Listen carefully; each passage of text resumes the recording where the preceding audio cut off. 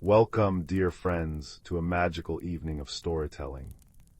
As the gentle whispers of spring weave their way through our day, I hope you've basked in its beauty and warmth. Now, as twilight settles, it's time to cozy up by the glowing fireplace. Let your imagination drift into whimsical worlds where enchanting tales await.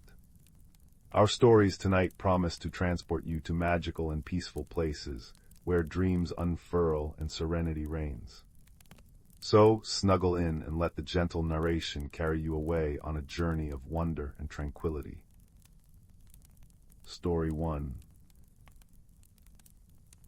In the quiet hamlet of Glimmerbrook, nestled between whispering pines and a babbling creek, peculiar things had begun to occur. It started subtly, as such things often do. The village's famous star-shaped flowers, which usually bloomed in hues of twilight purple and dawn pink, began changing color overnight, shifting to silver one evening, then to soft gold the next, without rhyme or reason. Then the town's ancient clock tower, which had faithfully chimed each hour for 2 centuries, began to strike 13 times at midnight, though its face clearly showed 12. And most curious of all, several of the stars above Glimmerbrook seemed to have vanished from the sky, leaving small, dark gaps in familiar constellations. The townsfolk murmured over steaming cups of chamomile tea and warm scones. They spoke in hushed, wondering tones, not of fear, but of fascination. What could it mean? Why would stars disappear, clocks chime extra hours, and flowers gleam like captured moonlight? In a small cottage at the edge of the woods lived a young woman named Elara, known for her thoughtful nature and her habit of noticing things others overlooked. While others hurried about their business, Elara would often pause to watch a spider weave its web or listen to the secret language of the wind rustling through oak leaves. She found comfort in patterns, the spiral of a snail's shell, the rhythm of the seasons, the familiar verses of nursery rhymes her grandmother had sung to her. One evening, as Elara sat on her porch sipping lavender tea, she noticed old Mr. Hemlock, the baker, frowning up at the sky. "The Teapot constellation is missing its spout," he grumbled, wiping flour-dusted hands on his apron. "How will I know when it's time to start the morning rolls?" Elara followed his gaze. Sure enough, where 3 bright stars had once formed the graceful curve of a celestial teapot spout, there was only empty indigo. "Perhaps the stars are just hiding," she suggested gently. Mr. Hemlock harumphed. "Stars don't hide, child, they shine." But his eyes twinkled. "Though my grandmother used to say that on especially clear nights, the stars would dip down to drink from the Glimmerbrook. Maybe they've finally come for a sip." This snippet of folklore lingered in Elara's mind like the scent of rain-soaked earth. That night, as the clock tower chimed 13, its deep, resonant tones echoing through the slumbering village, she decided to investigate. Her first clue came from an unexpected source, a nursery rhyme she remembered from childhood. She hummed it softly as she walked toward the village square, her lantern casting a warm, buttery glow on the cobblestones. "When the clock strikes 1 beyond the moon, and starlight sleeps till afternoon, follow the silver, follow the gleam, to find what's lost in the silent stream." Could the rhyme be connected to the peculiar happenings? Elara wondered. She knew that many of Glimmerbrook's oldest tales were woven into such verses, passed down through generations. The next morning she visited the town's small library, a cozy building that smelled of old paper and beeswax. The librarian, a kind-eyed woman named Maeve, greeted her with a smile. "Looking for something particular, dear?" "I'm curious about our local nursery rhymes," Elara said. "And old star maps, if you have any."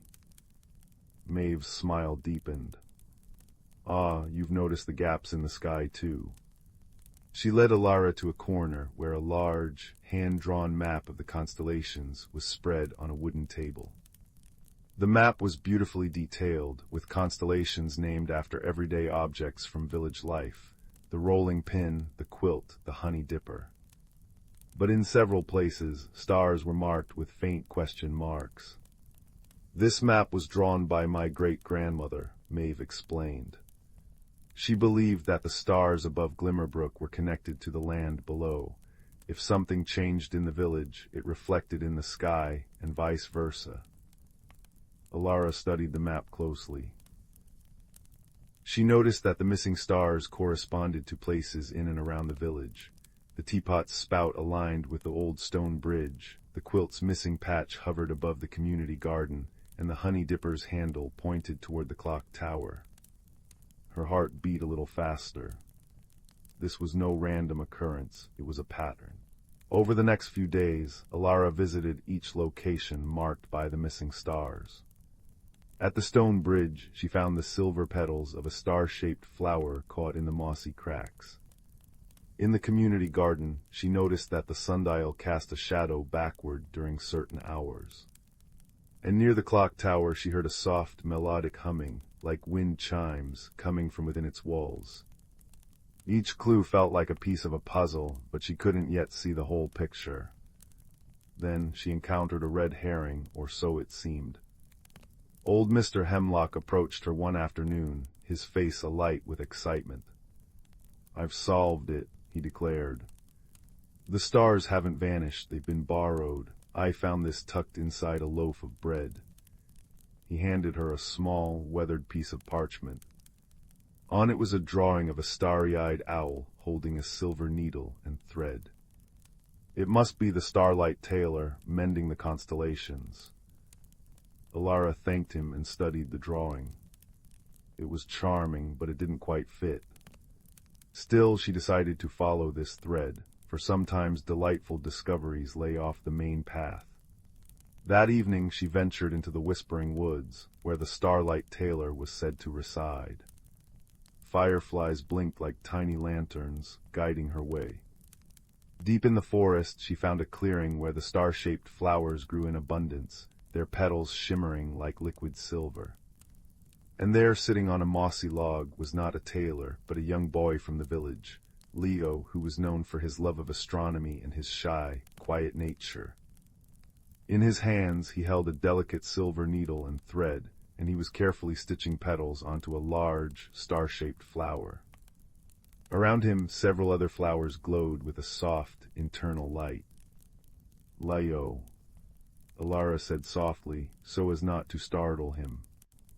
He looked up, his eyes wide. I was just mending them," he whispered. "The flowers looked sad, their edges were frayed, so I asked the clock tower for extra time. It always chimes 13 when something in the village needs attention, and I've been coming here each night to stitch them back together." Elara knelt beside him. "You've been making the flowers change color." Leo nodded.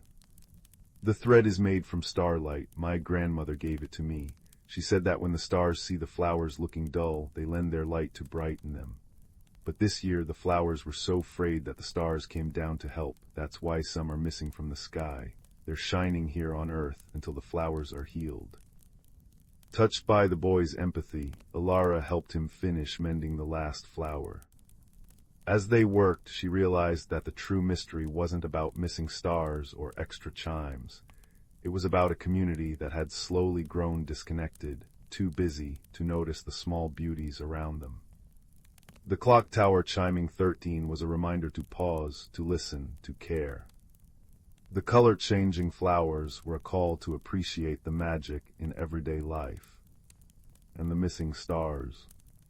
They were a testament to the kindness of the cosmos, dipping down to aid a struggling piece of the world. Together, Elara and Leo returned to the village and shared their discovery. At first, the townsfolk were perplexed, but then they understood. They began to spend more time in the community garden, tending to the flowers with gentle hands. They gathered under the night sky, telling stories and singing the old nursery rhymes. They even started a new tradition. On the night of the full moon, they would bring lanterns to the stone bridge and whisper thank yous to the stars. The following week, as the village slept, the clock tower chimed 12, and only 12. The stars returned to their places in the sky, burning even brighter than before. And the star-shaped flowers settled into a steady, gentle glow, their colors shifting peacefully from silver to gold and back again, reflecting the starlight they had borrowed. Elara stood on her porch, listening to the gentle rustle of leaves and the distant chime of the clock. She smiled, knowing that the true magic of Glimmerbrook wasn't in the peculiar happenings themselves, but in the way they had brought everyone closer, reminding them to see with wonder and to care with open hearts. And as the wind whispered through the pines, carrying the soft scent of blooming flowers and the melody of far-off wind chimes, the village of Glimmerbrook settled into a deep, peaceful sleep, wrapped in the comfort of stories, stars, and the gentle rhythm of a world where every mystery, no matter how small, was an invitation to love more deeply. Story 2. In a quiet valley cradled between two sleeping mountains, there lived a young woman named Anya who felt as though she were made of glass. She moved through her days with such care, speaking in whispers and stepping lightly, convinced that any strong emotion or sudden movement might cause her to shatter. Her small cottage sat at the edge of a woodland where the trees wore silver bark and the streams sang softer melodies than anywhere else in the world. Anya's life was one of gentle routines. She tended her modest garden, collected dew from spider webs at dawn, and mended clothes with thread the color of twilight. Yet despite the peace she cultivated, a deep loneliness dwelled within her, a hollow space that echoed with every heartbeat. She watched the seasons change from her window, the leaves turning from green to gold to bare, and wondered why she herself never seemed to change at all. One evening, as the last light of day bled into violet twilight, Anya noticed something peculiar. A patch of earth near her rosemary bush, usually stubborn and barren, had sprouted a single, silver-leafed plant she had never seen before. Its leaves were shaped like teardrops, and they seemed to drink the moonlight. Curious, she knelt and touched one. At her touch, the leaf shimmered and a soft, bell-like chime resonated in the air. Startled, she drew her hand back. The leaf dimmed. It was only when she breathed deeply, allowing a flicker of wonder to bloom in her chest, that the plant chimed again, brighter this time. The next morning she found a small, woven basket on her doorstep. Inside rested a packet of seeds that looked like tiny, fossilized stars, and a note that read, "For the garden that listens, there was no signature." Anya, her curiosity outweighing her caution, planted the seeds in a circle around the silver plant. She watered them not with water from the well, but with the dew she collected, the kind that held the memory of the nights. Days passed. The seeds did nothing. Anya continued her quiet life, but now her eyes lingered more often on that patch of earth. One afternoon, a slow, soft rain began to fall. Anya, feeling a rare and sudden surge of frustration at her own stillness, stood in her garden and let the rain soak her hair and clothes. A single hot tear escaped her eye, the first she had allowed herself to shed in a long time. It traced a path down her cheek and fell onto the soil where the starseeds slept. The earth responded instantly. Tiny green shoots no bigger than eyelashes pushed through the soil. Each one bore a bud that pulsed with a soft, inner light like a captured firefly. Anya gasped, and the buds pulsed brighter in unison with her breath. This was the beginning of her garden of feeling. Soon after, she met the mentor who had left the seeds. Her name was Elara, an elderly woman with hair the color of thistledown and eyes that held the deep, knowing calm of a forest pool. She appeared one evening as Anya was talking to the pulsing buds, her voice a hesitant murmur. "They like the sound of your voice," Elara said, her own voice as soothing as wind through pines. "They've been waiting for it." Elara became a quiet presence in Anya's life. She never gave direct instructions or grand speeches. Instead, she offered observations, like gifts left on a windowsill. "Notice," she would say, "how the rose knows it must hold tight to its thorny stem before it can risk its blossom." Or a seed does not fret that it is underground. It trusts the dark, for it knows the dark is what prepares it for the light. Under Elara's gentle guidance, Anya began to tend her garden with more than just her hands. She tended it with her heart. She discovered that the plants were mirrors of her inner world. When she felt a flicker of joy, a new vine would unfurl, bearing flowers that smelled of citrus and sunshine. When a shadow of sadness passed over her, the petals of the moonbells would droop, their chimes turning mournful, until she sat with the feeling, acknowledged it, and let it pass. The garden was not judging her. It was simply reflecting her, teaching her that no feeling was permanent and none could break her. Her first small victory came on a day when a traveling merchant, loud and boisterous, came to her door. Usually Anya would have mumbled an excuse and hidden. But that day she thought of her garden, of the strong, deep roots of the oak tree Elara had pointed out. She stood a little straighter, looked the merchant in the eye, and politely declined his wares. Her voice did not crack. After he left, trembling but triumphant, she went to her garden. A new plant had appeared overnight, a stout, sturdy shrub with bark like polished stone. It was her courage shrub. The changes within her began to manifest in beautiful, non-threatening ways. Her hair, once a plain brown, began to show threads of silver that shimmered like her moonbells when she felt peaceful. Her shadow, she noticed, sometimes held the faint, graceful outline of wings, especially when she felt a surge of hope. She was not breaking, she was becoming. Elara explained that Anya was in a cocoon stage. A caterpillar does not know it is destined for flight, she said, stroking the silken petals of a flower that had bloomed where Anya had confessed a long-held dream. It only knows the work of weaving its sanctuary. It trusts the process. You are weaving yours, my dear, thread by emotional thread. The seasons turned once more. Anya's garden was now a breathtaking tapestry of color, scent, and sound. There were flowers that hummed lullabies when she was tired, herbs that released calming scents when her thoughts raced, and trees whose leaves turned to liquid gold when she laughed. The hollow space inside her was no longer empty. It was filled with the vibrant, living map of her own heart. One crisp autumn evening, Elara came to her. The air was cold, and the first stars were pricking the deep blue sky. "It is time," Elara said softly. "The final piece of the garden is waiting." She led Anya to the very center of the garden, where a space had always remained empty, as if waiting. Elara placed in Anya's palm a single, smooth, opalescent seed. It felt both heavy and weightless. "This is the seed of your own becoming," Elara said. "You must plant it with the truth you now know to be yours." Anya knelt on the cool earth. She closed her eyes and thought not of who she was or who she had been, but of who she was in the process of becoming. A person who felt deeply, who was strong in her gentleness, who was no longer afraid of her own changing colors. She saw herself not as fragile glass, but as a kaleidoscope, forever shifting into new, beautiful patterns. She planted the seed, covering it with soil that was rich with the compost of her old fears, and watered with the dew of her newfound acceptance. For a long moment, nothing happened. Then, a gentle warmth spread from the spot. A light, soft and white, emanated from the earth.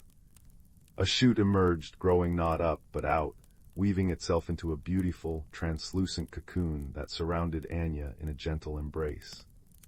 It was not a prison, but a sanctuary. Inside, she could hear the harmonious chiming of her moonbells, smell the citrus of her joy flowers, and feel the sturdy strength of her courage shrub. She did not sleep, but she rested in a state of deep, peaceful awareness. She felt the final fragments of her old self, the belief that she was fragile, gently dissolve. In their place, a new understanding wove itself into her very being, that she was both the garden and the gardener, the cocoon and the being within. When the cocoon slowly dissolved with the first rays of the morning sun, it did not reveal a dramatically different person. Anya's form was the same, yet completely new. Her eyes held the quiet depth of the forest pool, and when she moved, a faint, shimmering light trailed behind her, like the memory of wings. The garden around her was more vibrant than ever, each plant glowing with an inner radiance. Elara was gone. In her place, resting on a mossy stone, was a final note. The garden is yours now, and you are its. The end of one story is but the seed of the next. Anya stood and looked out at the waking world. The mountains were still sleeping, the streams still singing their soft songs. But everything felt new. She was not leaving this place. This was her home. The transformation was not about becoming someone else somewhere else. It was about blossoming fully, right where she was planted.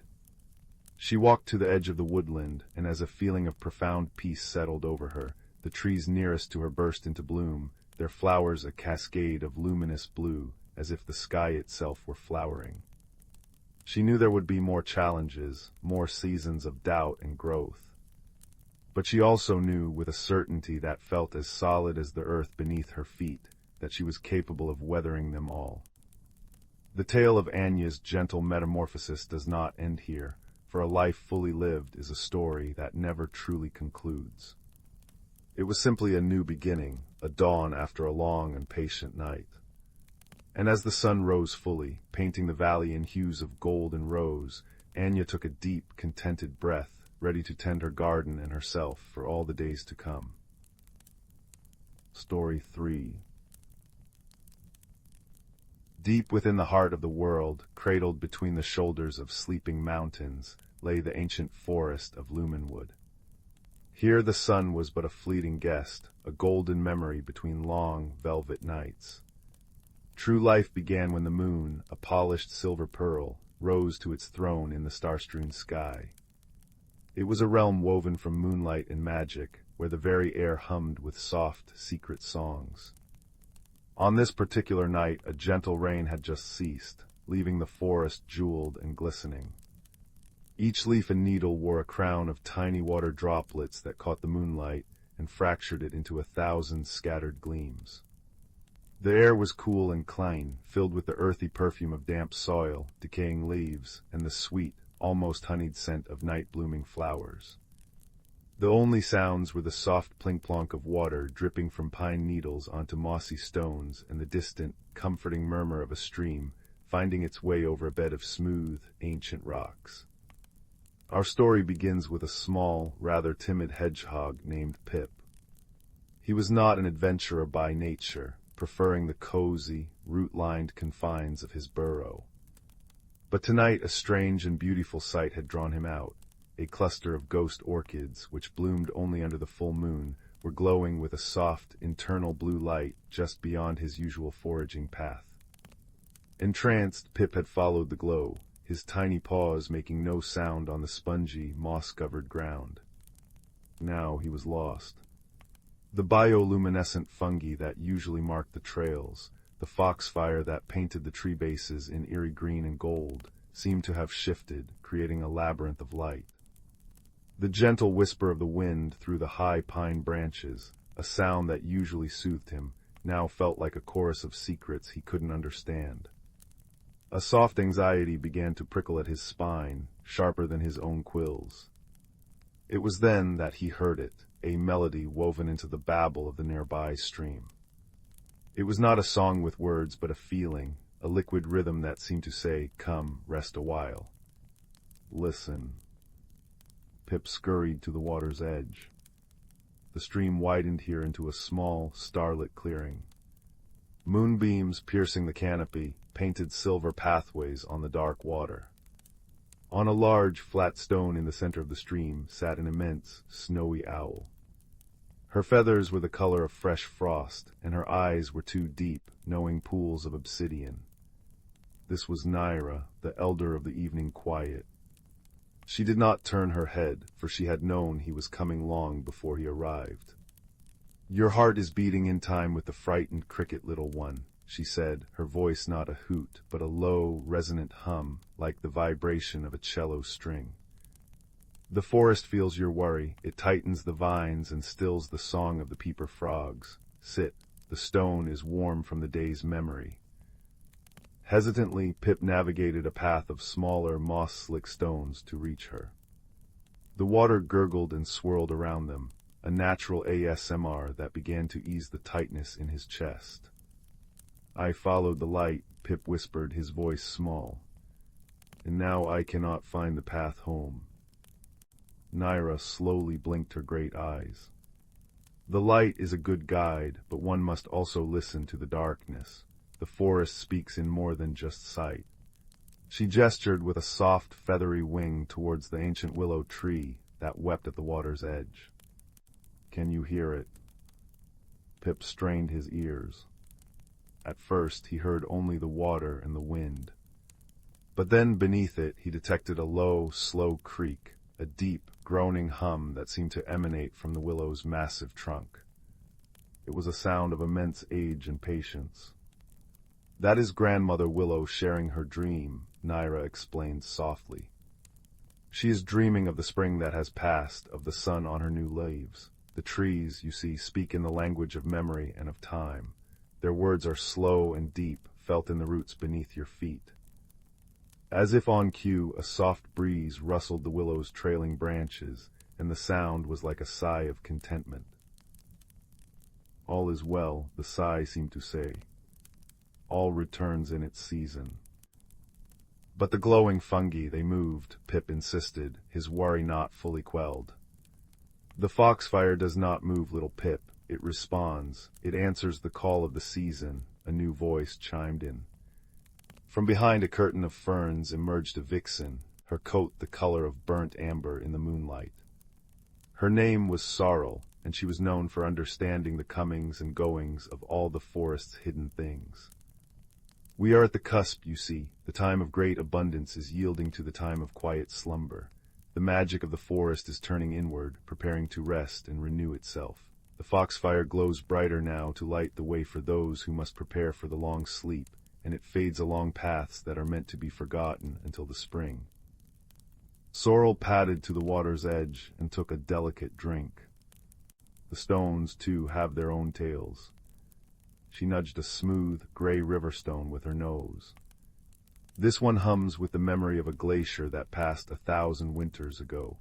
Its song is one of immense strength and slow, inevitable change. If you press your ear to it, you can hear the echo of ice.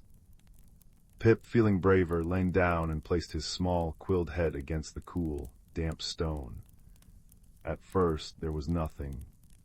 Then he felt it, a deep, resonant vibration, a primordial whisper that spoke of cold and weight and time, so vast it made his own brief life feel like a single blink.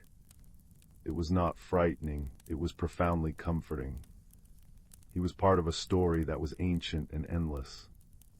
The challenge you face, little hedgehog, Naira hummed, is not one of being lost, but of forgetting how to listen. You are trying to read the forest with your eyes when you should be feeling it with your heart and hearing it with your soul. The magic of the seasons is a cycle, a wheel that forever turns. Right now, the wheel is turning from action to rest. Can you feel it? Pip closed his eyes. He let the sounds of the forest wash over him. The shush-shush of the wind through the pine needles was a lullaby. The steady plink-plink, plonk of the residual rain was a gentle percussion. The stream's constant, babbling chatter was a story without end. Beneath his paws the moss was soft and cool, and he could feel the faint, thrumming energy of the countless tiny lives within it. He was not separate from the forest. He was a part of its symphony. I think I can, he said, his voice filled with wonder. Then let the forest guide you home, Sorrel said gently. Follow the sound of the stream upstream. It begins from a spring near the great granite ridge, which is the back wall of your own burrow. Listen for its song. It will not lead you astray. And do not fear the shifting lights, Naira added, her obsidian eyes seeming to hold entire galaxies within them. They are the forest dreaming, and all dreams in time lead back to the heart. With a new sense of purpose and a heart full of gentle wisdom, Pip thanked his nocturnal guides. He turned from the clearing and began his journey, no longer looking desperately for a path with his eyes, but instead listening with his whole being. He walked to the melody of the stream, its cheerful babble a constant companion. He felt the subtle shifts in the earth beneath his paws, the way the roots of the older, sleeping trees created gentle ridges that pointed the way. He passed through a grove where thousands of tiny, bioluminescent moths floated in the air, their wings creating a swirling constellation of soft green light at ground level. They did not frighten him now, they were merely part of the forest's beautiful, dreaming exhalation. After a time, the familiar scent of his own home, of dried clover and sweet violets, reached his nose. The stream's song grew louder and more energetic, and he found himself at its source, a spring bubbling merrily from the base of the great granite ridge. And there, nestled between two gnarled roots of a slumbering oak, was the entrance to his burrow. He slipped inside, the cozy, familiar darkness embracing him like a warm blanket. As he curled into his nest of soft leaves and dried moss, he could still hear the symphony of the night forest. The wind sighed through the trees, the last of the rain dripped its final, sleepy notes, and the stream continued its eternal, comforting chatter. High above, Naira the owl let out a soft, low hoot, a sound that was not a farewell but a benediction. A promise that the magic was always there, woven into the moonlight and the moss, waiting for those who knew how to listen. And as Pip drifted into a peaceful sleep, he knew he was not just a small creature in a vast forest. He was a note in its endless, beautiful song, a part of the great cycle of rest and renewal, forever held in the gentle, starlit embrace of Lumenwood. Story 4. The fire crackled softly in the great stone hearth, its light dancing across the faces of those gathered in the cozy room. The flames whispered secrets of ancient trees and warm summers, and in their gentle voice, a story begins to unfold. It is a story of a quiet boy, a hidden world, and a light that glowed like captured embers in the darkest of nights. In a village nestled in a valley that always seemed to be caught in the soft haze of autumn, there lived a boy named Kalen. He was a quiet child with a heart that felt things too deeply for words, and a mind that was always wandering down paths others could not see. While the other children played boisterous games of chase and built forts of laughter, Kalen preferred the company of the whispering pines at the edge of the village and the silent, watchful stones of the old riverbed. He felt a profound loneliness, not for lack of kindness from others, but because he sensed there was a world just beyond his sight, a world that hummed with a music only he was straining to hear. His most treasured possession was a small, smooth stone he had found years ago, half buried in the moss by the river. It was unremarkable in the daylight, a simple gray pebble, warm from the sun. But in the deep of night, when the world was painted in shades of indigo and silver, the stone would glow. It was not a bright, garish light, but a soft, pulsing luminescence, the color of banked embers in a hearth, of a sunset held captive in a secret palm. He kept it under his pillow, and its gentle, rhythmic pulse was the metronome to his dreams. One evening, as a crisp wind carried the scent of wood smoke and decaying leaves through his open window, Kalen noticed something different about the stone. Its glow was not its usual steady beat, but a frantic, flickering dance. It pulsed towards the window, as if tugging at an invisible thread connected to his heart. A feeling, not quite a voice, but a deep, intuitive knowing, settled in his chest. It was time to follow. Wrapping himself in his warmest woolen cloak, the one the color of forest loam, he slipped the stone into his pocket. It warmed against his leg, a comforting presence. He crept from his quiet house and into the sleeping village. The moon was a sliver of polished bone in the sky, and the path was lit only by the faint starlight and the now brightening glow from his pocket. The stone was leading him, its light flaring when he chose the correct fork in the trail, dimming when he strayed. He walked for what felt like both a moment and an age, the familiar path giving way to a part of the woods he had never dared to explore. The trees here were ancient, their bark gnarled and wise, their branches forming a cathedral ceiling high above. It was then that he saw it, a sight that stole the breath from his lungs. Between the roots of a great-grandfather oak, where only darkness should have been, there was a doorway. It was woven from living vines and shimmering spider silk, and it was illuminated from within by the same ember glow as his stone. The air before it wavered like heat haze on a summer road. Hesitating only for a heartbeat, Kalen reached out a trembling hand. The moment his fingers touched the shimmering veil, the stone in his pocket flared with such warmth it was almost hot. The world dissolved in a cascade of silent, golden light, and when his vision cleared, he was no longer in his own woods. He stood in the Glimmerwood. It was a world woven from twilight and magic. The grass beneath his feet was a soft, velvety moss that emitted a faint, blue-green light with every step. The trees were not brown but silvery-barked, and their leaves were like countless tiny mirrors, reflecting the gentle, ambient glow of the world around them. Fireflies, not of insect kind but tiny, winged sparks of pure light, drifted lazily on the warm, fragrant air.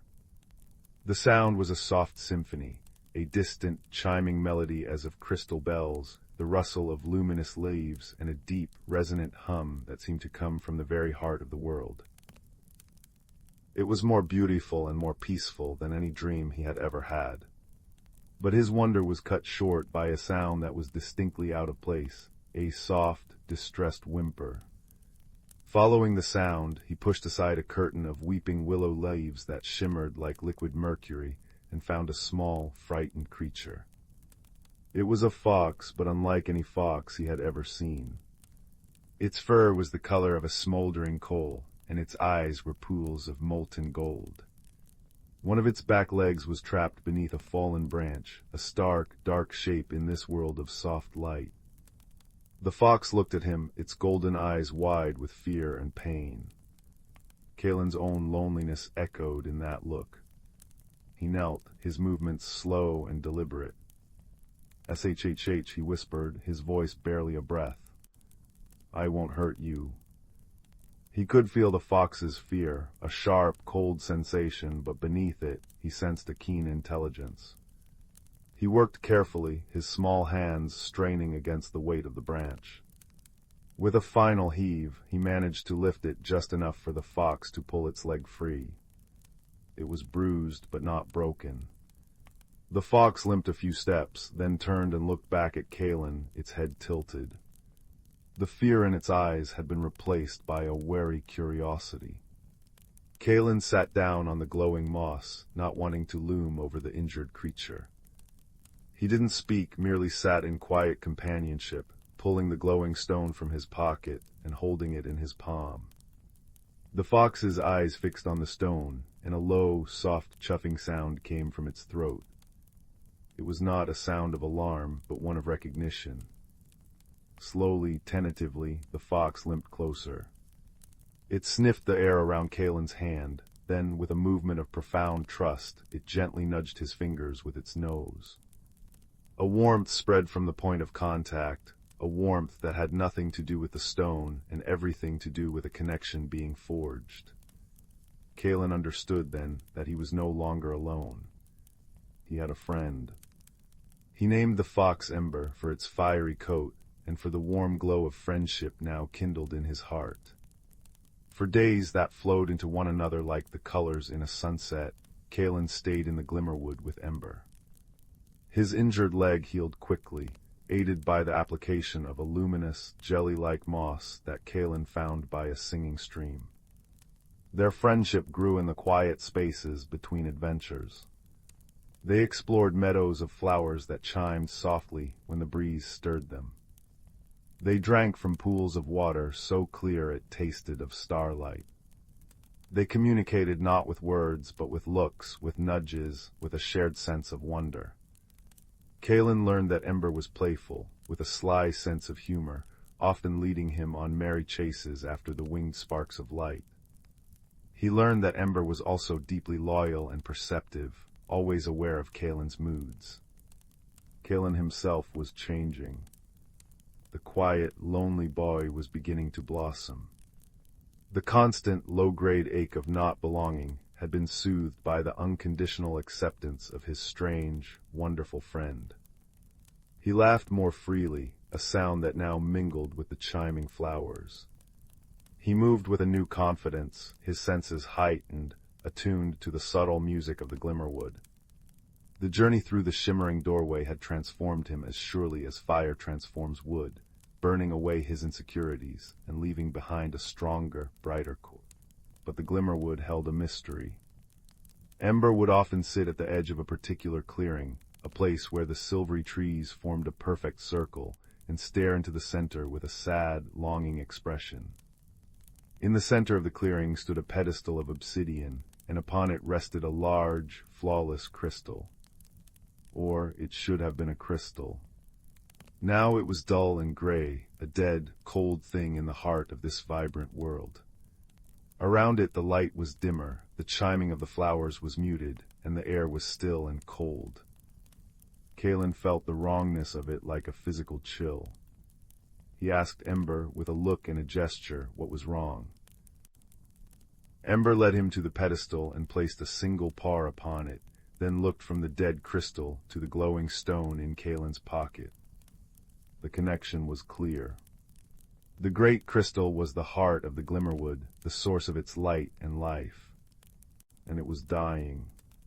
His own small stone was a piece of it, a fragment that had somehow found its way into his world. It had called to him not for its own sake, but for the sake of its home. The mystery unfolded not with a dramatic revelation, but with this quiet, solemn understanding. The glimmerwood was fading. The gentle, smoky patterns of its decline were all around them, if one knew how to look, the slightly dimmer glow of the moss here, the faint tremor in the humming earth there. It was a slow, gentle fading, but a fading all the same. "We have to help," Kalen whispered, his voice firm with a resolve he had never felt before. Ember chuffed in agreement, his golden eyes alight with a fierce hope. Their quest was not one of great battles or terrifying monsters. It was a quest of harmony. The heart of the glimmerwood could not be forced back to life. It had to be rekindled like a fire coaxed from the last ember. Kalen's stone was that ember. He learned through patient observation and Ember's gentle guidance that the heart fed on joy, on friendship, on the simple, authentic moments of connection that gave life its warmth. And so they set out to gather these moments. They did not perform grand gestures. They shared a handful of sweet, glowing berries with a family of shy, tree-dwelling creatures with eyes like dewdrops. Kalen spent an afternoon untangling a young, shimmering sapling from a stubborn, non-luminous vine. He and Ember sat with an ancient, tortoise-like being whose shell was inlaid with patterns of living light, and simply listened to the deep, slow rumble of its memories. With each small act of kindness, each shared moment of quiet happiness, Kalen's stone would glow brighter, warmer. It was as if it were absorbing the very essence of the friendship and joy they were cultivating. The light within it grew from a soft ember glow to a steady, golden flame that pulsed in time with his own heartbeat. Finally, they returned to the clearing. The air was colder now, and the darkness at the edges of the glimmerwood seemed to press in closer. The dead crystal on the pedestal looked more forlorn than ever. Kalen walked forward, Ember at his side, a solid, warm presence of support. He stood before the heart of the glimmerwood, the great, dead crystal. He closed his eyes and thought not of magic or destiny, but of the feeling of Ember's trustful nuzzle. He thought of the chiming laughter of the flowers, the taste of starlight water, the profound peace of this hidden world. He thought of his own transformation, from a lonely boy to a friend, a protector, a part of something beautiful. He poured all of that feeling, all of that warmth, into the stone in his hand. It grew hot not with a burning heat, but with the intense, concentrated warmth of 1,000 sunlit days and 1,000 cozy nights by the fire. The light emanating from it was too bright to look upon. He took a deep breath, and with a final, silent prayer of hope, he placed his small, blazing stone against the cold, dead surface of the great crystal. For a moment, nothing happened. The world held its breath. Then a single thread of golden light, like liquid fire, spread from the point of contact. It traced a delicate pattern across the gray surface. Another thread followed, and another, until the entire crystal was webbed with lines of brilliant, pulsing light.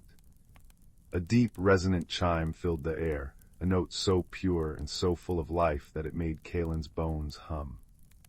The light within the crystal swelled, bursting forth in a silent, glorious wave. It washed over the clearing, over Kalen and Ember, and out into the entire Glimmerwood. Where the wave passed, the moss underfoot glowed with a renewed, vibrant intensity. The leaves on the silvery trees shimmered with a light that was almost musical. The humming of the world deepened into a contented, powerful thrum. The winged sparks of light danced in joyous, frenetic patterns, and the chiming flowers sang out in a triumphant chorus. The hidden world was healed, its light restored, its music whole once more. Kalen stood bathed in the warm, golden light, Ember pressed against his side. He felt a profound sense of peace, of rightness. He had come here seeking to cure his own loneliness, and in doing so, he had found a friendship that had given him the strength to heal an entire world. The personal growth he had undergone, from observer to participant, from lonely child to steadfast friend, had been the true key all along. He knew then that it was time to go home. The Glimmerwood was whole, and his own place was, for now, in the village in the valley. He looked down at Ember. There were no words for goodbye, only a deep, understanding look that passed between them. A promise of remembrance. A bond that distance could not break. Kalen turned and walked back towards the shimmering doorway of vines and light. As he stepped through, the warmth and light of the Glimmerwood faded, replaced by the familiar, cool darkness of his own woods. The first hints of dawn were painting the sky a soft, pearly gray above the trees. He looked back, but the doorway was gone. Only the ancient oak remained, silent and steadfast. In his pocket, his stone was once again a simple, smooth pebble, cool to the touch. But he knew its secret. He knew the warmth it held within. He returned to his quiet house and slipped back into his bed as the sun began to rise. He was the same boy, and yet entirely new. The loneliness was gone, replaced by the warm, steady glow of a friendship that spanned worlds. He had been on a journey, solved a gentle mystery, and found a part of himself he never knew was missing. As he drifted to sleep, the memories of the Glimmerwood wove themselves into his dreams. The chiming flowers, the taste of starlight, the feel of Ember's warm, trusting presence beside him. And he knew with a certainty that settled deep in his soul that whenever he felt a little lost or alone, he need only close his eyes and remember the light that glows in hidden worlds and in kindred hearts. The story was over, but the warmth of it remained, a cozy blanket for the soul, guiding him and all who heard it toward restful dreams. Story 5. The fire crackled softly in the hearth, casting dancing shadows upon the walls that seemed to sway in time with the whisper of the wind outside. The logs settled with a gentle sigh, sending up a shower of embers that glowed like tiny, fleeting stars against the blackened brick. It was on such an evening in the quiet heart of autumn that our story begins, not in a grand castle or a bustling city, but in a small, quiet cottage nestled at the edge of a vast and ancient wood. In this cottage lived a young boy named Kalen. He was a quiet child with a thoughtful heart, who often felt as though he were waiting for something, though he could not have said what.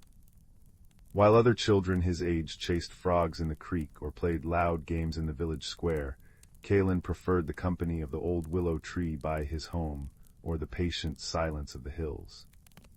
He felt a quiet ache inside, a small, cold space that the warmth of the hearth and the love of his family could not quite reach.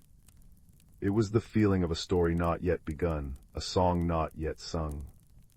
One afternoon, as the sun bled orange and purple across the sky, Kalen was gathering kindling at the wood's edge. The air was crisp, carrying the rich, earthy scent of decaying leaves and distant wood smoke. It was then that he saw it, a flicker of light, deep within the thicket where the shadows gathered early. It was not the stark white of a fallen star, nor the cheerful yellow of a candle flame. This light was the deep, pulsing red of a banked fire, the color of a single ember holding its heat through the long, cold night. Curiosity, a gentler cousin to recklessness, stirred in his chest. Pushing aside a curtain of weeping birch branches, Kalen stepped into the dimness.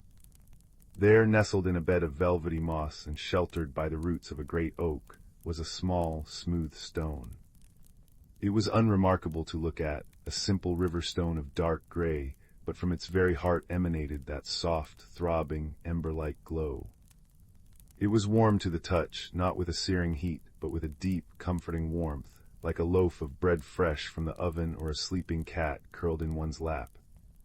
As his fingers closed around it, a profound sense of calm washed over him. The quiet ache in his chest seemed to soften, soothed by the stone's gentle radiance. He knew with a certainty that settled deep in his bones that this was no ordinary stone. He slipped it into his pocket where it rested against his leg, a tiny, secret sun. That night he was woken from a shallow sleep by a sound at his window. It was not the wind nor the scrabbling of a branch. It was a soft, persistent tapping. When he drew back the curtain, he found himself looking into the bright, intelligent eyes of a fox. Its coat was the color of autumn leaves, and its ears were tipped with black, as if they had been dipped in ink. It did not startle or flee. Instead, it looked from his face to the pocket of his coat, which hung on the bedpost, and back again. The stone within the pocket pulsed with a soft, answering light. The fox gave a soft, chuffing sound, then turned and trotted a few paces into the moonlit garden before looking back, clearly waiting. This was the beginning of the journey. Kalen did not pause to question it. He pulled on his boots and his warmest coat, the stone a comforting weight in his pocket, and followed the fox out into the silvered night. The world was bathed in monochrome, all deep blues and brilliant whites. Their breath plumed in the cold air, and the only sounds were the crunch of frost underfoot and the distant, lonely call of an owl.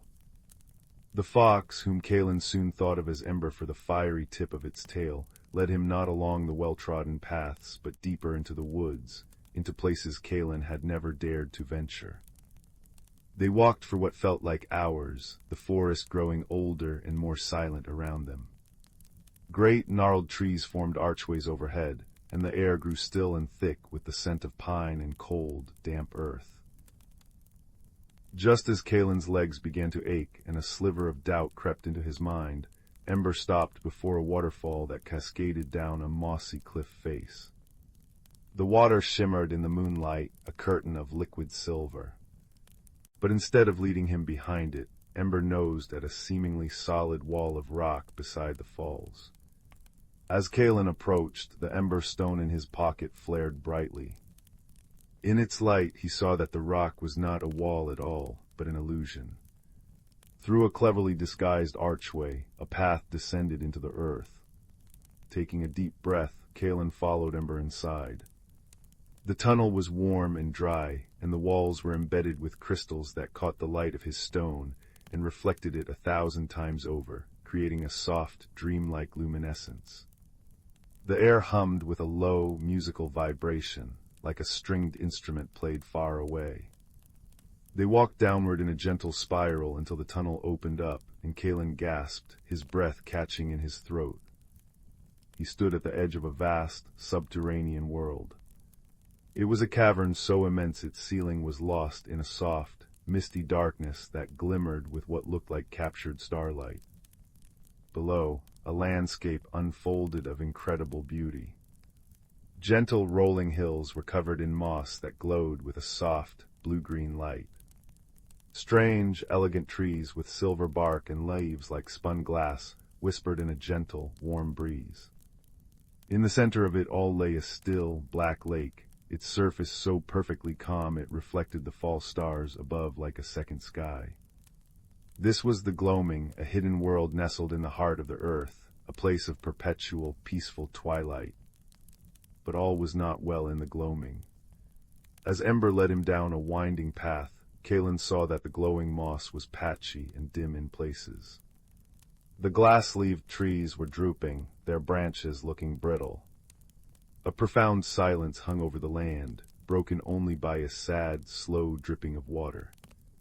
It was a world holding its breath, a world fading.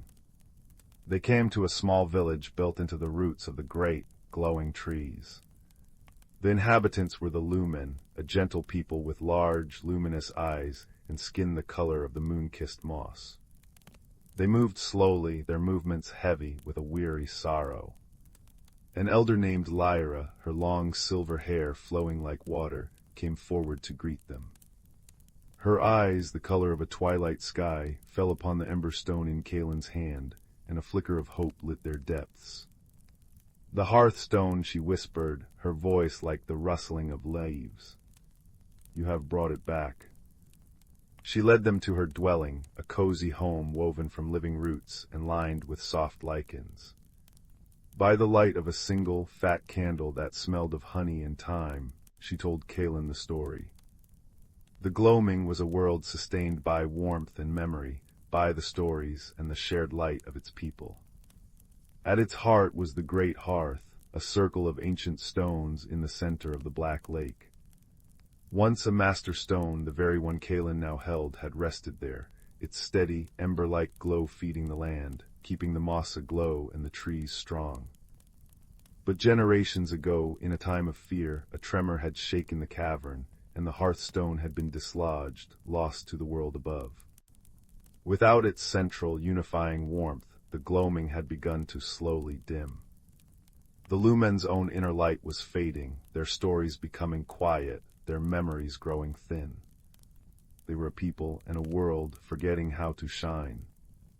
"The stone called to you," Lyra said, her gaze gentle. "It sensed the quiet light within you, the one you yourself did not yet see, and it led you here to us." Kalen looked down at the stone in his palm. It pulsed softly, warmly. He thought of the small, cold space inside him, the feeling of waiting. He had thought the stone was meant to fill that space. Now he understood it was meant to show him that the warmth he sought was not something to be found, but something to be kindled, to be shared. "What must I do?" he asked, his voice small but steady in the quiet room. "The great hearth must be relit," Lyra explained. "But the way is not simple. The lake is not water as you know it. It is made of silence and forgetting. To cross it, you must not row a boat or build a bridge. You must walk upon it, and the path will only appear for one who carries a true and steady light. The stone will guide you, but it is your own heart that will make the path solid beneath your feet." The journey across the Black Lake was the most profound test Kalen had ever faced. With Ember a comforting presence at his side, he stepped onto the shore. The surface looked like polished obsidian, reflecting his own anxious face back at him. He held the hearthstone before him, and as he took his first step, a circle of light, like a stepping stone of warm gold, appeared on the dark surface. It held his weight. With each step a new stone of light appeared, and the one behind him faded.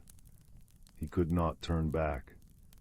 He had to keep moving forward, his trust in the stone and in himself, the only things preventing him from sinking into the profound, silent depths below. The crossing was not a physical trial, but a mental and emotional one. The lake seemed to pull at his thoughts, bringing his fears and doubts to the surface. He saw moments of shyness, times he had felt alone, the memory of the quiet ache in his chest. The light stones wavered. But then he would feel the warm, solid presence of Ember, or remember the hopeful look in Lyra's eyes, or feel the steady pulse of the hearthstone in his hand, and his resolve would harden. The stepping stones would grow bright and firm once more. He was learning with every step to trust his own inner light. When he finally reached the center of the lake, he found the great hearth, a circle of smooth, gray stones sitting in the absolute center of the stillness. It felt ancient and powerful, but cold, like a heart that had stopped beating. Reverently, Kalen placed the hearthstone into a small, cupped depression in the central stone. For a moment, nothing happened. A pang of fear shot through him. Had he failed? Then a soft thump echoed through the cavern, a sound like a giant, sleeping heart awakening. The hearthstone flared not with a blinding flash, but with a deep, strong, steady glow. The light pulsed outwards in a warm, visible wave. It washed over Kalen, filling him with a sense of peace and belonging so complete that the last remnants of the cold space inside him melted away, replaced by a gentle, enduring warmth. The wave of light reached the shores of the lake. Where it touched, the patches of dim moss erupted in a brilliant, joyful green-blue radiance. The glass-leaved trees straightened, their branches lifting, their leaves chiming together in a soft, crystalline music.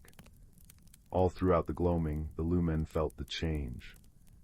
Their own inner light brightened, their steps grew lighter, and the air, once heavy with silence, now hummed with the soft, happy sounds of a world restored. Kalen's journey back was a celebration. The path across the lake was now a solid, glowing bridge of light, and on the other side, the entire community of Lumen waited, their faces radiant with joy and gratitude. There was a feast not of grand proportions, but of simple, heartfelt delights. Sweet dew sipped from flower cups, bread made from glowing mushroom flour, and music played on instruments made of reed and crystal. Lyra took his hands in hers. "You have given us back our light," she said, her own light shining brightly.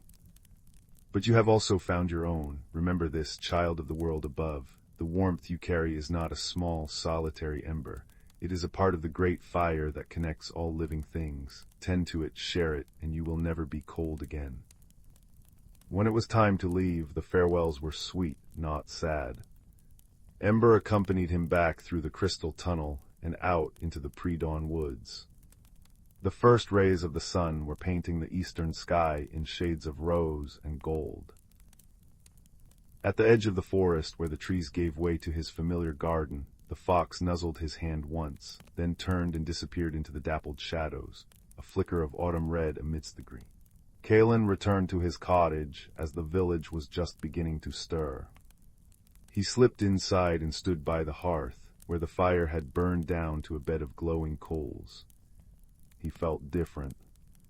The world looked the same chair, the same table, the same view from the window, but he saw it with new eyes.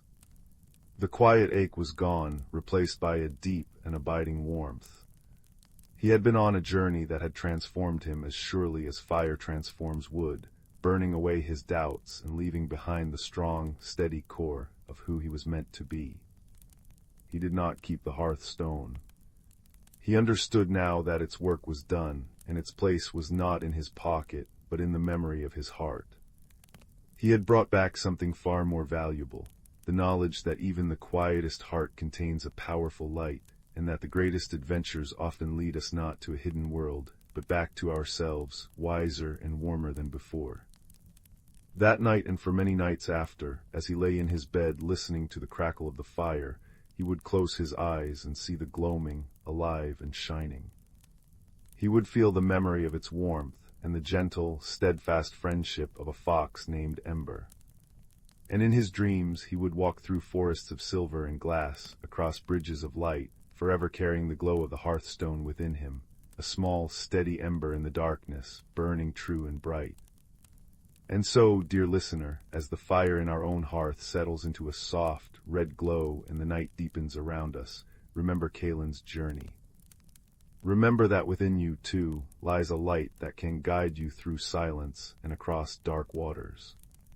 It is a light that grows brighter when shared, a warmth that can restore fading worlds both outside and within. Hold that thought close, as soft and comforting as a well-loved blanket.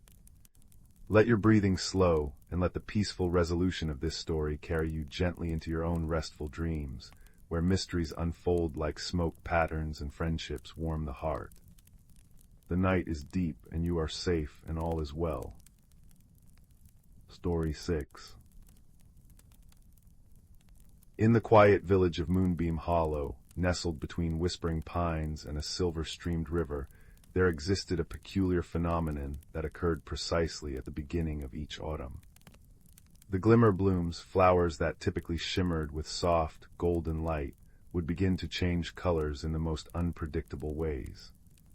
One evening they might blush rose-pink, the next they'd gleam like periwinkle, and sometimes they'd even fade to a curious, translucent gray. This had happened for as long as anyone could remember, but this year was different. The glimmer blooms weren't just changing color, they were losing their light altogether, dimming a little more with each passing night. The village itself was a haven of gentle magic.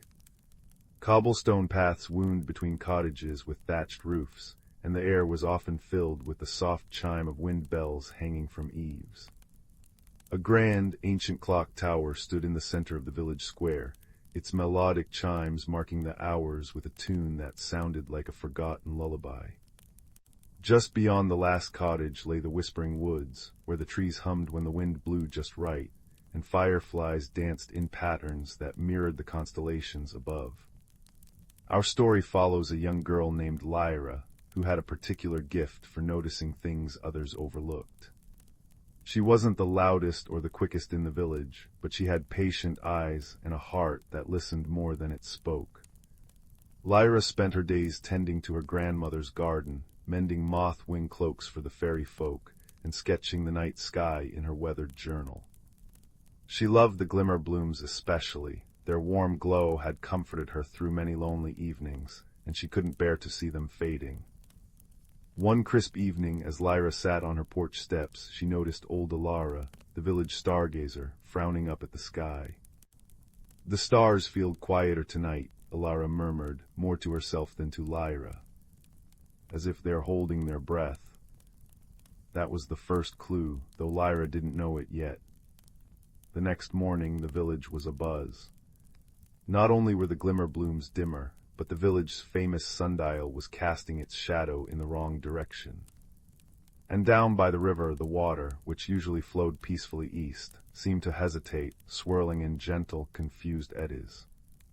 Lyra decided it was time to understand what was happening. She began by visiting the oldest and wisest villagers, hoping they might recall something similar from years past. Her first stop was the cozy cottage of Master Thuron, the clockmaker. His home was a symphony of ticking and talking, with dozens of clocks covering every wall. He was a kind, absent-minded man with spectacles perched on his nose and pockets full of tiny gears. "Backwards flowing time, you say?" Thuron mused, polishing a delicate silver pendulum. "Ah, now that reminds me of an old rhyme my mother used to sing." He cleared his throat and recited in a soft, rhythmic voice. "When the clock forgets its chime, and the river stumbles in its rhyme, seek the place where shadows play, in the light of yesterday." Lyra wrote the rhyme carefully in her journal. It felt important. Next, she visited the lively bakery run by Finn and his wife, Maeve. The air was thick with the scent of cinnamon and warm bread, and the windows were decorated with sugar-glazed stars. Finn was kneading dough, his arms dusted with flour. "Strange happenings indeed," he said. "But I'll tell you what's stranger. My sourdough starter has started rising at midnight instead of dawn. It's as if the whole village is out of rhythm." Maeve, arranging honey cakes on a tray, added, "You know, the glimmer blooms have always been tied to the heart of Moonbeam Hollow. My grandmother used to say they draw their light from the village's joy." Lyra nodded thoughtfully. Could the flowers be dimming because the village's joy was fading?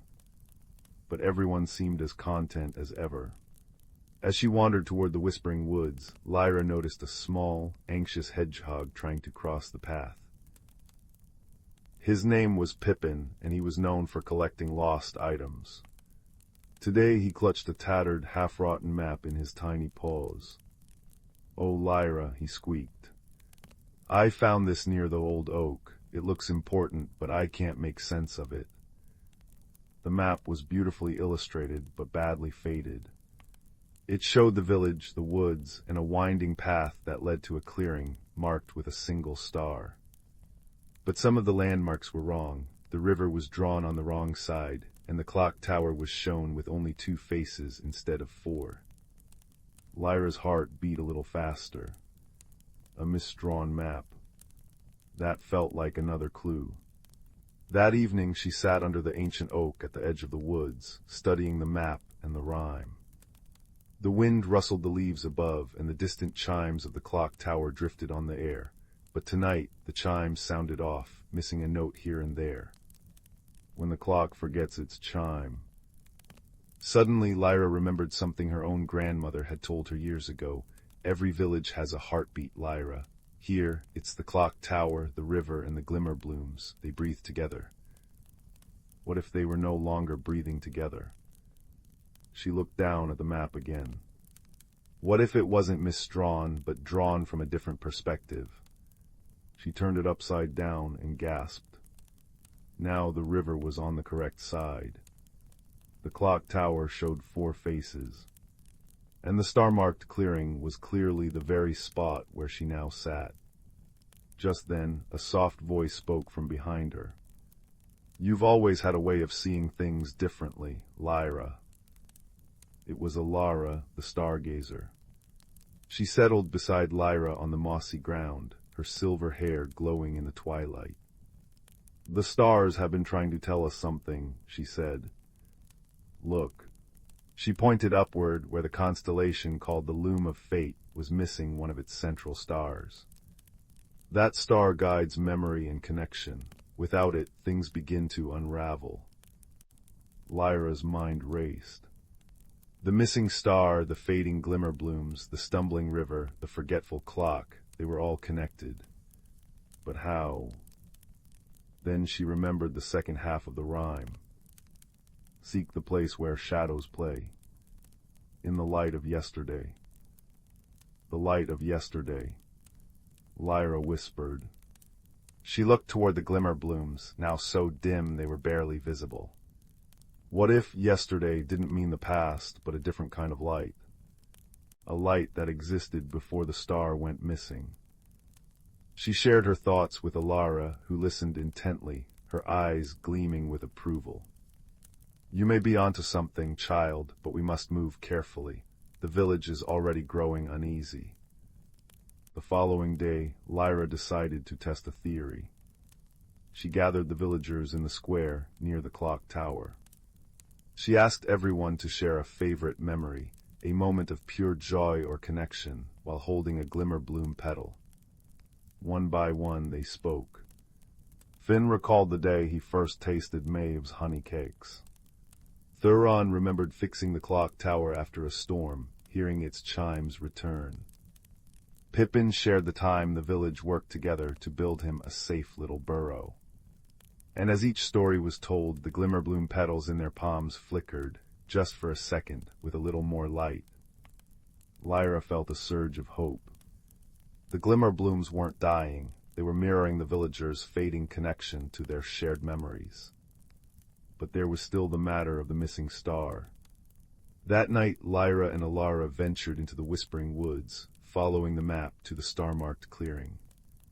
The woods were alive with gentle sounds, the patter of light rain beginning to fall, the chitter of sleepy birds, the rustle of leaves underfoot.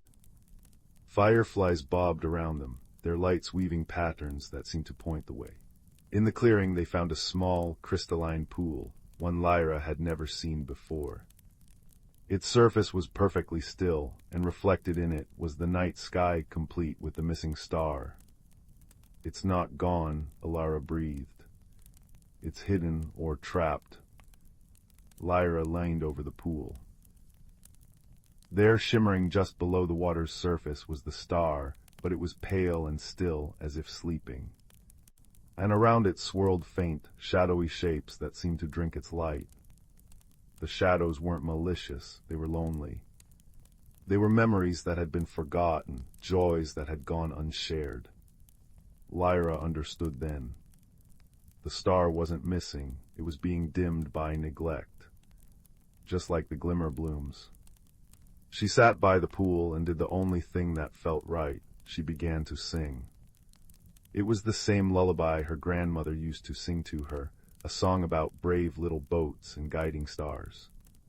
As she sang, she poured into the song all the love she felt for her village, for her friends, for the glimmer blooms and the whispering trees. One by one, the shadowy shapes stilled. Then slowly they drifted upward, merging with the star's light until the star itself began to brighten. And as it did, the glimmer blooms back in the village began to pulse, softly at first, then brighter, returning to their warm golden glow. When Lyra finished singing, the star in the pool shone so brightly it lit the entire clearing. Then it rose from the water and drifted back into the sky, slotting perfectly into the loom of fate. The next morning, the village awoke to find the glimmer blooms shining more brilliantly than ever. The river flowed smoothly again, and the clock tower's chimes were perfect and clear. But more than that, everyone felt it, a warmth, a connection that had been missing. They gathered in the square, sharing stories and laughter, and the air itself seemed to hum with contentment. Lyra stood beside Elara, watching as Pippin presented Thuron with a tiny, newly polished gear he'd found, the very one the clockmaker had been searching for all week. Finn and Maeve passed out honey cakes shaped like stars, and children weaved garlands of glimmer blooms to hang from the wind chimes. Master Thuron smiled at Lyra.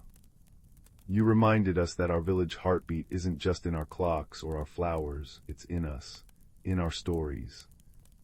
Elara placed a gentle hand on Lyra's shoulder. "You solved the mystery not by seeking what was lost, but by understanding what was forgotten."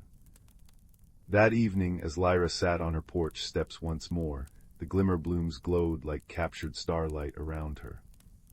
The wind bells chimed softly, the clock tower sang its lullaby, and a gentle rain began to fall, each drop glistening like a tiny diamond in the light.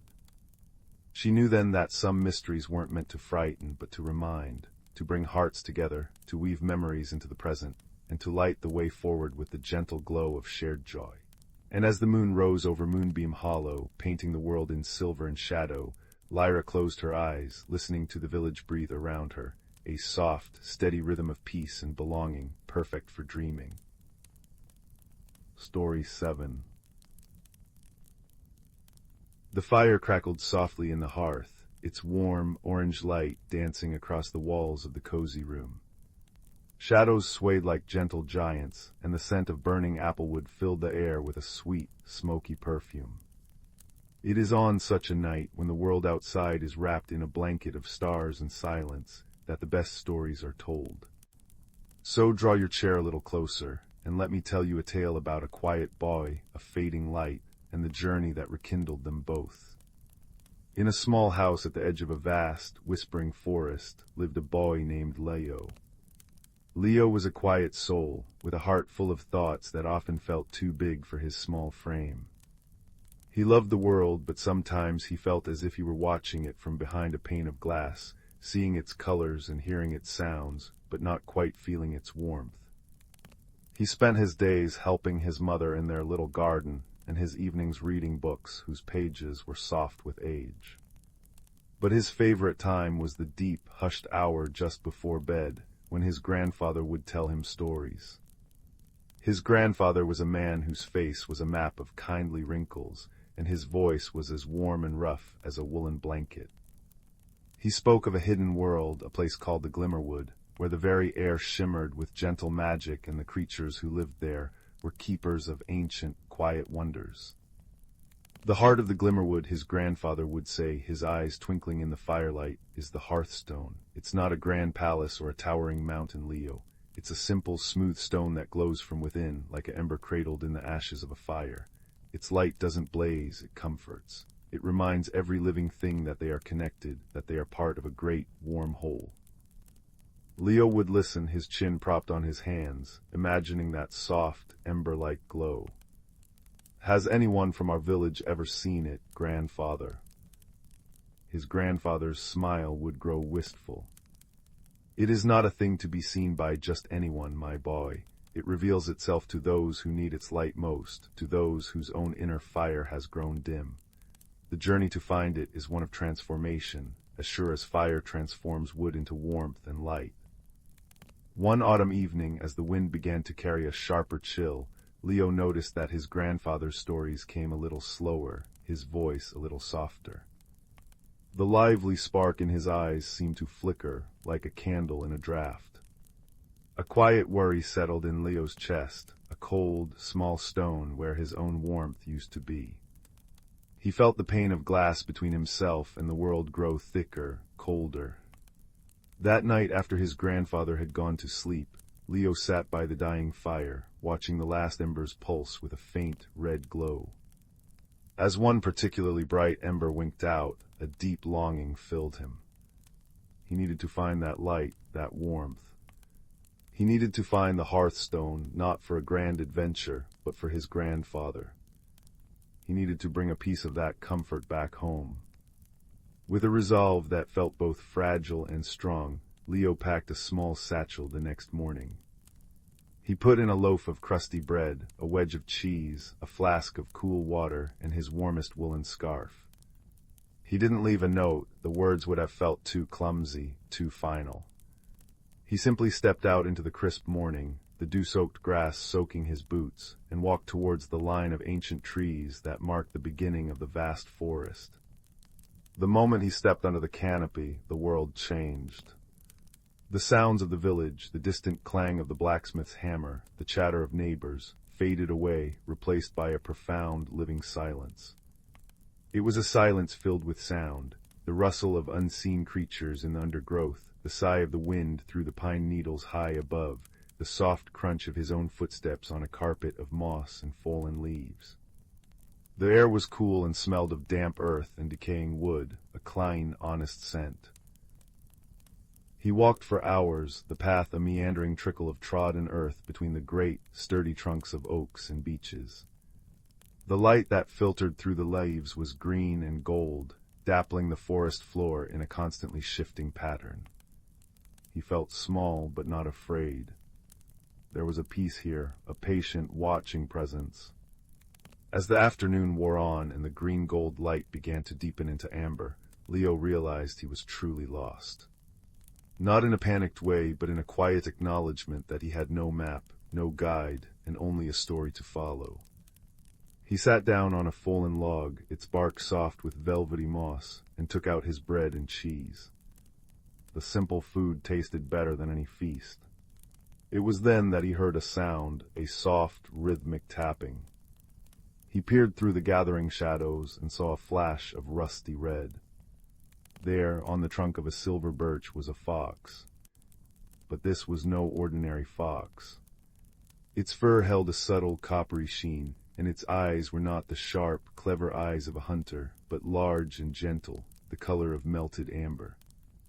In its mouth it held not a mouse or a bird, but a single, perfect acorn. The fox looked at Leo, its head tilted curiously. It did not run. It placed the acorn carefully at the base of the tree and gave a soft, chuffing sound. "Hello," Leo whispered, his voice seeming too loud in the quiet wood. The fox trotted closer, its movements fluid and silent.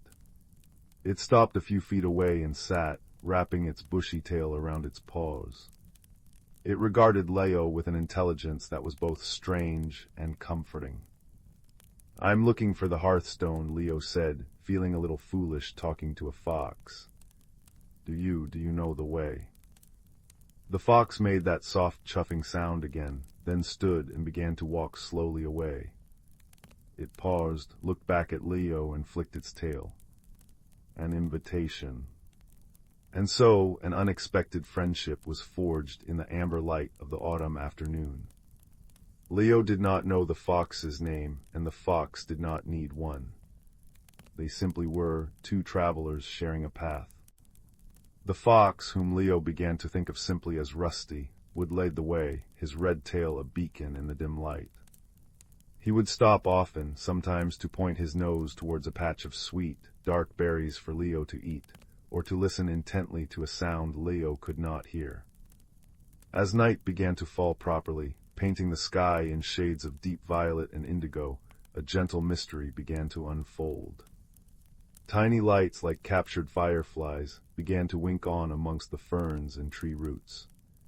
They were not the frantic blinking of insects, but a soft, steady, pulsing glow, the color of warm honey and fading embers. Rusty led Leo towards a small clearing where these lights were most numerous. As Leo's eyes adjusted, he saw that the lights came from small, mushroom-like growths that clustered around the bases of the trees. Their caps were smooth and pale, and from their gills emanated this gentle, radiant warmth. They gave off no heat to the touch, but their light was a comfort against the encroaching dark. It was a light that felt alive, that seemed to breathe in time with the forest itself. Leo sat beside a particularly large cluster of these glow mushrooms, and Rusty curled up beside him, his warm body a comfort against the chill. In the soft, ember-like light, Leo felt the cold stone of worry in his chest loosen its grip, just a little. He was not alone. The forest was not a place of danger, but a place of quiet, hidden wonders. He shared his last piece of cheese with Rusty, and the fox took it delicately, his amber eyes holding a glint of what Leo could only describe as gratitude. The next day, their journey continued deeper into the Glimmerwood. The trees grew taller and stranger, their bark twisted into patterns that looked like ancient writing. They came to a wide, slow-moving stream, its water so clear they could see the smooth, colorful stones on its bed. The only way across was a fallen tree that acted as a narrow bridge. Leo, who had never been particularly brave, felt a flutter of fear. The trunk was slick with spray, and the water gurgled ominously below. He looked at Rusty, who simply trotted across with effortless grace, his claws finding perfect purchase. He waited on the other side, watching Leo patiently. Leo took a deep breath, the scent of wet stone and clean water filling his lungs. He thought of his grandfather's voice, of the hearthstone's comforting glow. He wasn't crossing this log for an adventure, he was crossing it for a reason. He placed one foot carefully in front of the other, his arms held out for balance. The bark was rough and reassuring under his palms. Halfway across, he looked down at the swirling water, and his heart leapt into his throat. But then he looked up and saw Rusty's steady, amber gaze. He took another step and another until finally he was standing on the far bank, his legs trembling but his spirit feeling taller, stronger. It was a small victory, but it was his. They walked on, and the forest began to change again. The air grew warmer, and the light took on a perpetual golden hour quality, even though the sun was high above the canopy. The colors were richer, deeper. The red of the maple leaves was a fiery crimson, the yellow of the aspens a brilliant gold. It felt as if they were walking inside a beautifully illuminated manuscript. And then they found it. It was not a grand valley or a secret cave. It was a small, sheltered hollow, nestled between the roots of the oldest, largest tree Leo had ever seen. The tree's trunk was so wide that 20 children holding hands could not have encircled it. Its branches spread like a protective ceiling, and from them hung vines that shimmered with a soft, silver light. And there, in the very center of the hollow, resting on a bed of velvety moss, was the hearthstone. It was just as his grandfather had described. A simple, smooth river stone, about the size of Leo's 2 hands put together. And from within it pulsed a gentle, unwavering light. It was the color of the last ember in a fireplace, of a sunset seen through closed eyelids, of warmth itself.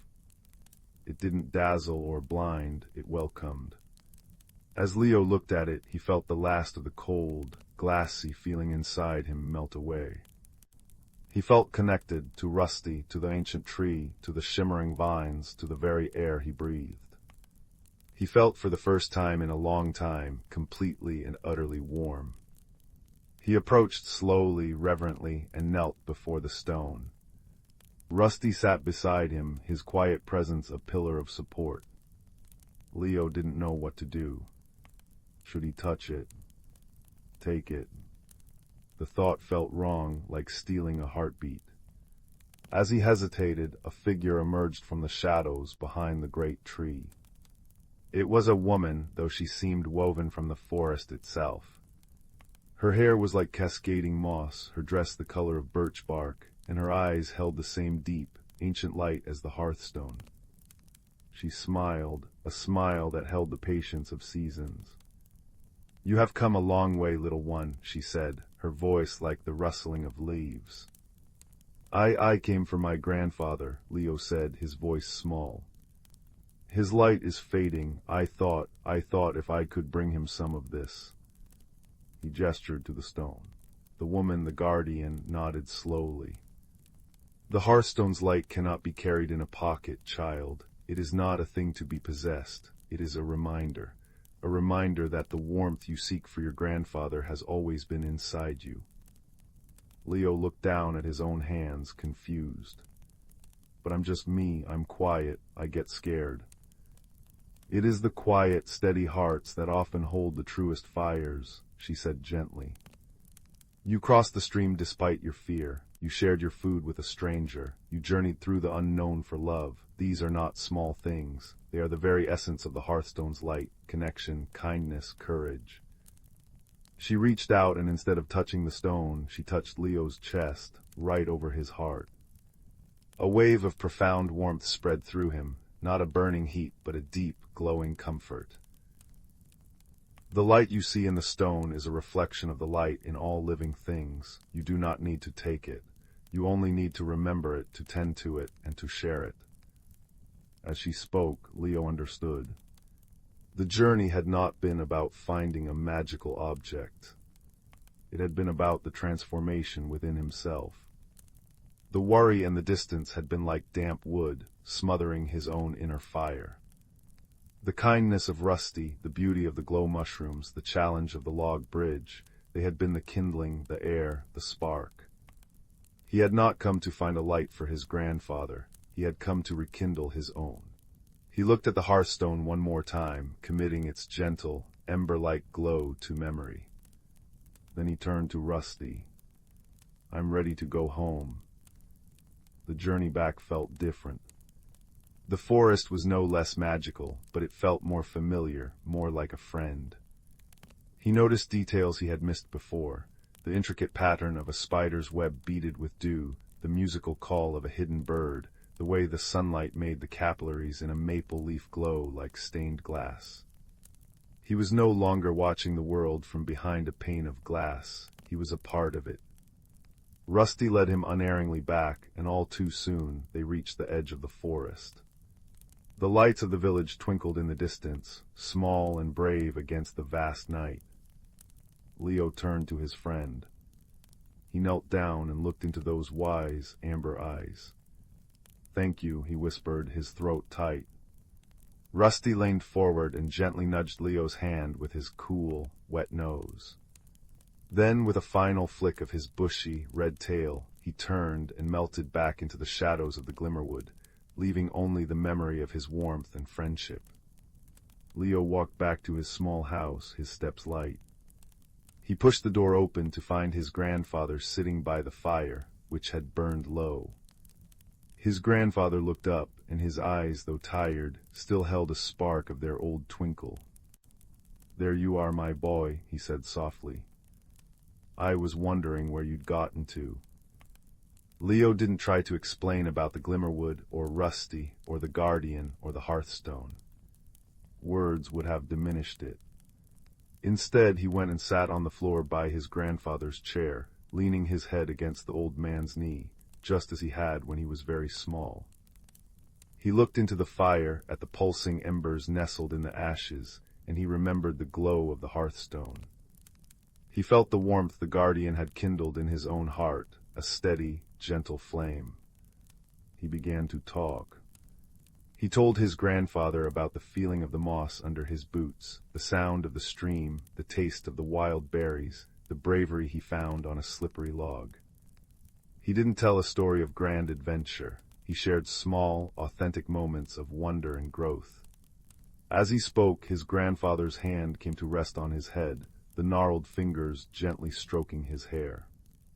Leo felt the old man's body relax, and when he looked up, he saw that the tiredness in his grandfather's face had eased, replaced by a look of deep, peaceful contentment.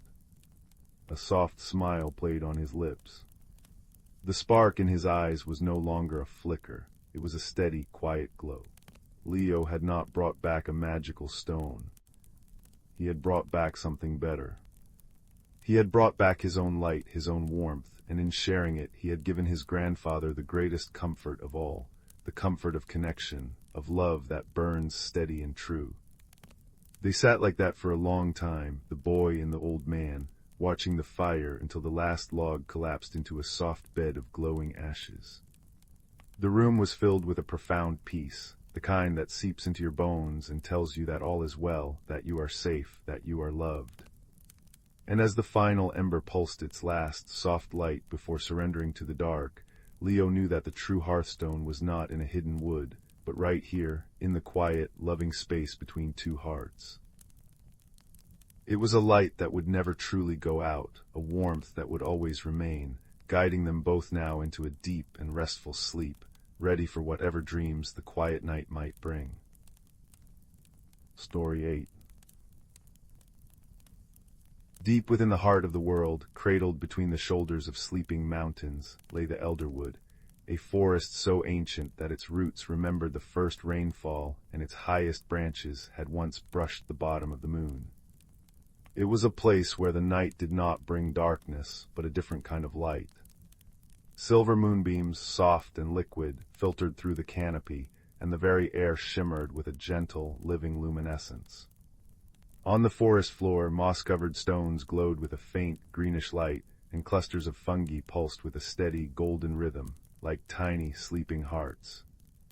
This was the domain of the night walkers, the gentlefolk of the moon. A young hedgehog named Pip was one such creature. His home was a cozy burrow tucked between the great, gnarled roots of a grandfather oak, lined with thistledown and dried lavender. But tonight a strange restlessness prickled along his spines. It was the time of the great turning, the final autumn days when the forest prepared for its long, deep slumber. A quiet sadness had settled over Pip, a feeling he couldn't quite name, a sense of loss for the vibrant greens and bustling days of summer. Driven by this unease, he ventured from his burrow into the cathedral hush of the night. The air was cool and carried the clean scent of impending rain. Above, the leaves of the aspens whispered secrets to one another in a language only they understood, a soft, rustling sibilance that was the forest's breath. Pip followed a path of luminous moss, his small paws making no sound on the soft earth. He paused by a stream that chuckled over smooth, dark stones. If he listened very carefully, leaning his ear close to the water, he could hear its story, a bubbling, gurgling tale of journeys from high mountain snows to secret, underground lakes. Why does everything have to sleep? Pip whispered his question into the chuckling water. Why must the colors fade and the world grow quiet? The stream merely continued its merry flow, offering no answer he could understand. Further along, he came to a clearing where the moon poured its light like milk onto the grass. Here, the bioluminescent wonders of the elderwood were on full display. Fireflies not as fleeting sparks but as slow, drifting lanterns, pulsed in complex, silent conversations. Will-o'-the-wisps, those playful spirits of light, danced in slow, graceful arcs over a small pond, their reflections doubling their gentle glow. It was beautiful, but Pip's heart still felt heavy. It was then that a shadow, vast and silent, detached itself from the boughs of the oldest tree in the clearing. With a whisper of feathers, it landed on a low-hanging branch before him. It was Orion, the great horned owl, whose eyes held the patina of countless seasons, and whose feathers were the color of twilight itself. "Your footsteps speak of a question, little Pip," Orion said, his voice not a hoot, but a low, resonant rumble, like distant thunder or stones shifting deep in the earth. It was a sound that promised wisdom, not fear. Pip looked up, his nose twitching. I don't like the great turning, Master Orion. I don't want the silence. I don't want to say goodbye to the sun-warmed days. Orion blinked slowly. Come, he said. Walk with me, the forest has answers, if you know how to listen. Their journey began, a slow, meandering pilgrimage through the moon-dappled woods. Orion led Pip away from the well-trodden paths, into places where the magic of the elderwood ran deep and strong. First, said Orion, pausing by a towering silver birch, you must listen to the trees. Place your paw upon its bark. Pip did so, pressing his small, warm paw against the cool, papery white bark. At first, he felt nothing. Then a slow, deep thrum traveled up his leg, a vibration so low it was more a feeling than a sound. It was the tree's song, a slow, patient melody of drawing water from deep in the earth and turning starlight into strength. It was a song of endurance, of standing firm through storm and sun. It did not fear the coming winter. It understood it as a necessary verse in its long, long life. It sings of waiting, Pip murmured, his eyes wide. It sings of trust, Orion corrected gently. Trust that the sun will return. They moved on, coming to a place where a gentle rain began to fall. It was not a storm, but a soft, pattering shower. Each drop that landed on the broad leaves of the ferns produced a tiny, resonant plink, a note in a watery symphony. The rain tapped a rhythmic cadence on Orion's feathers and Pip's spines, a soothing, natural music that washed the dust from the air and filled it with the sweet petrichor scent of awakened earth. The rain speaks of cleansing, Orion said, his voice blending with the rainfall. It washes away the old, the tired, the dusty memories of the past season, making space for the new stories that will be written in the spring. As they walked, the rain ceased and a breeze stirred. It swept through the pine trees first, creating a low, sonorous hum, as if the forest were exhaling a long, peaceful breath. Then it rustled the dry leaves of the oaks, a crisp, shuffling sound like pages turning in a giant, ancient book. Pip realized the wind was telling the story of the season that was passing, gathering all its tales and carrying them away to be stored in the dreams of the sleeping earth. They reached the base of the Moonfall Mountains, where a great, dark stone, veined with glowing silver lichen, stood sentinel. Now, said Orion, listen to the stone. Pip pressed his ear to the cool, rough surface. He heard nothing at first. Then a profound, deep silence. But it was not an empty silence. It was a thick, potent quiet, heavy with age and memory. It was the silence of the mountain's core, the patience of epochs. In that silence, Pip felt his own small worries begin to shrink. The stone's language was one of absolute constancy, a reminder that while seasons turned and creatures slept, the heart of the world remained steady and sure. Orion led him to the final stop, a hidden grove he had never seen before. It was a perfect circle, walled by weeping willows whose trailing leaves shimmered with captured dewdrops that glowed like scattered diamonds. In the center stood a tree unlike any other. Its bark was smooth and pale as moonlight, and from its branches hung not leaves, but what looked like tiny sleeping stars, softly glowing orbs of silver and blue. This is the dreaming tree, Orion whispered. It is where the forest stores its dreams for the winter. As Pip watched, a firefly, its light fading, drifted to the tree and gently deposited a tiny, shimmering mote of light onto one of its branches. The mote settled, glowing a little brighter. A will-o'-the-wisp did the same, adding its own unique, golden dream to the collection. He saw moths with wings of stained glass, and even a slow-moving badger, each adding their hopes and memories to the tree. The tree itself seemed to breathe, its light pulsing in a slow, peaceful rhythm, a visual lullaby. The great turning is not an ending, little Pip, Orion said, his voice softer than the rustling willow leaves. It is the forest's way of taking a deep, restorative breath. The activity of spring and summer is the inhale, a time of growing, building, and becoming. The quiet of autumn and winter is the exhale, a time of rest, of dreaming, of gathering strength deep within. You cannot have one without the other. To refuse the exhale is to suffocate the next inhale. Pip looked at the dreaming tree, ablaze with the collected slumber of the entire forest. He finally understood. The sadness he felt wasn't for the loss of summer, but a resistance to the natural rhythm of things. He had been trying to hold his breath while the whole forest was ready to exhale. The gentle tension in his small heart unraveled, replaced by a warm, peaceful certainty. The rustling leaves were not a lament, but a soothing whisper.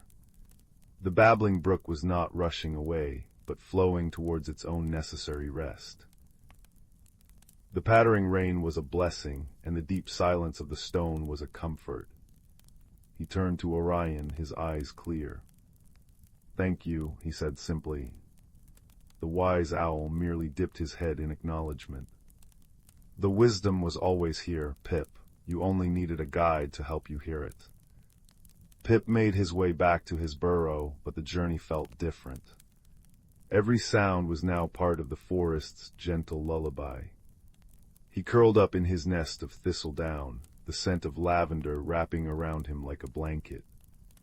Through the entrance of his burrow, he could see the dreaming tree in the distance, its soft light a nightlight for the slumbering world.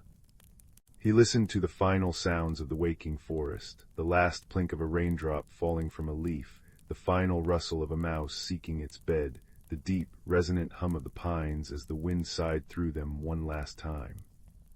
And as the elderwood settled into its deep, collective exhale, Pip closed his eyes, not with sadness, but with a quiet joy, ready to dream his own small, luminous dreams into the long, peaceful night. Story 9. The fire crackled softly in the hearth, sending dancing shadows across the room as the last light of day faded beyond the window. The flames whispered secrets in their ancient language of pops and hisses, and in their warm glow, let me tell you a story about a boy named Leo, a hidden world, and a light that burned not with heat but with hope. Leo lived with his grandmother in a cottage at the edge of a great, whispering wood. The cottage was a place of constant comfort, smelling always of baking bread and dried lavender. But Leo often felt a quiet ache in his heart, a longing for something he could not name. He was a gentle boy with a mind full of questions and eyes that noticed the small, shy wonders of the world, the way dew clung to a spiderweb at dawn, or the particular silence that fell after a bird stopped singing. One evening, as the autumn air grew crisp and carried the scent of wood smoke, his grandmother handed him a small, worn leather pouch. "This was your grandfather's," she said, her voice as soft as worn velvet.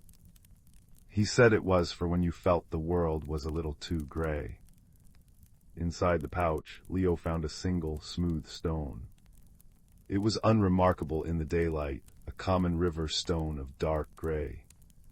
But as the room darkened and the fire's light waned, he noticed a faint, deep pulse within it, like the heartbeat of a sleeping star. He cupped it in his hands, and the pulse grew stronger, emitting a gentle, russet glow, the color of embers in a dying fire. It wasn't a light that pushed back the darkness, but one that seemed to make friends with it, warming the shadows without chasing them away. He called it his ember stone. A few nights later, a restlessness settled over him. The wind moaned a lonely tune through the eaves, and the ache in his heart felt sharper. Clutching the emberstone in his pocket, its gentle warmth a comfort against his palm, he slipped out into the moonlit night. He didn't mean to go far, just to the old oak tree that stood as a sentinel at the wood's edge. But as he walked, a low, thick fog began to creep from between the trees, muffling the world in a blanket of white. Soon Leo was lost. The familiar path vanished. The moon was a blurry smudge overhead.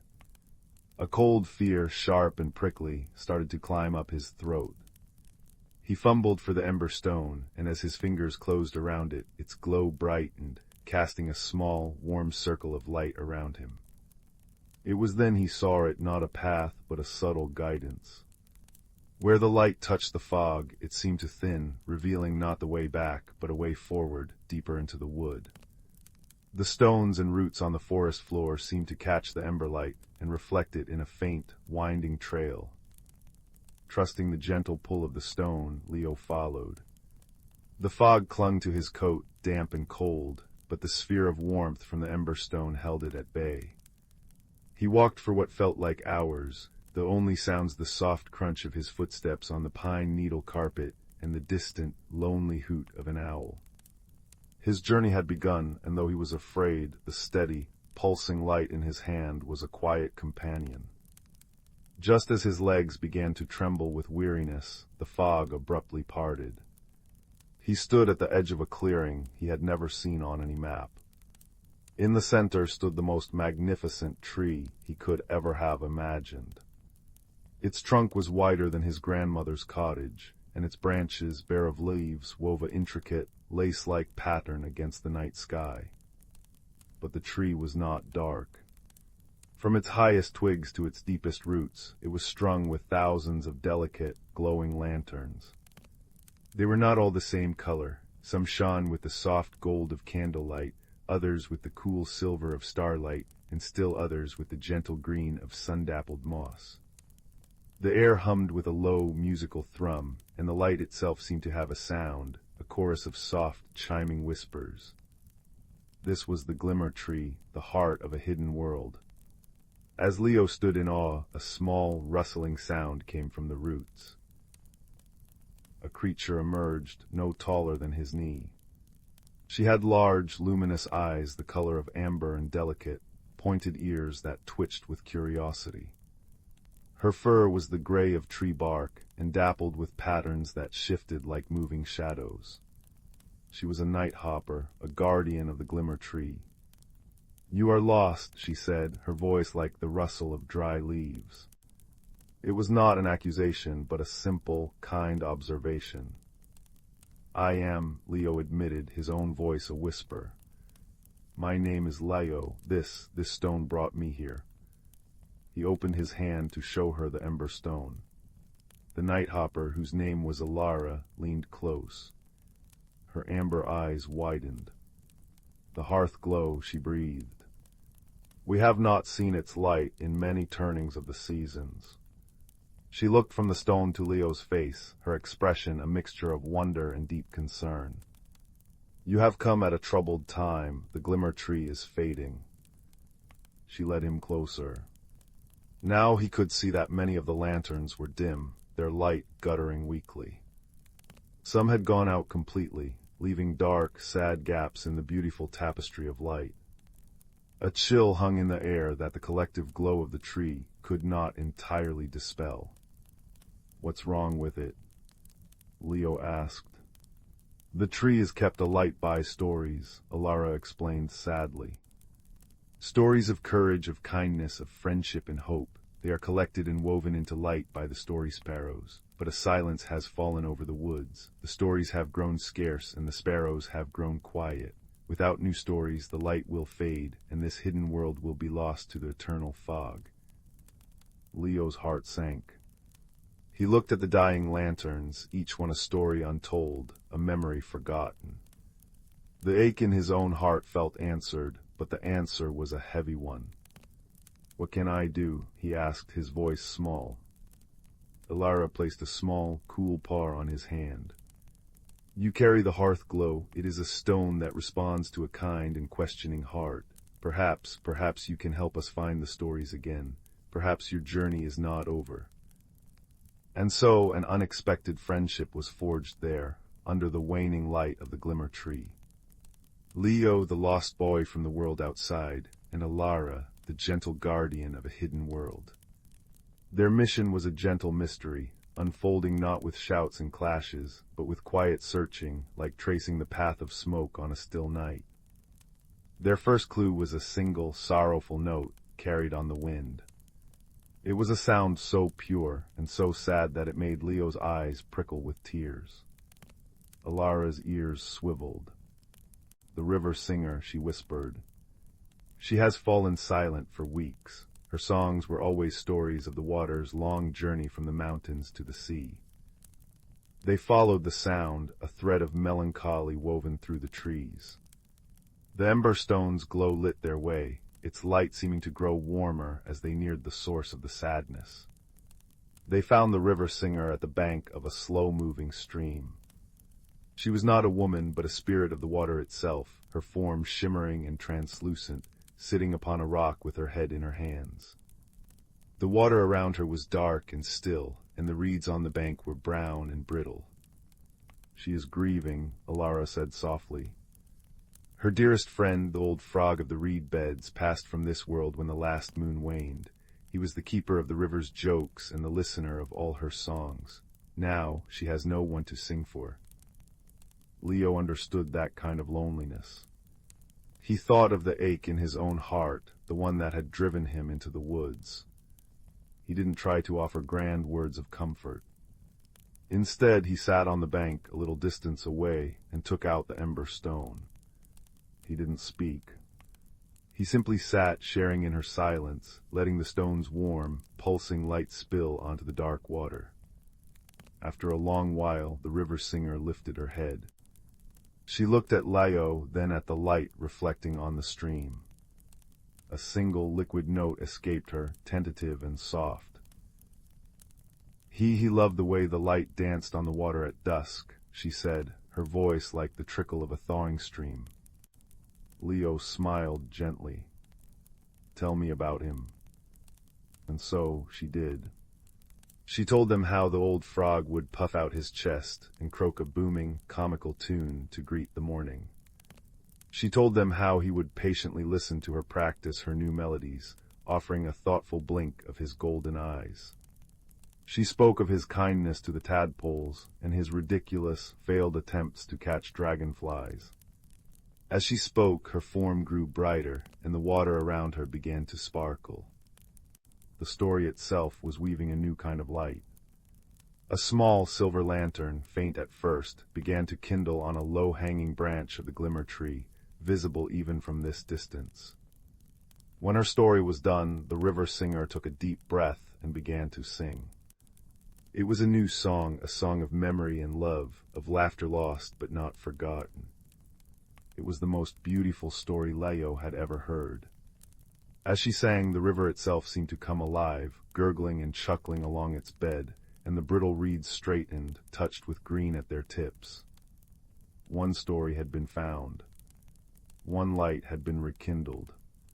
It was a small victory, but it warmed Leo from the inside, a feeling far more profound than the ember stone's gentle heat. He was learning that a story was not just a tale told, but a feeling shared, a burden lifted. Their next journey took them high into the rocky crags, where the wind whistled a lonely tune. A family of rock wrens, whose stories were usually fierce and brave tales of storms weathered and heights conquered, were huddled silently in their nest. They were frightened. A great, shadowy shape had been circling their peak for days, and they dared not chirp a single saga for fear of attracting its attention. Leo and Elara climbed carefully, the ember stone a brave little beacon in the dark. When they reached the nest, the parent wrens fluttered anxiously. "It is the shadow glide," one of them whispered, its voice trembling. "It feeds on fear and silence." Leo peered into the gloom. He saw the shape, a large, sleek creature with wings like torn black silk. It didn't seem malicious, only hungry and terribly lonely. It circled not with menace, but with a desperate, searching rhythm. "It isn't trying to hurt you," Leo realized, his voice full of sudden understanding. "It's listening, it's looking for a story." He remembered the deep silence of his own loneliness before he found the ember stone. He thought of the shadow glide, forever circling in the dark, never hearing a kind word or a brave tale. He stood up, making himself visible on the rocky outcrop. He held the ember stone high. The shadowy creature banked and swooped closer, its form becoming clearer. It had large, intelligent eyes that were not cruel, but deeply sad. "I have a story," Leo called out, his voice steady despite the hammering of his heart. "It's about a boy who was lost, and a small stone that glowed like a friend in the dark." And he told his story. He told the shadow glide about the fog and his fear, and the kind-eyed night hopper who had become his friend. He spoke of the glimmer tree and its fading lights, and the river singer's song of remembrance. As he spoke, the shadow glide settled on a nearby crag, folding its vast wings. It listened, its sad eyes fixed on Leo and the pulsing ember stone. When Leo finished, the creature let out a soft, sighing sound. Then it did something astonishing. It opened its beak, and instead of a screech, a melody emerged, a low, hauntingly beautiful tune that was the story of the wind and the stars, a story of endless journeying and vast, quiet spaces. It was a story no one had ever asked to hear. As the melody filled the air, the rock wrens, their fear forgotten, began to chirp along, adding their own brave harmonies. A new lantern, this one a deep, velvety blue speckled with points of white light, flared to life on the glimmer tree. The shadow glide dipped its head in a gesture of thanks, then launched itself into the sky, its circling now looking more like a dance than a search. Leo's personal growth was not a sudden, dramatic change. It was a slow, steady burn, like the ember stone itself. With each story he helped uncover, he felt the lonely ache in his own heart mending. He was learning that his own kindness and his willingness to listen were his greatest strengths. He was not a warrior, but a weaver, mending the torn fabric of the hidden world with threads of empathy and understanding. He and Elara visited the field mice, who had forgotten their stories of abundant harvests because they were too busy hoarding. Leo simply shared his last piece of bread from his pocket, and in their gratitude, the stories of community and sharing flowed back. They found the ancient badger, who thought his tales of the old days were no longer of interest to anyone. Leo sat with him for an entire afternoon, listening with rapt attention, and the badger's voice grew strong and proud again. With each story, another lantern on the glimmer tree burst into radiant life. The clearing grew brighter and warmer. The oppressive chill retreated, and the musical hum of the tree grew into a confident, joyful chorus. The hidden world was waking up. Finally, the night came when every lantern was ablaze. The glimmer tree stood in its full, breathtaking glory, a beacon of countless stories shining against the night. The air was warm and sweet, filled with the sounds of singing, chirping, and storytelling from all the creatures of the wood. The mystery of the fading light was solved. The silence had been broken by friendship and a listening heart. It was time for Leo to go home. He stood with Elara under the magnificent tree, the ember stone quiet and cool in his hand, its work done. "You found what you were looking for," Elara said, her amber eyes shining not with their own light, but with the reflected glow of 1,000 stories. Leo nodded, his heart full to bursting. The ache was gone, replaced by a deep, peaceful warmth. "I think I was looking for a way to feel connected," he said. "And I found it by helping others find their voices." Elara reached up and touched a low-hanging lantern, which chimed softly. "You will always be connected, Leo. Your story is now a part of ours, woven into the eternal light of the glimmer tree. Whenever you feel a little lost, just remember the light you helped to rekindle. It burns inside you, too." She led him to the edge of the clearing, where the fog had completely vanished. A clear, starlit path led back through the wood, directly to his grandmother's cottage, where a single candle still glowed in the window. Leo walked home not with the hurried steps of one who is lost, but with the slow, measured pace of one who is found.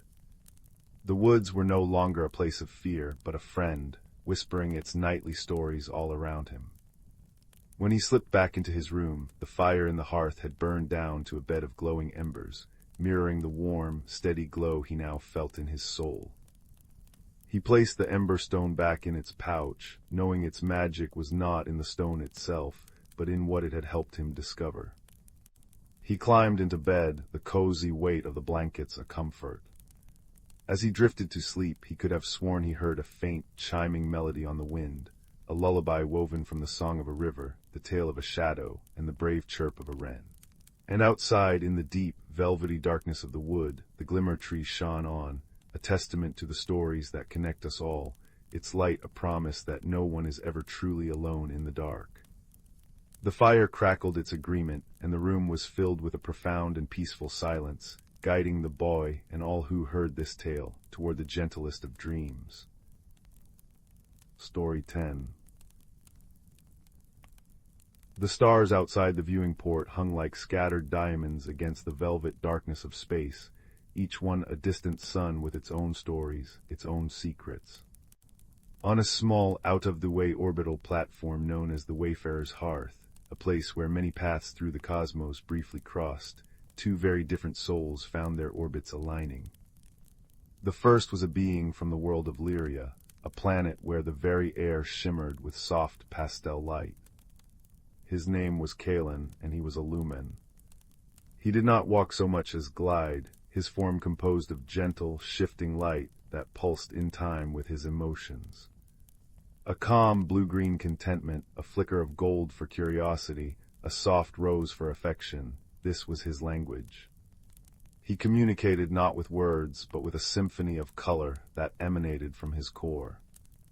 He had come to the hearth as a botanist, tasked with studying the resilient flora that could grow in controlled orbital environments. The second was from the deep gravity world of Grumman Prime.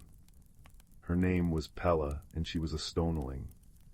Where Kalen was light and air, Pella was substance and song. Her body was a marvel of living geology, her skin like smoothed river stone, marbled with veins of crystalline deposits that caught the light. She was slow, deliberate, and incredibly strong. Her people communicated through complex subsonic hums, a language felt in the bones more than heard with the ears. She was a geologist and engineer, maintaining the hearth's crystalline core systems. Their first meeting was a study in confusion. Kalen, upon seeing Pella for the first time in a corridor, had flared a brilliant, startled yellow. Pella, interpreting this sudden burst of light as a potential threat, had responded with a low, warning hum that vibrated through the deck plates. They had both retreated, baffled by the other. But the Wayfarer's Hearth was a lonely place, and their work often brought them to the same neglected sector, a vast, domed chamber that had once been a hydroponics bay. Now it was a dusty, silent space, its growth beds barren, its irrigation systems dormant. It was a place of quiet sadness, and both Kalen and Pella felt drawn to its potential. It was Kalen who made the first overture of peace. Finding Pella inspecting a faulty light panel, he did not flash or flare. Instead, he focused all his intention into projecting a single, steady, warm amber glow, the color of a setting sun, the shade of deep-rooted patience. He held it, a silent offering. Pella, her hand on the cool metal of the panel, felt the shift in the air. She turned her large, obsidian eyes toward him and ceased her work. She did not hum. She simply watched. Then slowly she reached into a pouch at her side and retrieved a small, rough-hewn crystal. It was a common Grumman greeting gift, a piece of one's home. She held it out on her stony palm. Kalen floated closer. He extended a wisp of his own light, which gently enveloped the crystal. It began to glow with a soft, internal luminescence, absorbing and reflecting his amber light. It was a perfect, wordless understanding. The crystal became their first shared treasure, and so they began to build. Their sanctuary started in that derelict hydroponics bay. Pella, with her immense strength and knowledge of crystalline structures, repaired the fractured panes of the dome and cleared the clogged nutrient lines. She sang to the dormant machinery, her low hums resonating with the latent energy in the crystals of the control systems, coaxing them back to life. Kalen, in turn, used his luminous nature. He had brought spores and seeds from Lyria, plants that fed on light itself. He would hover over the soil Pella had tilled, pulsing with specific frequencies of light. Tiny phosphorescent mosses began to carpet the ground, glowing in soft blues and greens. Silvery ferns unfurled, their fronds trembling as they drank in his radiance. He was not just planting a garden, he was conducting an orchestra of light and life. They called it the luminous glade. It was their shared shelter, a space station garden born from silence and slowly learned trust. It was a place of breathtaking beauty. The ceiling was the star-dusted blackness of space, and below, the garden glowed with its own soft galaxy. Crystalline formations that Pella had grown pulsed with a gentle, rhythmic light, harmonizing with the bioluminescent flora. The air hummed with Pella's contented frequencies and shimmered with Kalen's placid colors. Of course, there were misunderstandings. They became a source of gentle laughter, a rhythm of their growing friendship. One day Kalen, thrilled by the successful blooming of a particularly difficult light orchid, flashed a rapid, celebratory sequence of rainbow colors. To him, it was pure joy. To Pella, whose culture used slow, deliberate frequencies, the frantic flashing was alarming, a sign of system failure or distress. She responded by thumping the ground with her foot, a stoneling gesture for calm down, state your problem. Kalen had frozen, his lights dimming to a confused, murky gray. Pella, realizing her mistake, had then hummed the Grumman equivalent of a chuckle, a sound like stones gently tumbling in a stream.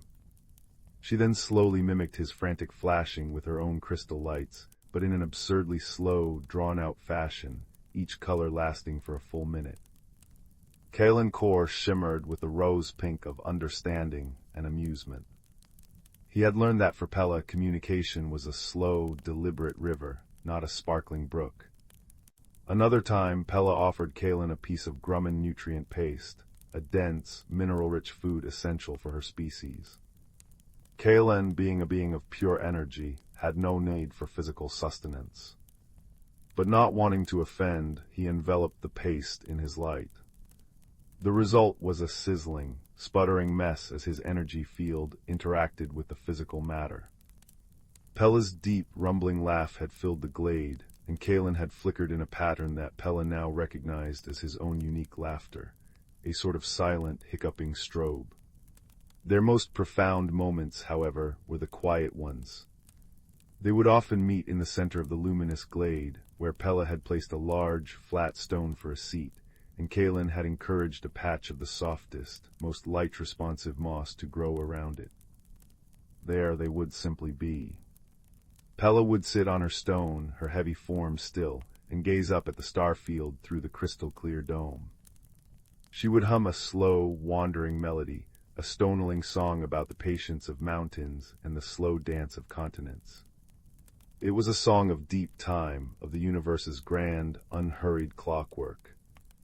Kalen would float beside her, his light dimming to a faint, constant glow like a captured star. He would watch the same stars, and his colors would shift in subtle waves, the deep indigo of wonder, the silver of contemplation, the soft gold of contentment. He was listening to her song not with ears, but with his entire being, feeling the vibrations tell a story older than words. In these moments they were not a lumen and a stoneling. They were simply two friends, sharing the immense, quiet comfort of the cosmos. They had built a pocket of peace in the vastness, a testament to the fact that you do not need a common vocabulary to have a common heart. The universal language they had discovered was not one of color or sound, but of kindness.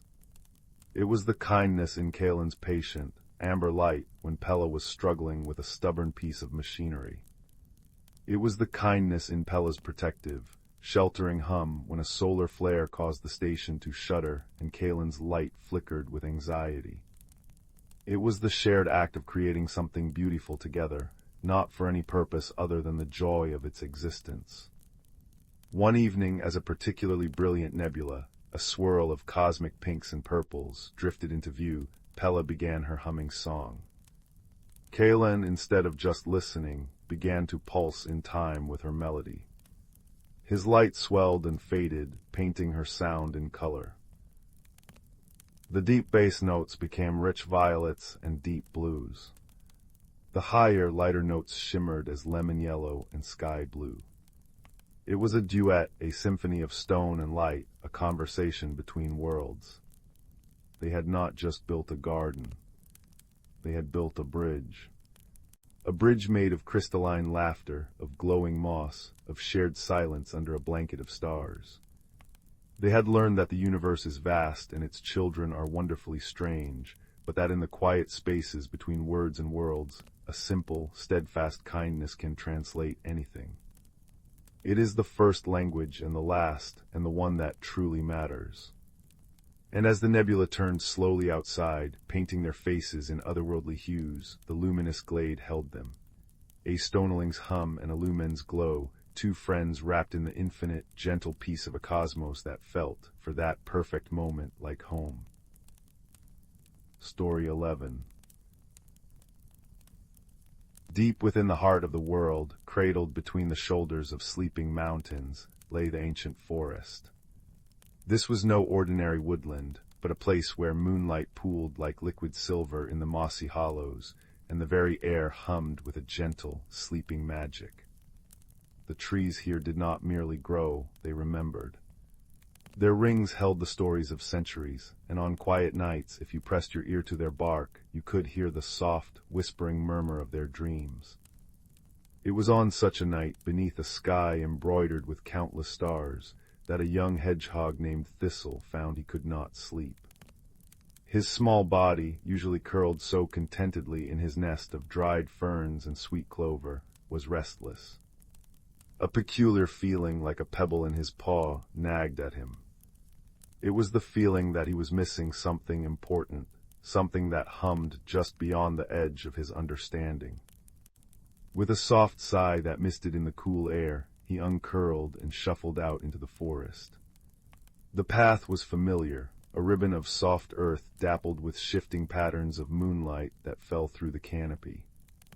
Each step was a quiet percussion in the night symphony, the crunch of a fallen leaf, the swish of parting ferns, the distant, soothing babble of the storytelling stream.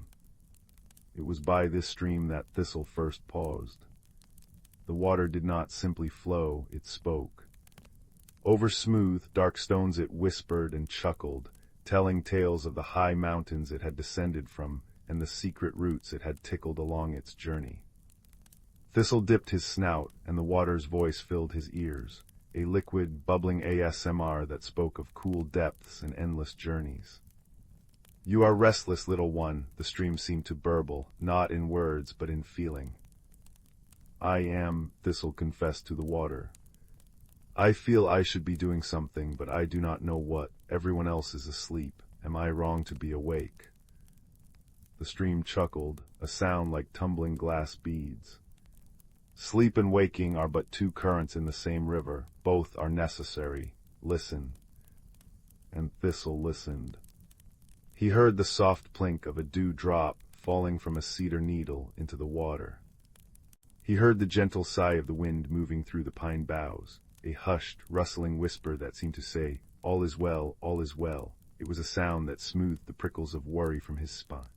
Encouraged, but not yet settled, Thistle moved on.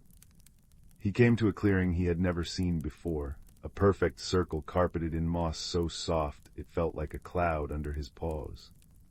And here the forest unveiled one of its most breathtaking secrets. All through the moss and climbing the trunks of the encircling trees were patches of luminous fungi and gentle, pulsing glowworms. They cast a soft blue-green light, a terrestrial echo of the starry sky above. This was the Starlight Glade, a place where the earth itself held up its own lanterns. In the center of the glade stood a tree so vast, so ancient, that it seemed less a tree and more a pillar holding up the heavens. This was Grandfather Oak.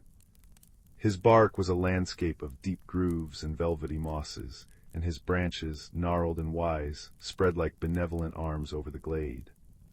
Sitting on a low, comfortable branch, her feathers the color of polished bark in moonlight, was Orla, the elder owl. Her eyes were not piercing but deep, two pools of ancient, gentle knowledge. She did not hoot but simply blinked slowly, a gesture of welcome. "Grandmother Orla," Thistle began, his voice small in the vast, quiet glade.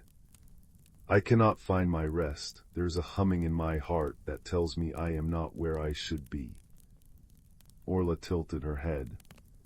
"The forest hums with many songs, little Thistle. The question is not whether you hear it, but which song you are listening to. Come, sit." Thistle settled at the base of the great oak, his back against the warm, living wood. He could feel a faint, slow thrumming, the heartbeat of the tree, a vibration so deep and steady it felt like the very pulse of the earth. "You feel the urge to be busy," Orla said, her voice a soft, feathery murmur that blended with the sound of the wind. "You see the squirrels gathering and the bees buzzing, and you think that to be still is to be idle. But you are a creature of the night, Thistle. Your wisdom comes not from the frantic energy of the sun, but from the deep, quiet magic of the moon." As she spoke, a gentle rain began to fall. It was not a storm, but a blessing, a soft pitter-patter on the broad leaves above, a delicate percussion that dripped from the edges to land on the moss with a sound like tiny, ticking clocks. The bioluminescent fungi seemed to brighten in the rain, their light reflecting in the countless water droplets until the entire glade shimmered. "Watch the seasons in the water," Orla whispered. Thistle looked. On a large, flat, moss-covered stone, the rainwater was collecting in a shallow pool. As he watched, the water seemed to shift and change. First it showed the vibrant, explosive green of spring, with shoots pushing through the soil in a determined rush. Then it shimmered into the full, lush gold of summer, heavy with the scent of blooming things and the drone of contented insects. This shifted again into the brilliant, fiery tapestry of autumn, a final, glorious shout of color before the world settled. Finally the water in the stone pool stilled, showing a landscape of pure, silent white. The forest was sleeping under a blanket of snow. There was no growth, no gathering, no frantic activity. Only peace. A deep, profound rest. This is the season the forest fears the least, yet the one young ones understand the last, Orla said. Winter is not death, it is a dreaming. The trees are not dead, they are gathering their stories inward, listening to the secrets of their roots. The stream flows slow under the ice, telling its tales to the sleeping stones. This is when the most important magic happens, the magic of renewal, of gathering strength for the great burst of spring. As Thistle watched the quiet winter scene in the water, he felt his own restless humming begin to change its tune. It was no longer a frantic, anxious buzz, but a softer, slower rhythm, matching the heartbeat of the grandfather oak at his back. But what is my purpose here now in the quiet? Thistle asked. To listen, Orla replied simply. To learn the secret languages, you have heard the stream. Now listen to the stones. Thistle turned to the mossy stone, holding the pool of water. He placed a hesitant paw upon its cool, damp surface. At first, he felt nothing. Then, as he stilled his own breathing and focused, he felt it, a deep, patient, immovable silence. It was a silence that held eons. It was not an empty silence, but a full one, heavy with the memory of glaciers and the slow, steady growth of lichen. It was a lesson in patience, in being present and unwavering. And the trees, Orla prompted. You have heard their whispers, now feel their song. Thistle closed his eyes and pressed his small body more firmly against Grandfather Oak. He let the gentle shush of the rain through the leaves and the deep, resonant thrum of the tree's life fill him. It was a song without melody, a story without words. It was the story of standing firm through storms, of offering shelter, of reaching for the light while being grounded in the dark earth. It was a story of balance. A great understanding dawned on Thistle then, as softly and inevitably as the moon rising. His purpose was not separate from the rest. His wakefulness was not a flaw. He was part of the forest's great cyclical dance. His time of quiet observation under the moon was as vital as the squirrels' frantic gathering under the sun. He was learning the language of the night, the wisdom of rest, the strength found in stillness. The gentle rain tapered off, leaving the forest washed clean and sparkling. The bioluminescent glow of the fungi seemed to pulse in a slow, contented rhythm. The air was filled with the clean, wet scent of petrichor and damp earth, a profoundly soothing aroma. "Thank you, Grandmother Orla," Thistle said, his voice filled with a new peace. Orla simply blinked her deep, knowing eyes and gave a soft, feathery rustle of her wings. Thistle made his way back to his nest, but the journey felt different. He no longer shuffled with restless uncertainty, he walked with a quiet purpose. He heard the streams babbling not as a puzzle, but as a lullaby. He felt the spongy moss under his paws not just as a path, but as a comfort. He saw the dappled moonlight not as broken pieces of silver, but as a whole, beautiful tapestry. When he reached his nest of ferns and sweet clover, he curled into a tight, contented ball. The distant hush of the wind, the occasional plink of a final raindrop, the deep, resonant silence of the stones, and the gentle, sleeping song of the trees wove together into a perfect blanket of sound that tucked him in. The humming in his heart had not disappeared. It had simply changed its tune to match the slow, steady, restorative rhythm of the night. He was not missing anything. He was exactly where he was meant to be, a small, quiet note in the ancient forest's endless lullaby, dreaming of snowy silence and the strength it held, ready to be renewed with the coming dawn. Story 12. Deep within the heart of the world, cradled between the shoulders of sleeping mountains, lay the ancient forest of Elmsend. This was no ordinary woodland. Here the moonlight that filtered through the canopy was not merely light, but liquid silver, pooling in clearings and dripping from leaves like nectar. The air itself hummed with a soft, ancient magic, a melody so old that the stones remembered its first notes. Our story begins on such a night, in the soft, uncertain paws of a young hedgehog named Pippin. Pippin was a creature of routine, his world usually bounded by the rooty hollow of his home and the familiar patch of blackberries nearby. But tonight a profound and unsettling quiet had settled over his heart.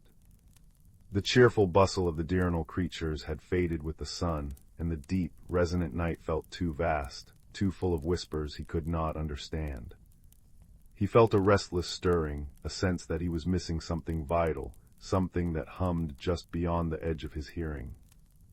Venturing further from his hollow than ever before, Pippin followed a path of moss-covered stones that gleamed with a faint, internal dampness. The only sounds were the gentle patter-tap of a recent rainfall dripping from 1,000 leaves, and the soft crunch of pine needles under his careful feet. He soon reached the bank of the whispering stream, a ribbon of water that did not merely babble, but spoke in low, murmuring tones. To most, it was soothing background noise. But Pippin, in his heightened state of unease, strained to listen. The roots are dreaming, the water seemed to sigh over a smooth, gray stone. The stones are remembering, why are your feet so restless, little one? Pippin paused, his nose twitching. I don't know, he whispered back, his voice small against the stream's melody. I feel out of tune. A gentle rustle came from the willow tree above, its long, silver-tipped leaves swaying. You are listening for the day song, the willow whispered, its voice like the wind through silk. But now is the time for the night melody. You must learn its rhythm. Before Pippin could ask what that meant, a soft, greenish-blue light caught his eye. Drifting through the air like a sleepy ember was a lumina moth, its wings dusted with a bioluminescent powder that painted fleeting constellations in the dark. It circled Pippin's head once, twice, then fluttered off towards a part of the forest he had never dared to explore. Feeling a pull he could not explain, Pippin followed. The moth led him to a starlit clearing he never knew existed. It was a perfect circle, carpeted in velvety moss that seemed to drink the starlight. At its center stood the most magnificent tree Pippin had ever seen. It was an ancient oak, so old its bark was gnarled into wise, weathered faces, and its branches stretched out like arms ready to embrace the sky. This was Elderwood, and he was the keeper of the forest's deepest slumbers and most silent wisdoms. Nestled in a crook of his great branches was a great gray owl, her feathers the color of wood smoke in moonlight. This was Orla. She did not startle or speak as Pippin approached. She simply blinked her great, luminous eyes, which held the calm of 1,000 quiet nights. "You have followed a light in the dark," she said, her voice a soft, resonant hoot that vibrated in the air like a plucked cello string. "That is always a brave thing to do." Pippin, his small chest heaving, bowed his head. "Elder Orla," he squeaked, "I feel a strange sadness. The forest feels empty." Orla shifted slightly, and a single downy feather drifted down to land on Pippin's head. "Empty? Oh no, little Pippin, it is full. It is brimming, but you are trying to see with day eyes and hear with day ears. You are a creature of the earth, but you have forgotten how to listen to its dreams." She gestured with her beak towards the clearing. "Look, truly look." Pippin did. At first, he saw only the beautiful, silent clearing. But as he let his eyes soften and his breathing slow, the world began to change. The moss wasn't just green, it pulsed with a faint golden light, a mycelial network sharing secrets beneath the soil. The stones at the edge of the clearing were not gray and cold. They hummed a low, warm note, a bedrock lullaby. Fireflies, which he had mistaken for stars, now wove intricate patterns in the air, writing stories of light and shadow. The stream's murmur became a clear, intelligible song about mountain snowmelt and journeys to the sea. "The forest is never silent," Orla explained gently. "It is merely speaking a different language, the language of rest, of renewal." She told him of the seasonal magic that governed Elmsend. "The spring is a shout of joy," she hooted softly. "The summer is a vibrant, buzzing chorus. The autumn is a wistful, colorful sigh. But the winter is a deep, sacred breath. It is not an end, but a turning inward. The trees are not dead, they are dreaming of next year's leaves. The bear is not hiding, she is nurturing new life in the quiet dark. This rest is not idleness, Pippin. It is the most important work of all. It is how the forest grows strong." As she spoke, a gentle wind swept through the clearing, rustling Elderwood's leaves. The sound was not a roar, but a whisper, a shhh that seemed to settle into Pippin's very bones. He watched as the lumina moths gathered on Elderwood's trunk, their collective glow illuminating the ancient runes of the bark. He saw a family of foxes pad softly through the far end of the clearing, their steps silent, their eyes knowing. He heard the stones hum in harmony with the stream's song. The restless feeling in his chest began to untangle, soothed by the natural ASMR of the night, the rhythmic cadence of Orla's voice, the liquid chime of the stream, the wind's soft susurrus through a million pine needles. "But what is my work?" Pippin asked, his voice now filled with wonder instead of worry.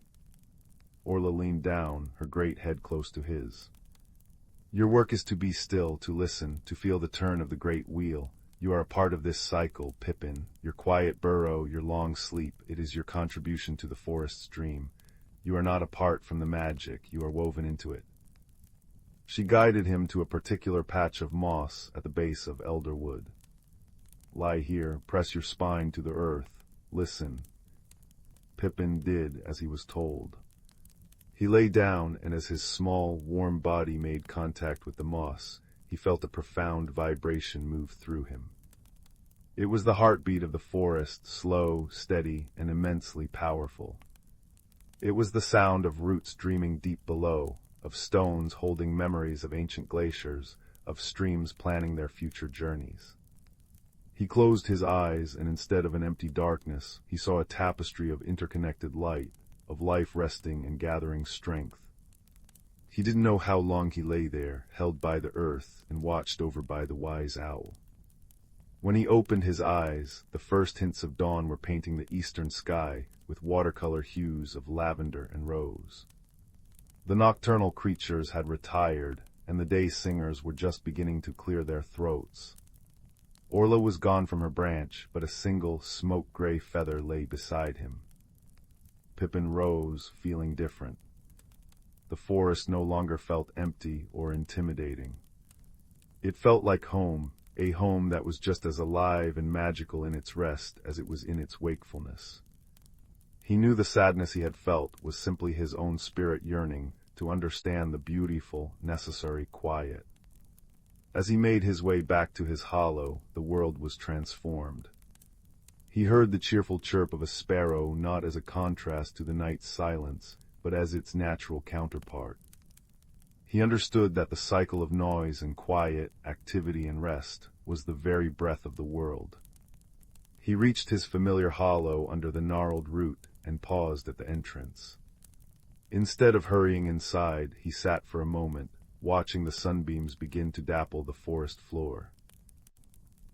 He took a deep, slow breath in and out, matching its rhythm to the memory of the forest's heartbeat he still felt in his bones. That night and every night after, Pippin would often leave his hollow to sit in the clearing or by the whispering stream. He was no longer restless. He was a listener, a dreamer, a keeper of the quiet hours. He had learned the language of the resting world, and in doing so, he had found a deep, abiding peace. He had discovered that the greatest magic was not in the grand displays, but in the gentle, constant, and eternal cycle of renewal, a lullaby sung by the stones, the streams, and the stars, forever weaving the enchanted tapestry of the ancient forest of Elmsend. And as the moon rose once more, casting its liquid silver light upon the mossy stones, Pippin closed his eyes, smiled, and joined the forest in its sweet, profound, and necessary dream. Story 13.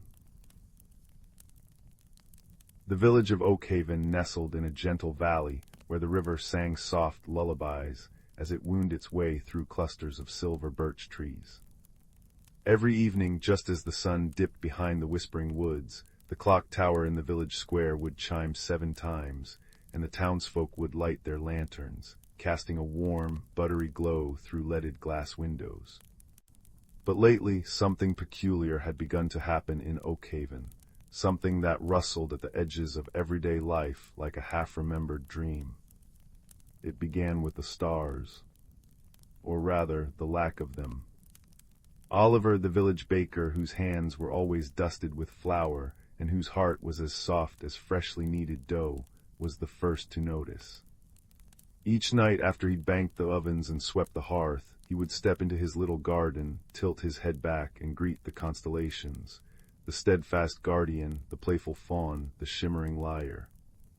But one evening, as the wind chimes hanging from the eaves of his cottage whispered their delicate, tinkling song, Oliver saw that the lyre was missing. Not a single star belonging to that constellation shone in the velvety sky. The next night, 2 more stars from the fawn had vanished.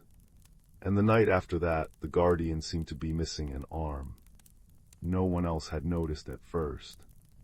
Life in Oakhaven was a comfortable, humming thing, full of the scent of rain-soaked earth, the murmur of neighbors chatting over garden fences, the distant call of the night watchman making his rounds. But Oliver, whose work began long before dawn, had always felt a kinship with the night sky. He missed the familiar patterns like missing friends. Then other oddities bloomed throughout the village. Mrs. Higgins, who kept the apothecary, found that her prized moon-petal flowers, which normally glowed a serene, silvery white, had begun to blush a soft, rosy pink by daylight. Old Finn, the clockmaker, discovered that the grand clock in the tower would sometimes, without any discernible reason, chime 13 times at midnight, a sound that was more curious than alarming, like a secret being told. And the village children began whispering about a small, hidden glen in the whispering woods where time seemed to flow backwards, where fallen leaves would swirl up from the forest floor to reattach themselves to branches, and raindrops would rise from puddles to gather once more in the clouds. The village council met in the old stone hall, their voices a low, concerned murmur beneath the steady tick-tock of the meeting-house clock. They sent for Elara, the wise woman who lived at the edge of the whispering woods, but she was away visiting her sister in a distant valley. With no one else to turn to, the villagers looked to Oliver. He was a quiet man, but he had a way of listening that made people feel truly heard, and a knack for noticing things others overlooked. "It's probably the work of the shadow sneak," declared Barnaby, the blacksmith, a kind but sometimes overly dramatic man. "A creature of mischief my grandpapa warned me about. It feeds on starlight and sours milk." A ripple of unease went through the crowd. But Oliver, wiping flour from his apron, shook his head gently. "I don't think so, Barnaby. Mischief feels sharper. This feels sad, like something is lost." His words hung in the air, and the villagers grew quiet. Sadness was a language they all understood. Oliver decided to begin his investigation with the clues that felt most tangible, the nursery rhymes sung by the children. He sat on a bench near the bubbling village fountain, listening as a group of little ones played a clapping game, their voices clear and sweet. "When the lyre forgets its song, and the fawn has strayed too long, find the key where memories sleep, in the guardian's promise deep." Oliver's ears perked up. He'd heard that rhyme before, sung for generations, but he'd never paid it much mind. Now it seemed to hum with meaning. The lyre and the fawn were the very constellations losing their stars. The guardian was the third, and a key. What key? His first red herring led him to the old wishing well at the crossroads. It was said that if you whispered a memory into the well, the echo would grant you clarity. Oliver climbed down the mossy, slippery stones, his heart thumping a gentle rhythm against his ribs. At the bottom he found not a key, but a small, smooth river stone, warm to the touch.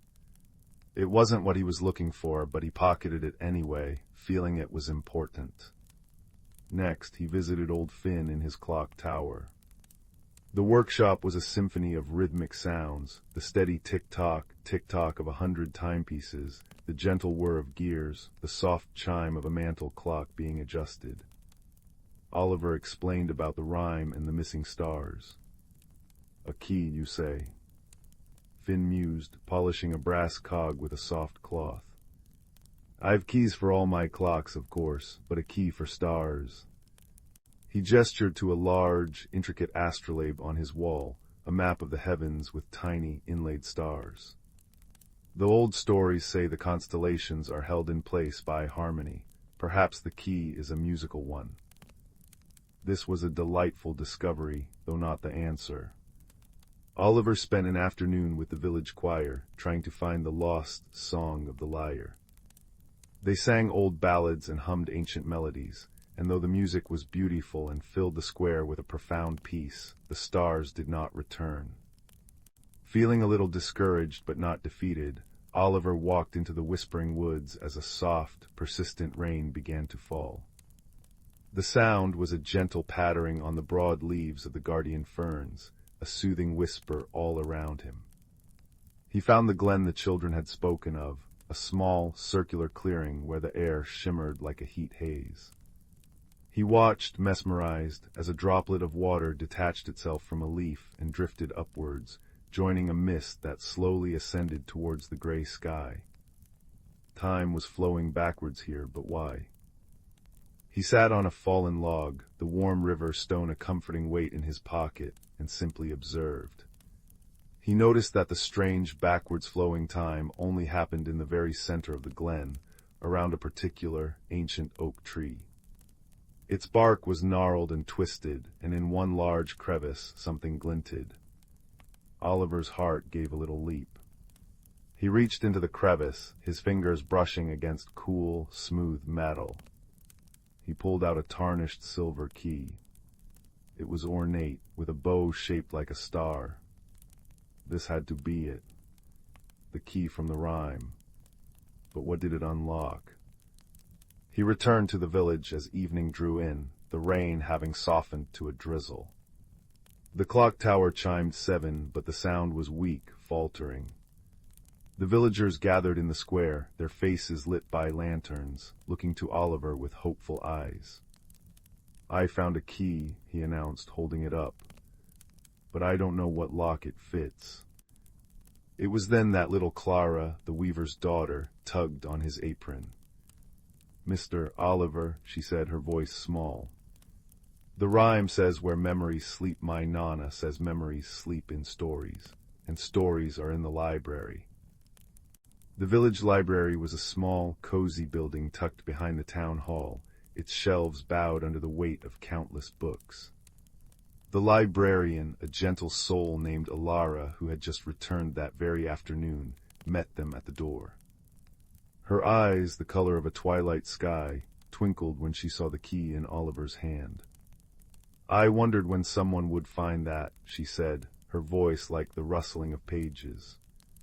"Come, I think I know what you're looking for." She led them to the very back of the library, to a large old tapestry that depicted the night sky over Oakhaven.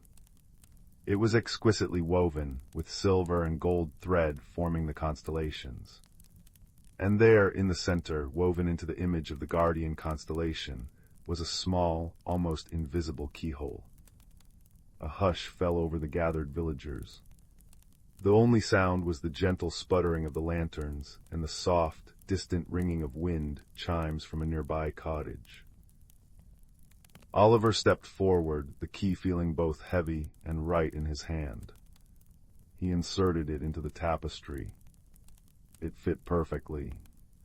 With a soft click, a hidden compartment in the wall behind the tapestry swung open. Inside was not a treasure of gold or jewels, but something far more precious, an ancient, leather-bound book. On its cover, embossed in fading gold leaf, were the words, "The Star Spinner's Loom." Elara carefully lifted the book and opened it. The pages were filled not with words, but with intricate patterns, weaving patterns. And as she turned the pages, Oliver and the others saw that the patterns exactly matched the constellations in the sky. "This is no book of spells," Elara explained softly. "It is a book of remembrance. Long ago, the first weavers of Oakhaven wrote this. They believed that the stories of our community, our joys and our sorrows, our friendships and our kindnesses, were what gave the stars their light. We are the weavers, and the sky is our tapestry." She pointed to a page showing the lyre. A part of the pattern was frayed, the threads loose. When we forget our stories, when we stop sharing them, the patterns in the sky begin to unravel. The stars don't vanish, they simply fade from view. The mystery was solved. The peculiar happenings were not the work of a mischievous creature, but a gentle, desperate plea from the heart of their own shared magic. The color-changing flowers were reflecting the village's shifting moods. The clock chiming 13 was a reminder that their time together was precious. The backwards flowing time in the glen was an echo of the past, urging them to look back and remember. That very night, the entire village gathered in the square around a great, crackling bonfire. The rain had ceased, leaving the air clean and fresh. They brought out the Star Spinner's Loom, and Elara, with Oliver by her side, began to read the patterns not as instructions, but as prompts for stories. Barnaby the blacksmith told the story of how the whole village helped him rebuild his forge after a storm. Mrs. Higgins shared the tale of how the moon-petal flowers first came to Oakhaven, a gift from a traveler she had shown kindness to decades ago. One by one, young and old, they shared their memories, funny stories, tender stories, stories of everyday courage and simple joys. And as they spoke, as the community wove its collective story back together under the watchful, loving gaze of the bonfire, a soft gasp went through the crowd. Oliver looked up. one by one, the stars were returning. First a pinprick of light where the Lyre's central star belonged, then another and another. The fawn's missing points gleamed anew, and the guardian's arm shone bright and strong.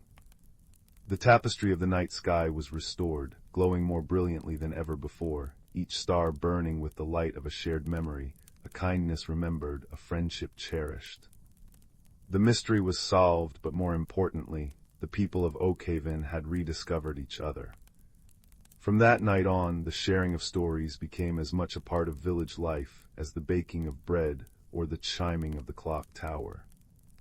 And Oliver, the quiet baker, would often step into his garden, look up at the fully stocked sky, and smile, knowing that the truest magic was not in the stars themselves, but in the gentle, empathetic hearts that kept them shining.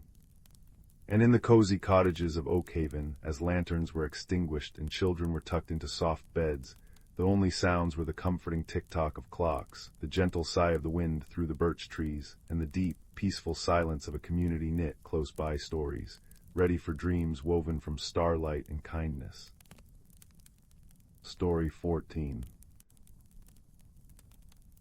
The old house on Willow Lane had always been a place of whispers and secrets, but for a young girl named Clara, it was simply home. Her favorite sound in all the world was the gentle tick-tock of the grandfather clock in the hallway, a sound that measured out the days with a steady, comforting rhythm.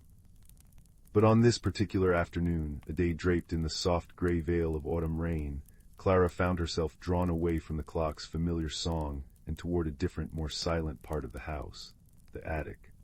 The pull to the attic was a feeling, a soft, persistent tug at the corner of her heart, much like the feeling one gets when a forgotten melody suddenly floats back into memory. The stairs groaned a friendly protest as she climbed, their old wood complaining softly under her weight. A faint scent of cedar and cinnamon, of time itself, drifted down to meet her. The attic was a landscape of lost things, a kingdom of quiet memories. Towers of old leather-bound books stood sentinel beside hatboxes that had once held fashionable dreams. A forgotten rocking horse gazed with one glassy eye toward a cobweb-draped window, through which the rain painted watery patterns on the glass. Clara's fingers trailed over a dusty trunk, its brass latches cool to the touch. It was here that the feeling was strongest. With a gentle click that echoed in the hushed space, she opened it. Inside, nestled in a bed of yellowed tissue paper that rustled like autumn leaves, was a compass. But it was unlike any compass she had ever seen. Its case was made of a warm, honey-colored wood, worn smooth by countless unknown hands. Instead of a needle, a single, delicate silver leaf rested at its center. And around its edge, where the cardinal directions should have been, were tiny, beautifully carved symbols. A teapot, a key, a blooming flower, and a heart. As Clara's fingers closed around the compass, the silver leaf quivered. It did not point north. It spun slowly, gracefully, and then came to a stop, pointing directly at the symbol of the teapot. At that very moment, a soft, clear chime rang out, not from the attic, but from somewhere deep within the house itself. It was the sound of a tiny porcelain bell. Puzzled but utterly unafraid, Clara descended the attic stairs, the compass held securely in her hand. The bell-like chime seemed to guide her, a thread of sound leading her to the kitchen. There, sitting primly on the worn wooden table, was a small blue and white porcelain teapot she had seen 1,000 times. But now it was steaming gently, and a warm, sweet scent of chamomile and honey filled the air. A cozy, purring rumble came from the rag rug by the hearth, where their old tabby cat, Marmalade, was curled into a perfect circle of contentment. "It's about time," a voice said, not in words, but in a feeling that bloomed directly in Clara's mind. It was a warm, patient, slightly steamy sort of voice. "The rain always makes the journey feel longer. A cup of tea will set your bearings right." Clara, her eyes wide, poured a cup of the steaming liquid. As she sipped, a sense of calm purpose settled over her. The teapot's warmth seemed to travel from her hands all the way to her heart. "What journey?" she asked softly, her voice barely a whisper. "The one the compass of hearth has chosen for you," the feeling voice replied. "It does not measure north or south, dear child, it measures courage, and yours, it seems, is ready to be found." Just then, the silver leaf on the compass shivered again. It spun in a slow circle and landed on the symbol of the key. The gentle chime sounded once more, this time seeming to come from the direction of the garden.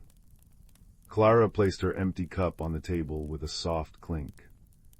"Thank you," she said to the teapot. A feeling of warm encouragement washed over her in reply. Pulling her favorite knitted shawl around her shoulders, she stepped out into the drizzling afternoon. The garden was a watercolor painting in shades of green and gray. Raindrops plinked and plonked from the leaves of the hydrangeas, and the air smelled of wet earth and hidden things. The compass led her past the rose arbor, down a little stone path slick with moss, to the gnarled old oak tree at the very bottom of the garden. Tucked within a hollow in its trunk, sheltered from the rain, was a small, rusty key. As Clara reached for it, a voice, dry and raspy as old parchment, spoke from above. "Ahem, and what might you be doing, disturbing the peace of my hollow?"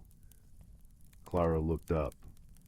A small, bright-eyed squirrel was perched on a branch, his tail twitching with what seemed like mock severity.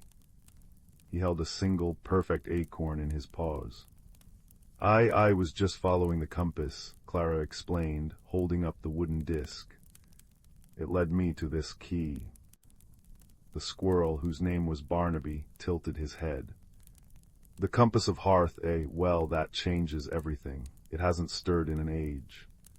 He scurried down the trunk, his claws making a soft scritch-scratch against the bark. "That key," he confided, his voice dropping to a conspiratorial whisper, "is the keeper of lost things. But it's not what it opens that's important. It's what it helps you remember."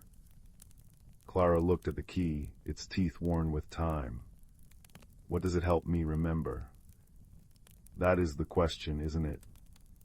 Barnaby said, nibbling thoughtfully on his acorn. "The compass will show you, but be warned, the journey inward is often the most winding. You'll need patience, and perhaps a friend who knows a thing or two about hiding and seeking." He gave a cheerful flick of his tail, a promise of his company. With the key safely in her pocket and a new friend chattering encouragingly from the branches above, Clara looked at the compass again. The silver leaf was moving once more, spinning slowly before settling decisively on the symbol of the blooming flower. The chime sounded faint and sweet, seeming to come from the wild, overgrown corner of the garden where her grandmother's forgotten flowers grew. They made their way there, the rain now little more than a misty breath upon the air. In the center of the wildflower patch, surrounded by frothy Queen Anne's lace and brave little violets, was a single, magnificent sunflower. Its face was turned downward, its golden petals looking tired and sad. "Oh dear," clucked a soft, floral voice from within the petals. A plump bumblebee, her fur dusted with pollen, buzzed out and hovered before Clara's face. She hasn't been able to look up for days. A heavy sadness has settled on her. This was Beatrice, the gardener of feelings. She landed gently on Clara's outstretched hand, her tiny feet tickling. "The rain is good for the roots," Beatrice buzzed sympathetically, "but too much gray can make even the sunniest soul forget the light." Clara looked at the drooping sunflower, then at the key in her hand, and finally at the compass. This was the challenge. Not a dragon to slay or a mountain to climb, but a sadness to understand. She remembered what Barnaby had said about the key. It helped you remember. What has she forgotten? Clara asked the bee, her voice full of gentle concern. Beatrice buzzed thoughtfully. She has forgotten the song the sunlight makes when it dances on her face. She has forgotten that she is named for the sun, and that it always returns. Clara knelt in the damp earth, not minding the wetness that seeped through her knees. She didn't try to force the sunflower to stand tall. Instead, she began to speak in a soft, rhythmic voice, painting pictures with her words. She described the warmth of the morning sun, the way it would soon spill over the garden wall like liquid gold. She hummed the melody of the grandfather clock, the steady tick-tock that promised that no moment, no matter how gray, lasts forever. Barnaby from his branch began to tap a gentle rhythm with a small twig, tap tap tap a tap, like sunshine breaking through clouds. Beatrice buzzed a soft, humming accompaniment. Marmalade, who had followed them out, padded over and curled up at the base of the sunflower, his purr a deep, rumbling vibration of pure comfort that traveled up through the stem. They did not force or demand. They simply offered. They offered kindness and patience and the quiet, steadfast memory of light. Slowly, almost imperceptibly at first, the sunflower began to stir. Its stem straightened just a little. Then, with a graceful, sighing movement, it lifted its great golden face. It turned not toward the hidden sun, but toward Clara, as if she herself had become the source of its remembrance. A single dewdrop, like a diamond of pure joy, rolled down its petal and landed on the soil. The challenge was solved not by strength, but by a gentle reminder. Not by seeking to change what was, but by helping to remember what always had been. At that moment, the silver leaf on the compass made its final turn. It quivered and spun, a little dance of completion, and came to rest on the last symbol, the heart. No chime sounded this time. Instead, a profound and peaceful silence fell over the garden, broken only by the soft drip drip drip of the rain ceasing and the contented purr of the cat. Clara felt a warmth spread through her chest, a feeling of rightness and quiet courage. She looked at her companions, the wise old Teapot who had offered comfort, the clever squirrel who had offered guidance, the kind bee who had offered understanding, and the loyal cat who had offered silent support. She looked at the sunflower now standing tall and proud, a beacon of remembered joy. She understood now. The compass of hearth had not led her on a journey across the world, but a journey within herself. The courage it had measured was not the courage to face monsters, but the courage to be patient, to be kind, to listen, and to remember the light even on the grayest of days. The magical item was not just the compass, but the heart that knew how to use it. Clara placed the rusty key back into the hollow of the oak tree, a silent thank you to Barnaby. She waved goodbye to Beatrice, who was now joyfully pollinating the uplifted sunflower. She walked back to the house, Marmalade weaving figure eights around her ankles, the compass now warm and still in her hand. In the kitchen, the blue teapot was quiet, but a fresh sense of peace lingered in the air. Clara climbed the stairs to her room and placed the compass of hearth on her windowsill, where the first rays of the setting sun, finally breaking free of the clouds, could warm its wooden surface. That night, as she lay in her bed, the tick-tock of the grandfather clock mingled with the memory of a tiny bell, a squirrel's chatter, a bee's buzz, and a cat's purr. She had traveled far without ever leaving her home. She had discovered that the most extraordinary secrets are not hidden in distant lands, but are nestled in the quiet, everyday moments, waiting for a little courage, a little kindness, and an open heart to find them. And with that cozy truth wrapped around her like her favorite shawl, Clara drifted into a deep and peaceful sleep, her dreams filled with golden sunflowers and the gentle, guiding light of a silver leaf. Story 15. Story 16. Story 17. Story 18. Story 19. Story 20. Story 21. Story 22. Story 23. Story 24. Story 25. 26. Story 27. Story 28. Story 29. Story 30. Story 31. Story 32. Story 33. Story 34. Story 35. Story 36. 37. Story 38. Story 39. Story 40. Story 41. Story 42. Story 43. Story 44. Story 45. Story 46. Story 47. Story 48. Story 49. Story 50. Story 51. Story 52. Story 53. Story 54. Story 55. Story 56. Story 50. Story 58. Story 59. Story 60. 61. Story 62. Story 63. Story 64. Story 65. Story 66. Story 67. Story 68. Story 69. Story 70. Story 71. Story 72. Story 73. Story 74. Story 75. Story 76. Story 77. Story 78. Story 79. Story 80.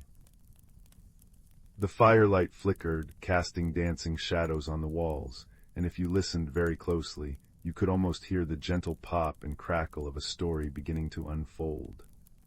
It's a story about a place not too far from here, if you measure distance in daydreams, called the Valley of Gentle Nonsense. In this valley, the rivers flowed backwards, which was terribly convenient if you ever dropped your hat in the water. You could simply walk upstream a little way and wait for it to float politely back into your hands with a soft, gurgling whoosh. The forests were inside out, meaning the cozy, rooty parts with all the little animal burrows were on the outside, and the tall, leafy parts were in the middle. This made for excellent hide-and-seek, though sometimes a squirrel would accidentally end up in the sky. And in the very heart of this valley, perched precariously on a hill that wiggled when it laughed, was an upside-down tea shop. It was called the Steaming Kettle, though the kettle was always on the floor, and the floor was, technically, the ceiling. Patrons would sit on the ceiling, which was wonderfully carpeted, and their teacups would cling magically to the floor above their heads. It was run by a fellow named Barnaby, a cloud shepherd by trade, who spent his days gently herding fluffy, white cumulus clouds with a crook made of a giant's wishbone. He only ran the tea shop on Tuesdays, because Tuesdays, he said, were inside-out days, and it made perfect sense to him. Barnaby's best friend was a dragon named Pippin. But Pippin was not a fearsome dragon. Oh no. Pippin was a dragon with a passion for porcelain. He collected teacups. Not jewels or gold, but the most delicate, hand-painted, whimsically patterned teacups you could ever imagine. His cave was a labyrinth of carefully dusted shelves, each holding a cup that chimed with a tiny, crystal ping if you tapped it. His greatest treasure was a cup that looked like it was made of a captured rainbow, which made a sound like a happy sigh when you poured tea into it. Their other dear friend was a woman named Cora, a professional dream painter.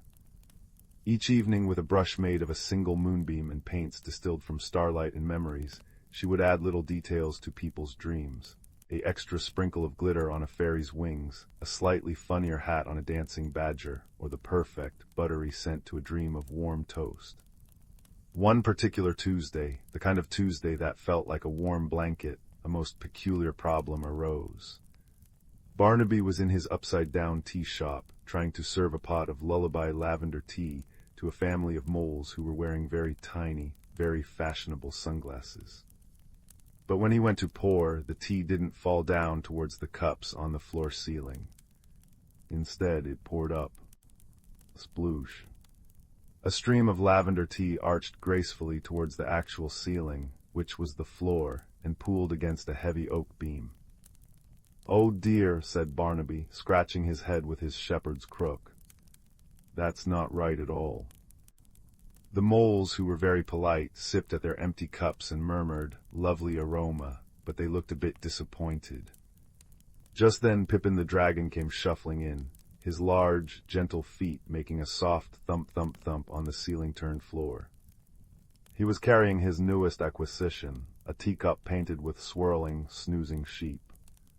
"Barnaby," he boomed in a voice that was like a cello wrapped in velvet. "I've come for a cup of chamomile calm. I need to test the sheep. They look like they'd enjoy it." "I've got a bit of a situation, Pippin," Barnaby said, pointing his crook at the puddle of tea on the floor above their heads. "The tea seems to have forgotten which way is up." Pippin peered at the puddle. "It does seem confused. Perhaps it's having an inside-out day, but it's only Tuesday." He let out a thoughtful rumble that made the teaspoons on the walls vibrate with a gentle bzzz. They decided to consult Cora, the dream painter, who was the wisest of them all when it came to matters of gentle confusion. They found her by the backwards river, which was flowing bloop-bloop-bleep towards the mountains. She was dipping her dream brush into the water, which turned the river a lovely shade of twilight blue for a moment. "Cora," said Barnaby, "the tea is pouring upwards. It's causing a dreadful puddle on the floor that's a ceiling." Cora tapped her moonbeam brush against her chin. "An inversion of intention," she mused. "The tea wishes to rise, not fall. It's a very ambitious tea, but it is still tea, and tea's true purpose is to be sipped from a lovely cup." She looked at Pippin's new sheep cup. "Especially one like that." "But how do we convince it?" asked Pippin, his tail twitching with worry and nearly knocking over a tree that was growing sideways. "We must remind it of its purpose," said Cora. "We need to create a spectacle of sipping so delightful, so utterly irresistible, that the tea will forget its foolish ambitions and simply want to be drunk." And so they hatched a plan. It was a silly plan, but in the valley of gentle nonsense, the silliest plans were often the best ones. Barnaby went to herd the most content-looking clouds, the ones that looked like sleeping lambs and overstuffed pillows. He gently nudged them over to the tea shop until they formed a soft, fluffy staircase leading from the puddle on the high ceiling down to the cups on the low floor. F-whoomp went the clouds as they settled into place. Pippin rushed back to his cave and returned with his most beautiful, most melodic teacups. There was the rainbow cup that side, a cup that chimed like a tiny bell when touched, and another that had a pattern of bubbles that actually fizz-pop-fizzed softly. Cora, with her dream painter's skill, did the most important job. She didn't paint the tea, she painted the air above each cup. With a flick of her wrist, she painted little swirls of steam that carried the scent of honey and biscuits. With another flick, she painted the sound of a contented murmur and the feeling of a warm, cozy chair. She painted the very idea of a perfect afternoon tea.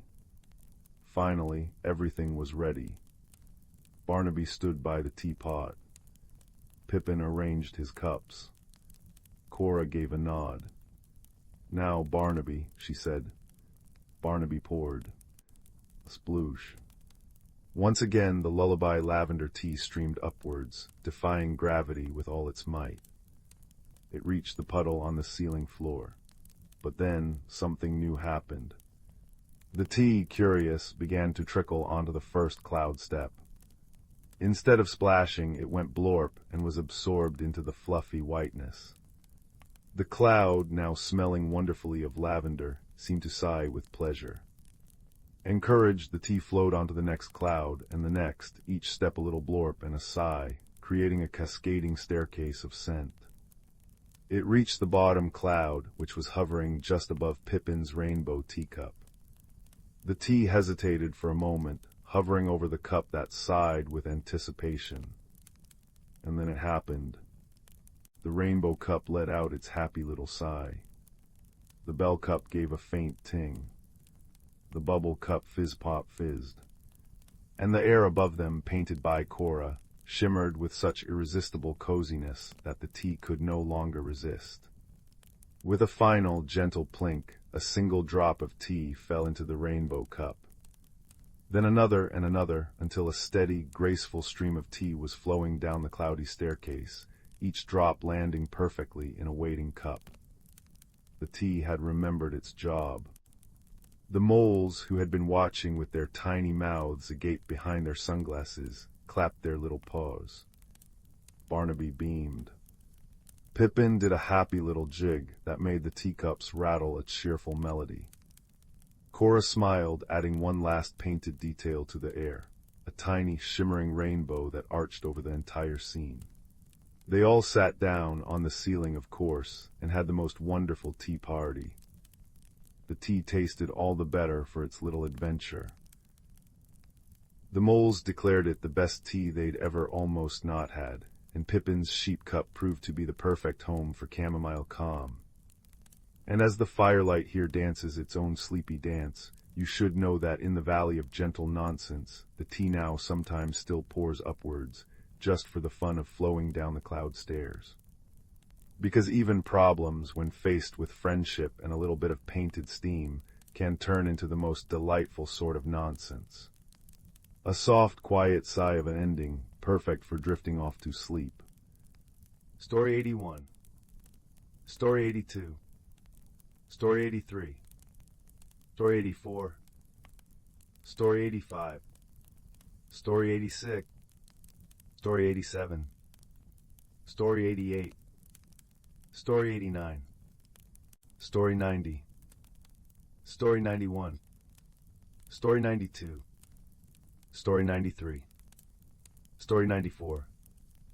Story 95. Story 96. Story 97. Story 98. Story 99. The distant hum of the Stardust Weaver's engines was usually a comfort to Kip, a small, fur-covered botanist from the mist-shrouded planet of Glimmerfell. Tonight, however, it felt thin and strained against the backdrop of the unfamiliar void. Kip clutched a sprig of luminous moon moss, its soft blue glow reflecting in their wide, dark eyes as they studied the ship's other occupant, Borvan. Borvan hailed from Xerxes Prime, a world of scorching sands and towering mesas. He was easily 3 times Kip's size, his body covered in plates of smooth, heat-resistant stone that shifted subtly with his movements. His eyes, deep-set in obsidian black, seemed to absorb the light.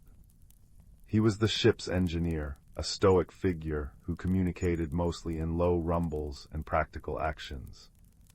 They'd been assigned together for this deep space survey mission, Kip to catalog exotic flora, Borvan to maintain the ship, and the journey had been quiet. Too quiet. Kip found Borvan intimidating, his silence misinterpreted as disapproval. Borvan, in turn, found Kip's constant nervous fluttering and tendency to communicate in soft, complex patterns of bioluminescent flashes across their fur utterly baffling and slightly alarming. Approaching survey coordinates, System Zeta-7, the ship's comm AI announced. Planetary body designated Whisper shows promising atmospheric readings for non-sentient botanical life. Kip perked up, their fur rippling with hopeful green streaks. Finally, Whisper is said to have cryoblooms that survive in absolute zero. Imagine the adaptations. Borvan merely grunted, a sound like pebbles tumbling down a slope, and focused on the console. He tapped a sequence, and the ship shuddered violently. Warning lights flared crimson across the bridge. Gravimetric shear detected. The AI's voice lost its calm. Structural integrity compromised. Brace for impact. The universe tilted. Kip let out a high-pitched chirp, instinctively flashing frantic red patterns of fear. Borvan roared, not in anger but in effort, wrestling with the controls. Metal screamed. The viewscreen showed a swirling vortex of ice and debris. They'd hit an uncharted asteroid field, cloaked by Whisper's perpetual ice storms. With a final, sickening lurch, the Stardust Weaver slammed into something unforgivingly solid. The lights died, replaced by the harsh, intermittent strobe of emergency beacons. Silence descended, thick and cold, broken only by the hiss of escaping atmosphere and Kip's terrified whimpers. Borvan was the first to move, his stone plates scraping against the buckled deck. He located Kip huddled beneath a collapsed console, trembling violently, their fur pulsing erratic, frightened reds and oranges. Borvan reached out a massive hand. Kip flinched, flashing a bright, defensive yellow, a Glimmerfell signal for back off. Borvan froze. He misinterpreted the flash not as fear, but as aggression, a warning flare. On Xerxes, bright lights often signaled danger or territorial challenge. He rumbled low in his chest, a sound of confusion and frustration. He needed to get them both off this dying ship, but this tiny, flashing creature seemed determined to hinder him. Cold, Kip managed to whisper, their voice thin. So cold. Their breath misted in the rapidly dropping temperature. Whisper lived up to its name, a frozen ball of ice and howling winds. Borvan understood that word. He looked at Kip's thin fur, then at the jagged tear in the hull, revealing a landscape of blinding white and razor-sharp ice spires. Survival here required cooperation, however baffling his companion might be. Heaving a sigh that sounded like grinding rocks, he pointed a thick finger towards the emergency locker, then mimicked shivering. He then pointed firmly towards the exit hatch. Kip, teeth chattering, understood the gesture, if not the rumbling. Survival. They needed to get out. Nodding shakily, their fur dimming to a wary, pale blue, they scrambled towards the locker. Inside were thermal suits. Kip struggled with the bulky, human-sized suit. Borvan watched for a moment, then, moving with surprising gentleness, knelt and helped Kip fasten the seals, his large, stone fingers surprisingly deft. Kip flashed a hesitant, grateful turquoise. Borvan blinked, unsure what it meant, but the lack of aggressive yellow was a relief. Outside, the cold was a physical blow. The wind screamed, laden with ice crystals that stung like needles. The wreckage of the Stardust Weaver was already half buried in drifts. Borvan, his stone body naturally insulating, scanned the desolate landscape. Kip, bundled in the suit, pointed a shaky hand towards a dark smudge on the horizon, a cliff face, perhaps offering shelter. The trek was agony. Kip struggled through deep snow, their small frame battling the vicious wind. Borvan moved steadily ahead, breaking a path. Kip fell repeatedly, each time flashing bursts of exhausted purple and embarrassed pink. Borvan, glancing back, saw only confusing flashes. He mistook the purple for distress signals he didn't understand and the pink for something else entirely unknown. Frustration mounted. Why wouldn't this creature just say what it needed? Suddenly, the ground gave way beneath Kip with a sickening crunch. They vanished into a hidden crevasse, a yelp swallowed by the wind.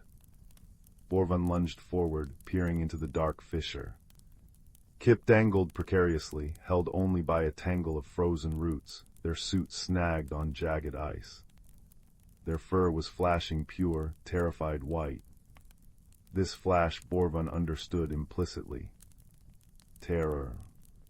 Immediate danger. Without a second thought, he lowered himself, bracing his immense weight on the unstable edge. Ignoring the biting cold and groaning ice, he stretched his long arm down. Grab, he bellowed over the wind, the single word thick with urgency. Kip looked up, seeing not the intimidating stone giant, but a lifeline. They reached, their small gloved hand grasping Borvan's massive stone fingers. With a grunt that shook the ice, Borvan hauled Kip up, cradling them against his surprisingly warm chest plate for a moment before setting them down on solid ground. Kip's fur pulsed with warm, steady gold, the Glimmerfell color for profound gratitude and relief. Borvan felt a strange warmth spread through his own core, unrelated to the cold. He hadn't been thanked like that before. He nodded stiffly. Careful, he rumbled, the word softer this time. They found the dark smudge the entrance to a vast ice cavern. Inside, the howling wind faded to a mournful sigh. It was still bitterly cold, but sheltered. Kip immediately spotted what Borvan had missed, strange, gnarled roots snaking across the walls and floor, glowing with a soft, internal light. Cryobloom roots. Kip breathed their scientific fascination, momentarily overriding fear. They generate heat, not much but some. Working together in silent, newfound understanding, they gathered dry, fibrous sections of the roots. Borvan used his strength to break off larger pieces. Kip used their knowledge to find the driest, most combustible parts.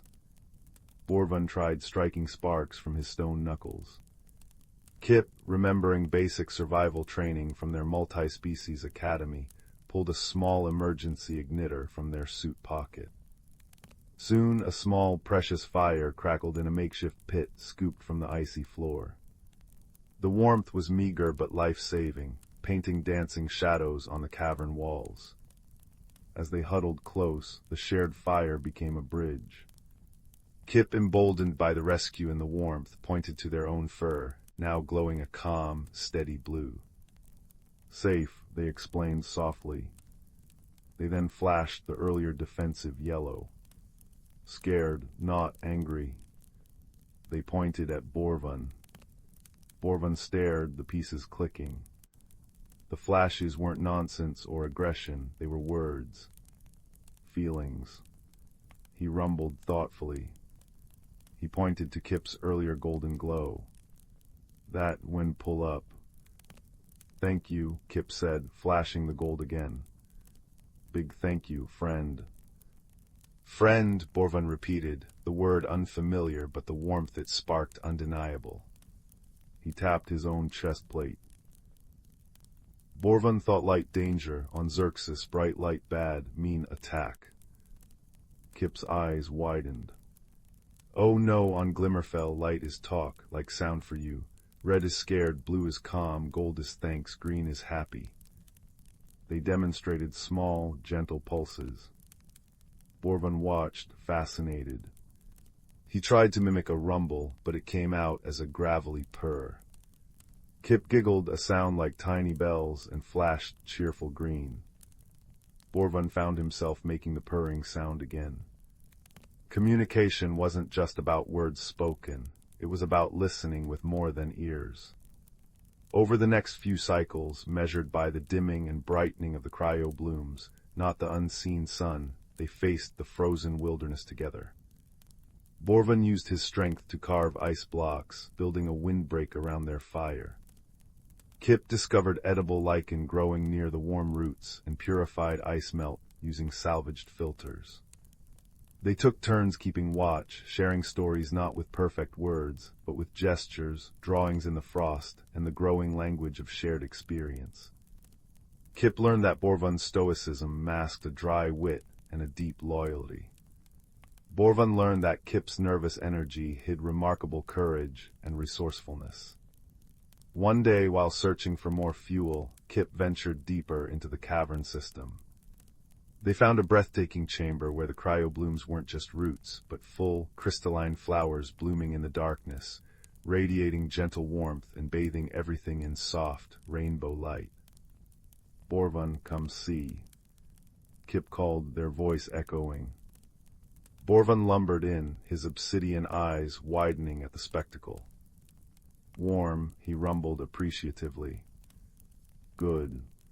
He noticed Kip gazing in awe at a particularly large bloom, its light shimmering like captured starlight. He saw the longing in their small frame. Without a word, Borvan carefully broke off a small, radiant crystal petal, ensuring he didn't harm the plant. He presented it to Kip. Kip took it reverently, the petal glowing in their hands, casting warm light on their fur. They looked up at Borvan, their eyes shining. They didn't flash a color. Instead, they reached out and gently placed their small hand on Borvan's massive, stone forearm. The touch was brief, warm, and spoke volumes. Borvan rumbled, a deep, contented sound. He understood. Their salvation came not long after.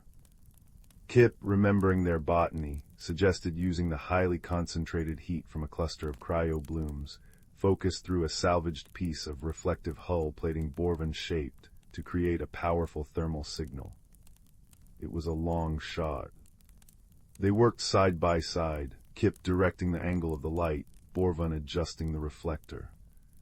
For hours they sent their desperate beacon pulsing into the frozen sky, a silent plea woven from fire, ice, and newfound trust. Just as hope began to dwindle, a distinct, answering flare pierced Whispers atmosphere a rescue shuttle. As the shuttle descended near their cavern, its engines a welcome roar, Kip and Borvan stood together. Kip held the glowing crystal petal. Borvan had carved a small, intricate representation of a cryo-bloom root from a piece of dark ice, a token for Kip. The rescue crew, a mix of species, stared in astonishment at the unlikely pair, the tiny, furred botanist and the towering stone engineer, standing side by side, not just surviving, but seemingly content. Back on the rescue ship, wrapped in thermal blankets and sipping warm broth, they sat together. The journey wasn't over, they still had to return to the bustling starbase. But the vastness of space felt different now. "You stay on ship," Borvan rumbled, looking at Kip. "After repairs, new mission, maybe." Kip looked up, their fur glowing a soft, steady blue, interwoven with threads of warm gold. They placed their small hand back on Borvan's arm, where the stone felt familiar and safe. "Yes," Kip said simply, their voice filled with a quiet certainty. Together, friends watch each other's path. Borvan rumbled again, that deep, purring sound that had become their shared language of comfort. He didn't need flashing lights to understand the warmth radiating from the small being beside him, a warmth that had melted the ice not just outside, but within. It was the warmth of trust earned, differences understood, and a friendship forged in the coldest void, now burning bright enough to light their way home, and wherever else the stars might light. In the quiet hum of the rescue ship, surrounded by the gentle light of distant suns, they knew the true meaning of their bond wasn't just about surviving the storm, but about finding a shared fire that no darkness could extinguish. And as sleep finally claimed them, safe and warm, the memory of the ice cave bloomed in their dreams, a testament to the unexpected gardens friendship could grow, even on the frozen edge of forever. The village of Bramble Hollow nestled in a valley where twilight lingered like a contented sigh. Every chimney puffed cinnamon-scented smoke, and lanterns shaped like dandelion seeds cast buttery light on cobblestone paths. Young Milo, with eyes like polished acorns and a patchwork satchel always at his side, first noticed the strangeness one dewy morning. Overnight, every front gate in the village had sprouted identical clusters of moon-pale mushrooms not harmful, but perfectly circular, glowing faintly as if storing starlight. Like tiny fairy tables. Mrs. Gable whispered, brushing flour from her apron as villagers gathered, murmuring in puzzlement. 2 nights later, the mystery deepened. All the copper wind chimes hanging from porches played the same 3-note lullaby at dawn, though no breeze stirred. Old Man Hemlock's prize-winning sunflowers now faced west instead of east, their golden heads bowed as if sharing a secret. A gentle unease settled over Bramble Hollow. "It's not mischief," declared Milo, tracing a glowing mushroom cap with his fingertip. "It feels thoughtful, like someone's trying to say hello but forgot how." Milo decided to solve the riddle. That evening he packed his satchel with a honey cake wrapped in wax paper, a woolen blanket, and his most important tool, grandfather's magnifying glass, its brass rim warm with memory. He nestled beneath the ancient whispering willow by the duck pond, its leaves sighing advice only patient ears could hear. As moonlight silvered the pond, ripples formed without wind, swirling into intricate spirals. Suddenly, a small creature emerged no taller than Milo's hand with skin, like river-smooth pebbles and hair of woven reeds. It carried a hollowed acorn cup, dipping it delicately into the water. Milo held his breath. a water nymph. Grandfather's stories were true. The nymph froze, eyes wide as dewdrops. Milo slowly unwrapped the honey cake, breaking off a crumb and placing it on a lily pad. The nymph tilted its head, then skated across the water to claim it. With gestures as fluid as the current, it pointed toward the northern woods, then mimed dropping tiny seeds. "You're planting the mushrooms," Milo whispered. The nymph nodded, then vanished beneath the surface, leaving only a shimmer. The next clue came from Orla, the moss-bearded tortoise who napped by the library's warmth vents. "Saw shimmer dust near the wind chimes," she rumbled, blinking slowly. "Not pixies, too quiet." Following her advice, Milo sprinkled fine oat flour around Widow Peony's porch that night. At dawn, delicate, webbed footprints glowed in the flour, leading straight to the hollow oak near the sunflower patch. Inside the oak's knotted trunk, Milo found his mentor, Thistle, an ancient hedgehog whose spines held fragments of quartz that caught the light. "Ah, young observer," Thistle rasped, brewing pine needle tea over a glowworm lamp. "You seek the pattern weaver. She's shy, that one. Came from the crystal caves after the great rumbling shifted her home." Thistle explained the nymph was only helping a lonely friend who adored Bramble Hollow's cozy order, but didn't understand human ways. "She rearranges things to make them more beautiful, by her lights." Armed with understanding, Milo prepared. He left gifts where the footprints appeared, a smooth blue marble by the wind chimes, a spool of silver thread near the sunflowers.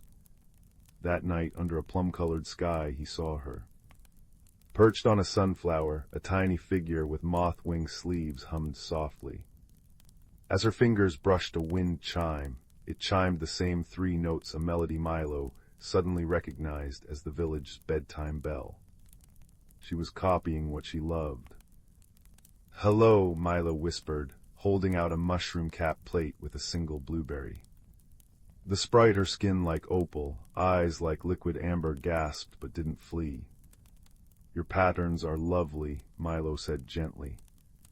"But our gardens, they're like stories we've written ourselves." He sketched Bramble Hollow's map in the soil, showing how each garden was cherished just as it was.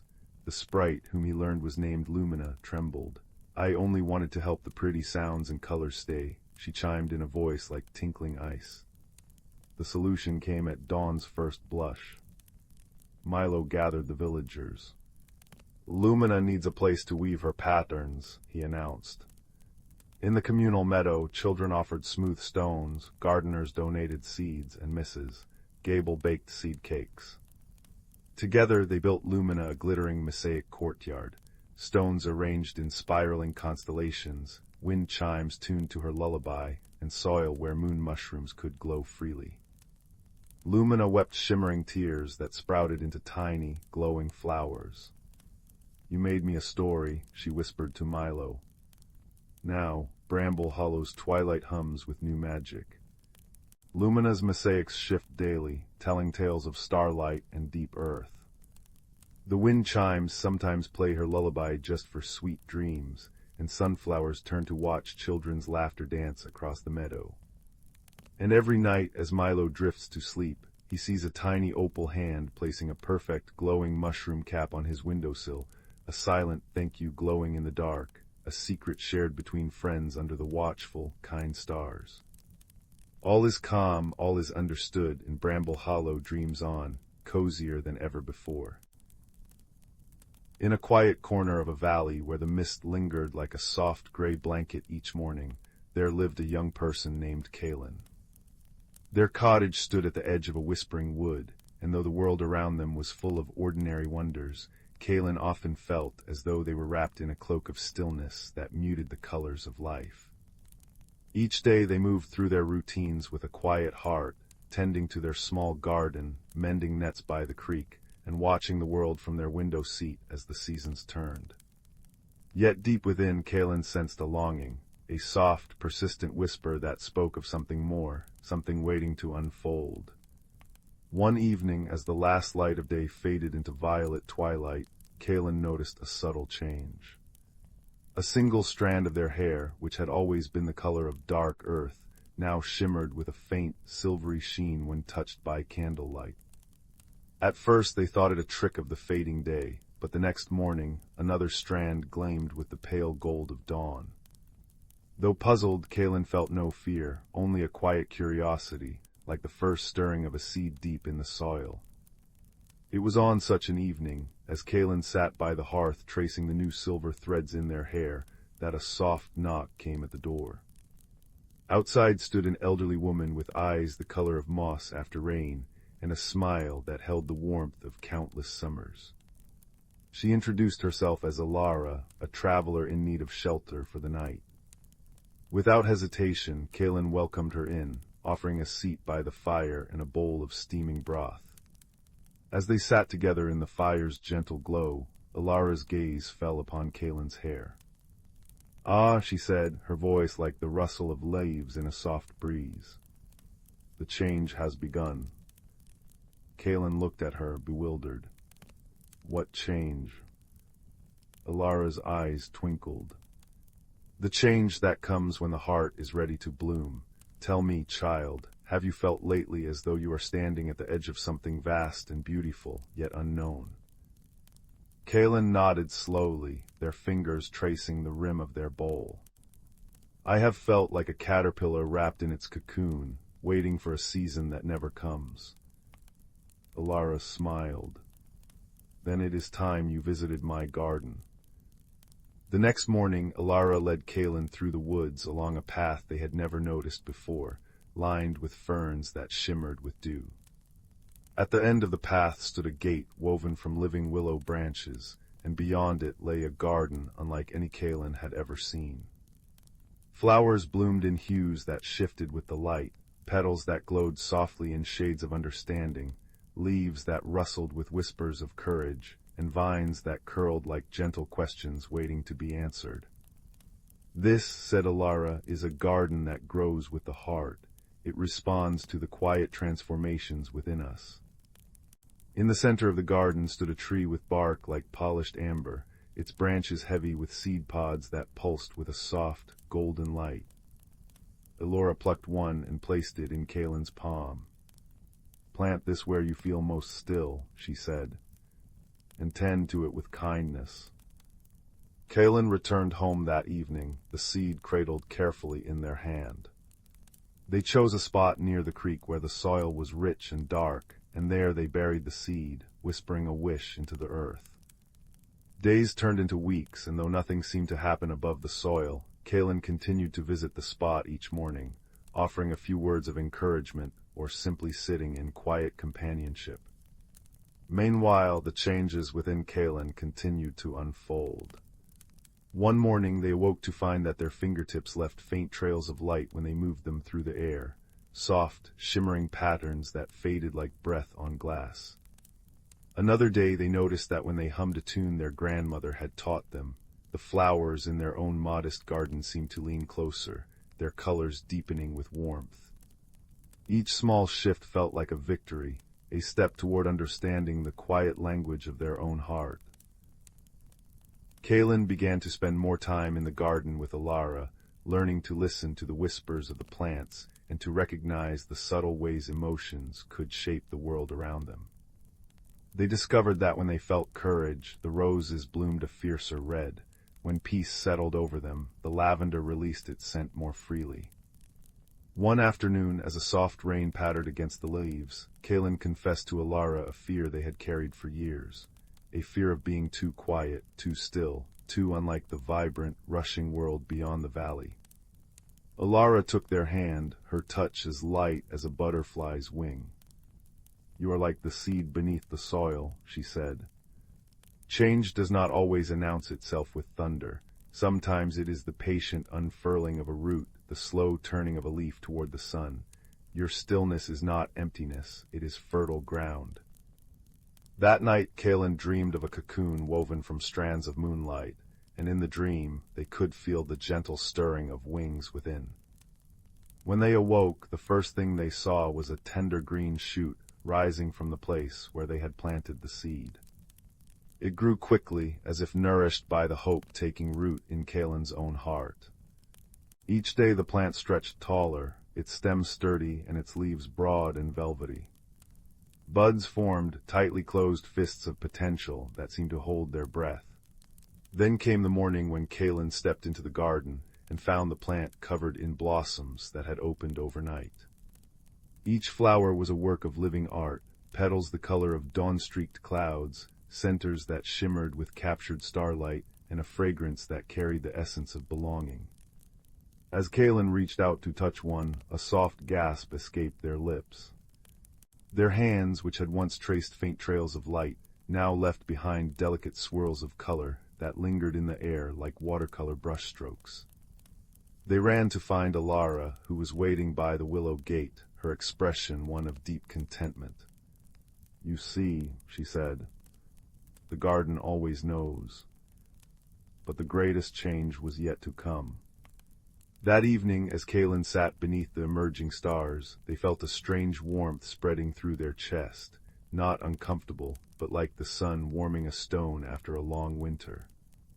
They looked down and saw that their skin had begun to glow with a soft, golden light, as though they had swallowed a piece of the moon. And when they glanced into the still waters of the creek, they saw that their hair had transformed completely, no longer dark earth, but a cascade of silver and gold that shimmered like a river under starlight. For a moment, fear flickered in their heart. But then they remembered Elara's words, "Change is not something to be feared, but something to be welcomed like an old friend." They closed their eyes and breathed deeply, and as they did, the light within them steadied, becoming a gentle, constant radiance. When they opened their eyes again, they saw that the entire garden had responded. Flowers glowing in harmony, leaves trembling with soft music, and the very air seeming to dance with invisible joy. Elara approached, her own form now shimmering faintly at the edges, as though she were made of light and memory. "It is time for me to continue my journey," she said. "But remember, Kalen, this is not an ending. It is a beginning. You have learned to tend the garden within, and now you must help others find their own light." She placed a hand on Kalen's shoulder, and for a moment their lights merged, gold and silver weaving together like threads in a tapestry. Then, with a smile that held all the warmth of the world, Elara turned and walked toward the woods, her form dissolving into the mist like a dream upon waking. Kalen stood alone in the garden, but they did not feel alone. The light within them felt like a companion, a quiet certainty that had always been waiting to emerge. They knew that there would be more challenges, more seasons of doubt and growth, but now they also knew that change was not a storm to be weathered, but a dance to be joined. In the days that followed, Kalen began to notice others in the valley who carried their own quiet longings. A young child who spoke to animals but feared being misunderstood, an elderly man who painted visions only he could see, a woman who heard music in the wind but had no one to share it with. One by one, Kalen welcomed them into the garden, showing them how to plant their own seeds of potential, how to listen to the whispers of their hearts. And as they did, the garden grew, spreading its magic beyond the willow gate, weaving through the valley like a promise. New flowers bloomed, each one unique, each one telling a story of patience and courage. Kalen's own light never faded. Instead, it learned to dance with the lights of others, creating patterns of connection and understanding that stretched toward the horizon. On quiet evenings, when the world settled into stillness, Kalen would often sit by the creek, watching their reflection in the water, a being of gentle radiance, surrounded by a world waking to its own beautiful possibilities. And in those moments they would feel the truth settle deep within their soul, that every ending is but a new beginning in disguise, and that the most profound transformations often begin with a single, whispered wish, planted in the dark, fertile soil of a waiting heart. Deep within the heart of the world, cradled between the shoulders of sleeping mountains, lay the elderwood, a forest so ancient it remembered the first whispers of wind and the earliest tears of rain. Here time moved not in hours, but in the slow, deliberate breaths of the land. The sun was a distant, golden memory by day, but by night the forest truly awoke, bathed in the soft, silver light of a watchful moon. It was on such a night, under a sky embroidered with countless stars, that a young fox named Rowan found himself unable to sleep. A restless energy hummed in his paws. He was a creature of the dusk, his coat the color of burnt amber and his eyes holding the last embers of daylight. Leaving the warmth of his den, he padded softly into the clearing behind his home, a place where the moss was thick and velvety, and the air smelled of damp earth and night-blooming jasmine. He was not alone. All around him, the nocturnal world was conducting its silent, graceful symphony. Fireflies, like living embers, drifted in languid patterns, casting shifting constellations upon the dark tapestry of the forest floor. The gentle plink of dew falling from the broad leaves of ferns provided a soft, rhythmic percussion. From high above came the rustle of leaves, a sound like a mother whispering lullabies to the sleeping earth. It was the secret language of the trees, a language Rowan yearned to understand. A soft, chittering sound drew his attention. A small, sleek pine marten, her fur dark as polished obsidian, scampered down the trunk of a great oak. "You are restless tonight, little fox," she said, her voice a gentle murmur.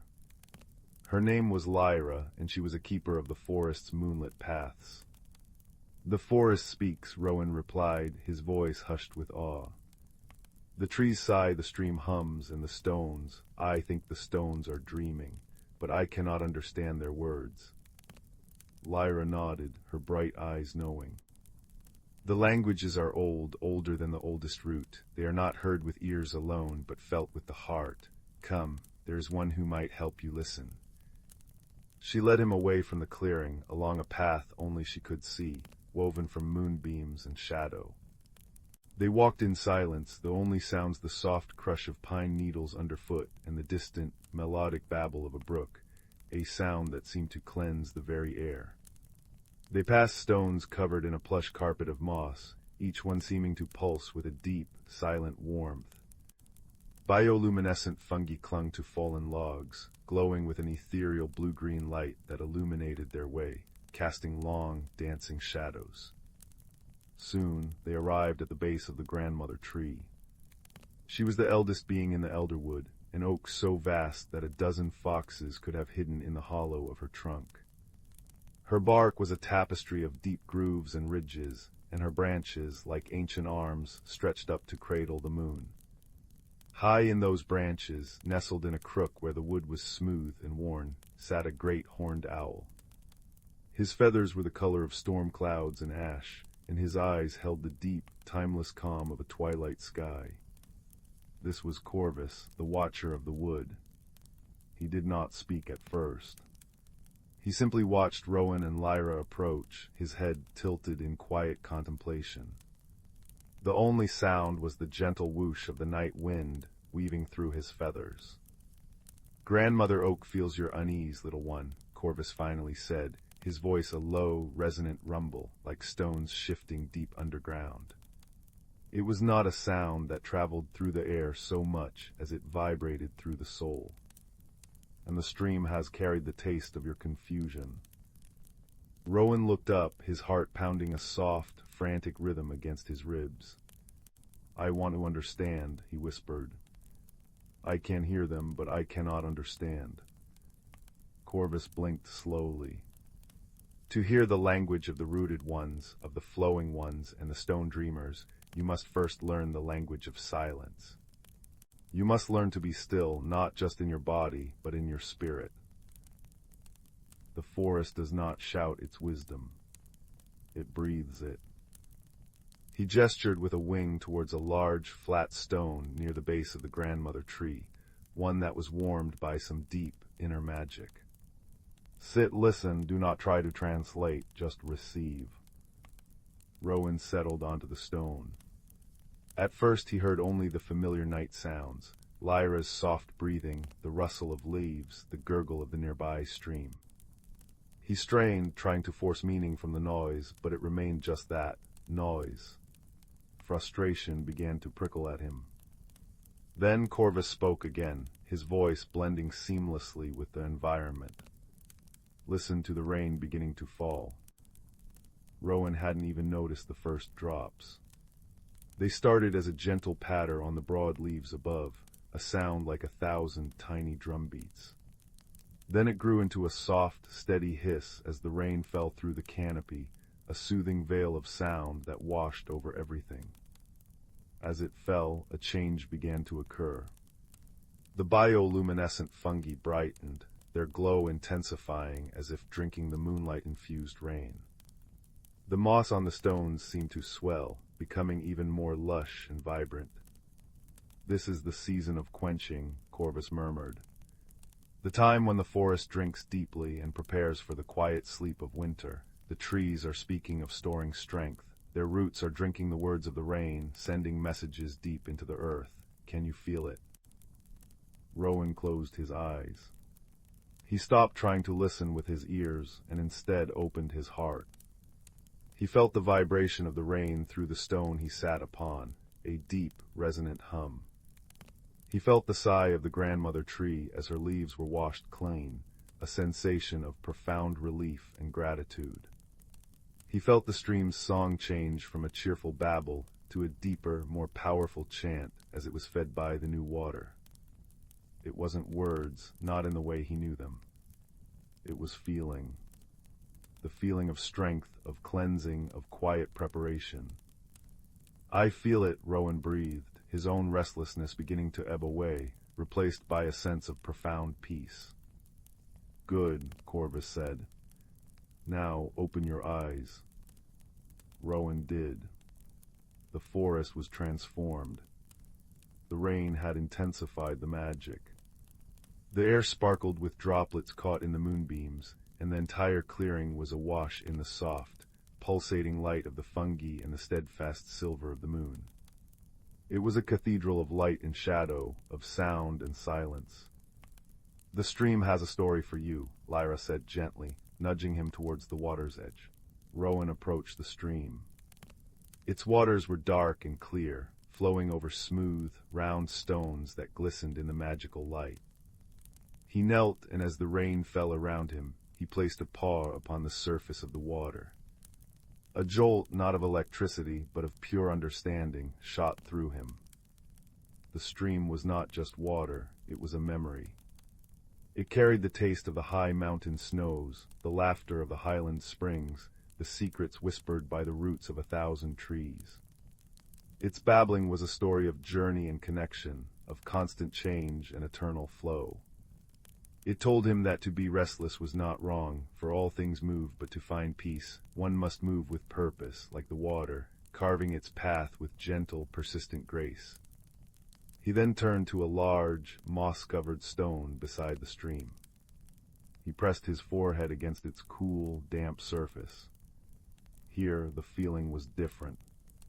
It was slow, deep, and immensely patient. The stone dreamed of fire and ice, of ages when it was part of the mountain itself. Its language was one of endurance, of stillness, of holding fast through all seasons.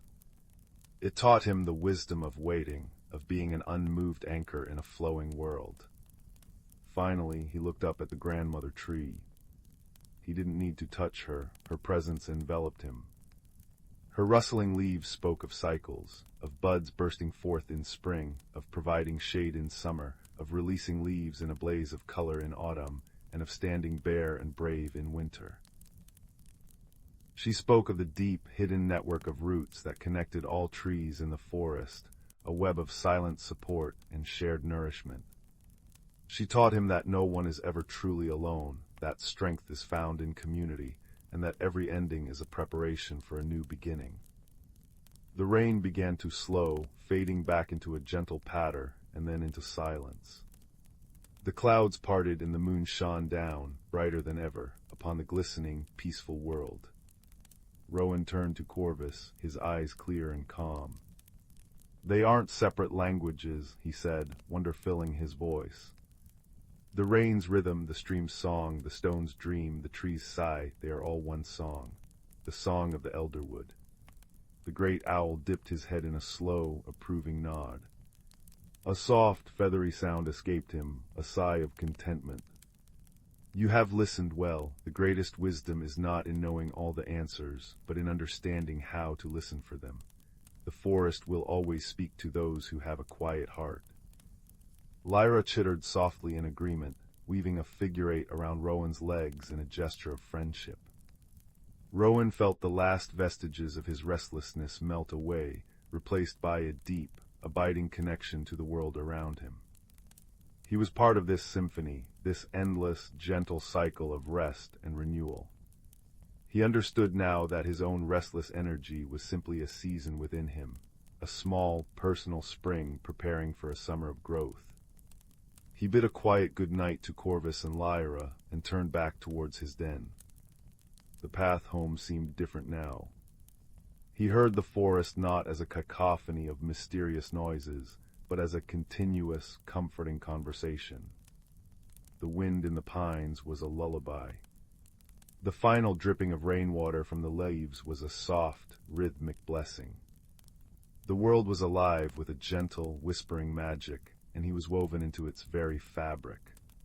As he curled up in the warmth of his den, the scent of rain-washed earth and damp moss lingering in the air, he felt a profound sense of comfort and resolution. The moonlight filtered through the entrance, painting a silver path on the ground beside him.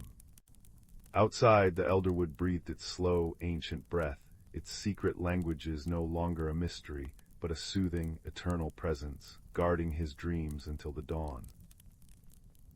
In the cozy village of Willowbrook, nestled between amber hills and a forest where leaves whispered secrets, autumn painted the world in cinnamon and gold. Young Lily, with her patchwork cloak and wide, curious eyes, lived in a cottage with a mossy roof. For days, small, puzzling things vanished, her grandmother's silver thimble, the baker's favorite wooden spoon, and even the tiny copper bell from the village notice board. No one felt frightened. Willowbrook was too kind for that, but a gentle mystery settled over the chimneys like morning fog. Lily decided to unravel it. She began by observing. Kneeling in the damp earth near her garden fence, she noticed tiny, glittering footprints no larger than acorn caps, leading toward the whispering woods. The prints shimmered like crushed starlight, vanishing at the roots of ancient trees whose leaves rustled soft warnings. Follow, but listen closely, they seemed to sigh.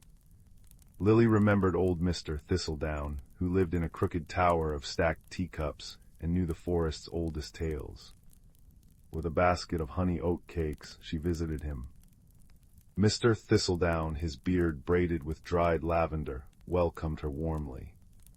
"Ah, little seeker," he chuckled, stirring a pot of chamomile tea that smelled of sunshine. "When small things disappear, smaller friends are often near. Look for what remains, not what's lost." He gifted her a magnifying glass made of dew-frosted crystal. "And when dusk falls, ask the glimmerbats, they see what moonlight hides." That evening, Lily waited by the forest's edge, as twilight painted the sky plum and apricot. Soon glimmerbats emerged, tiny creatures with wings like stained glass, casting soft pools of blue and violet light. They fluttered around her, drawn to her calm presence. "Have you seen who takes our things?" she whispered. One bat, its wings shimmering like sapphires, nudged her toward a hollow oak. Inside, Lily's crystal glass revealed a clue, a single iridescent scale, softer than a moth's wing, clinging to the bark. Following the glimmerbat's luminous path, Lily crept deeper into the woods. The air grew cooler, filled with the scent of pine and damp soil. Under a canopy of moonlit branches, she heard faint, frantic chirping. Peering through ferns, she gasped. A family of moss fairies, no taller than her thumb, with wings like spun moonlight, were struggling to build a nest. They'd gathered the missing treasures. The thimble gleamed as a rain catcher, the spoon balanced as a bridge over a tiny stream, and the copper bell hung above their nest, chiming softly in the breeze. But their scales, shed during nesting season, lay scattered, leaving them shivering in the cold. The eldest fairy fluttered forward, wringing her hands. "Forgive us," she piped, her voice like wind chimes. "The frost comes early, we needed warmth, and your things were so bright and strong.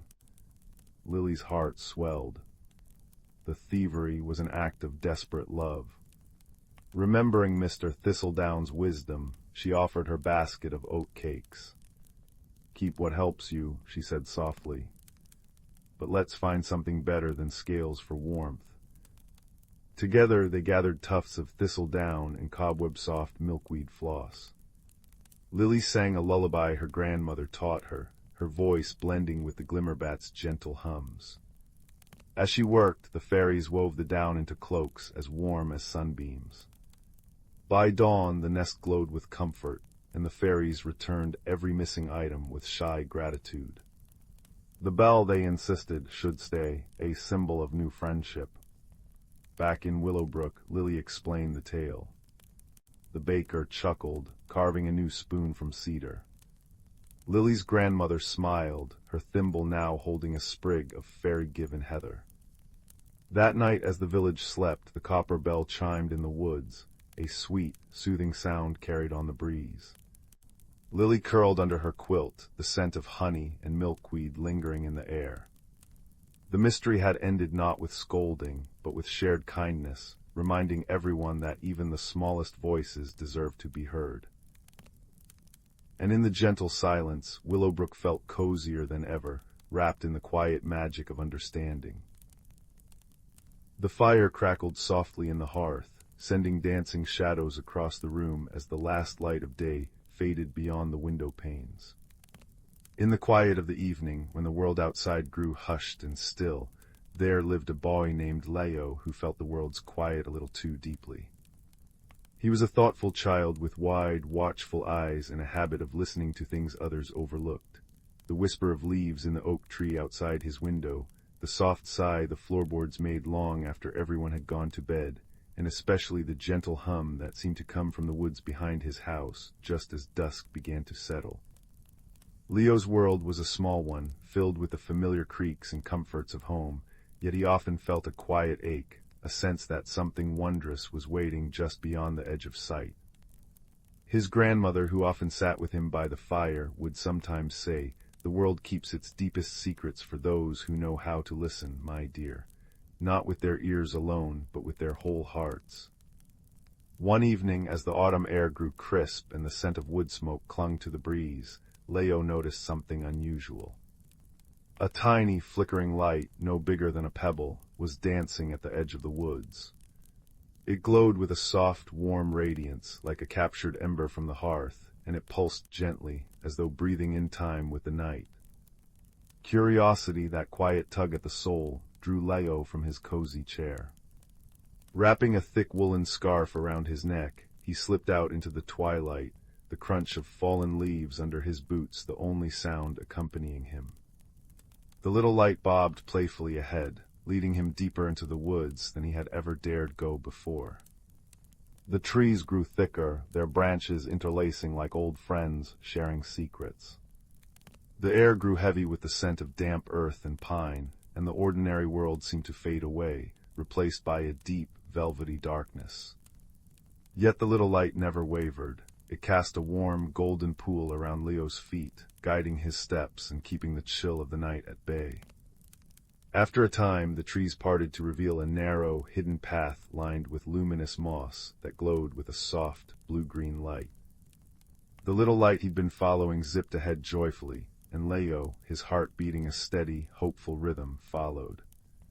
The path wound down into a small, sheltered valley, and there, nestled between the roots of an ancient, enormous willow tree, was a door. It was not a grand door, nor was it imposing. It was made of smooth, dark wood, carved with patterns of twisting vines and leaves, and in its center was a small, round depression. The little light floated toward the door and settled into the hollow, fitting perfectly. With a soft, deep click, the door swung inward, revealing not a dark space, but a world awash with gentle, golden light. Leo stepped through, and his breath caught in his wonder.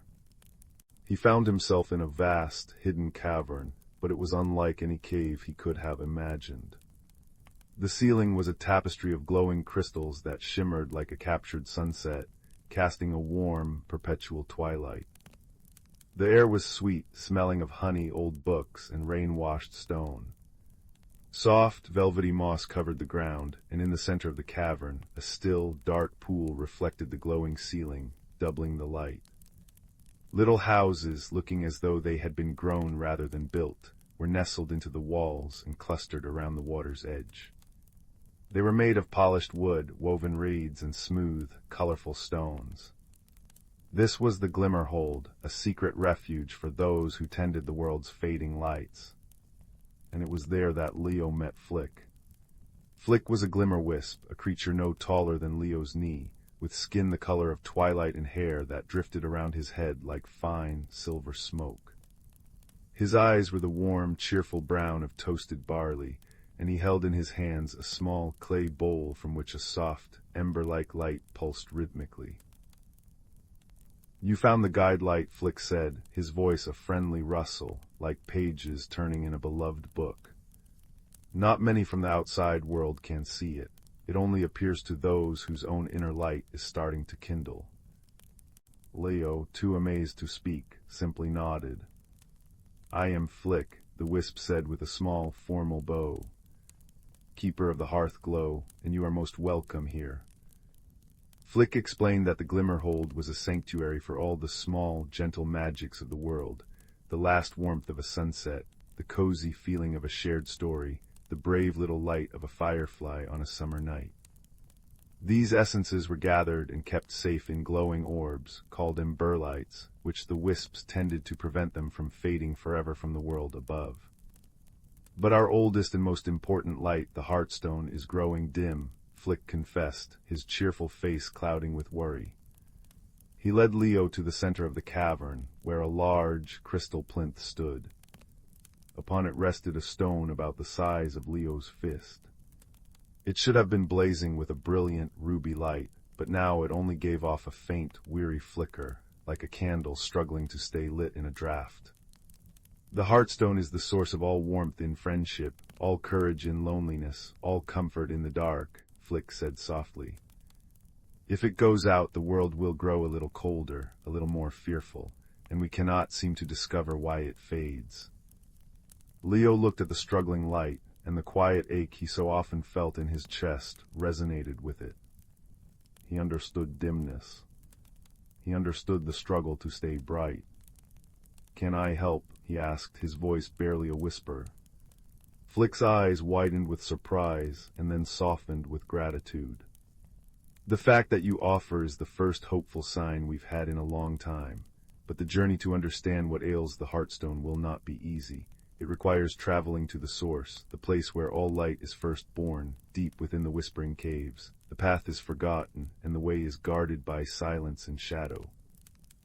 "I'd like to try," Leo said, and as he spoke, he felt a small, warm spark of courage ignite within him. And so, an unexpected friendship was forged between a quiet boy from the world above and a tiny, glowing wisp from the world below. Their journey began the very next day. Flick prepared a small pack with a loaf of sweet, nutty bread that never seemed to shrink, a flask of water that tasted of cool mint, and most importantly, a small, personal emberlight for each of them.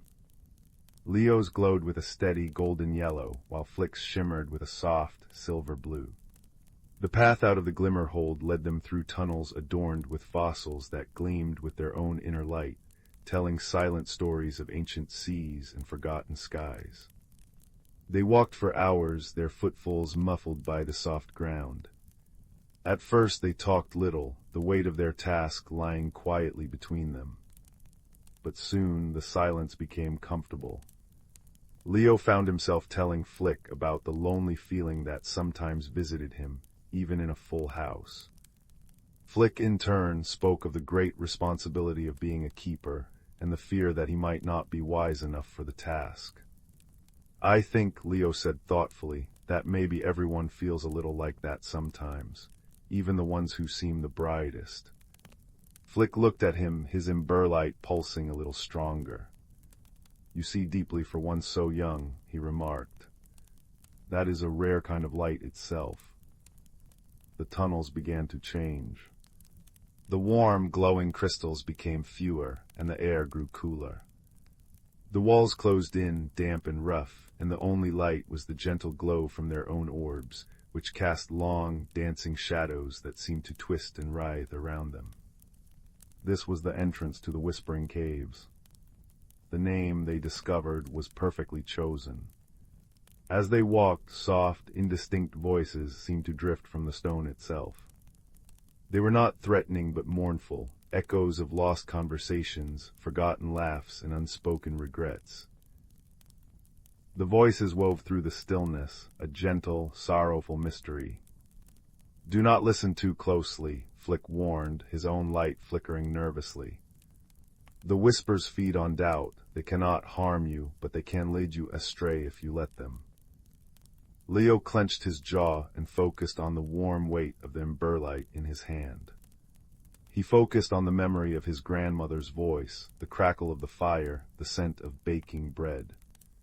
He built a wall of cozy, warm thoughts against the chilling whispers. But the journey was long, and fatigue began to set in. The whispers grew more persistent. "You are not brave enough," one seemed to sigh from a fissure in the wall. "You will be lost forever here," murmured another from the darkness ahead. "He is only a child. What can he do?" Leo's steps faltered. The warm light in his hand seemed to dim, its glow wavering in the oppressive gloom. He felt the old, familiar ache of loneliness return, colder and sharper than ever. What was he doing here? He was just a boy. How could he possibly help save a magical stone? He stopped walking, his shoulders slumping. Flick turned, his small face etched with concern. "It's getting harder to see," Leo whispered, his voice thick with defeat. Flick floated closer, his own silver light bobbing near Leo's face. "That is because you are looking outward into the dark," he said gently. "The whispers make you forget your own light. Close your eyes, Leo, look inward." Hesitantly, Leo did as he was told. He shut out the chilling whispers and the oppressive darkness. He breathed deeply, and in the quiet behind his eyelids, he searched for the spark he had felt when he first offered to help. He thought of Flick's unwavering friendship. He remembered the wonder of discovering the Glimmerhold. He felt the steady, hopeful beat of his own heart. And there it was. Not a grand, blazing fire, but a small, steady flame, brave, persistent, and entirely his own. When he opened his eyes, the golden light from his ember light was no longer a faint glow. It had blossomed, shining out in a warm, confident beam that pushed back the shadows and silenced the whispers around them.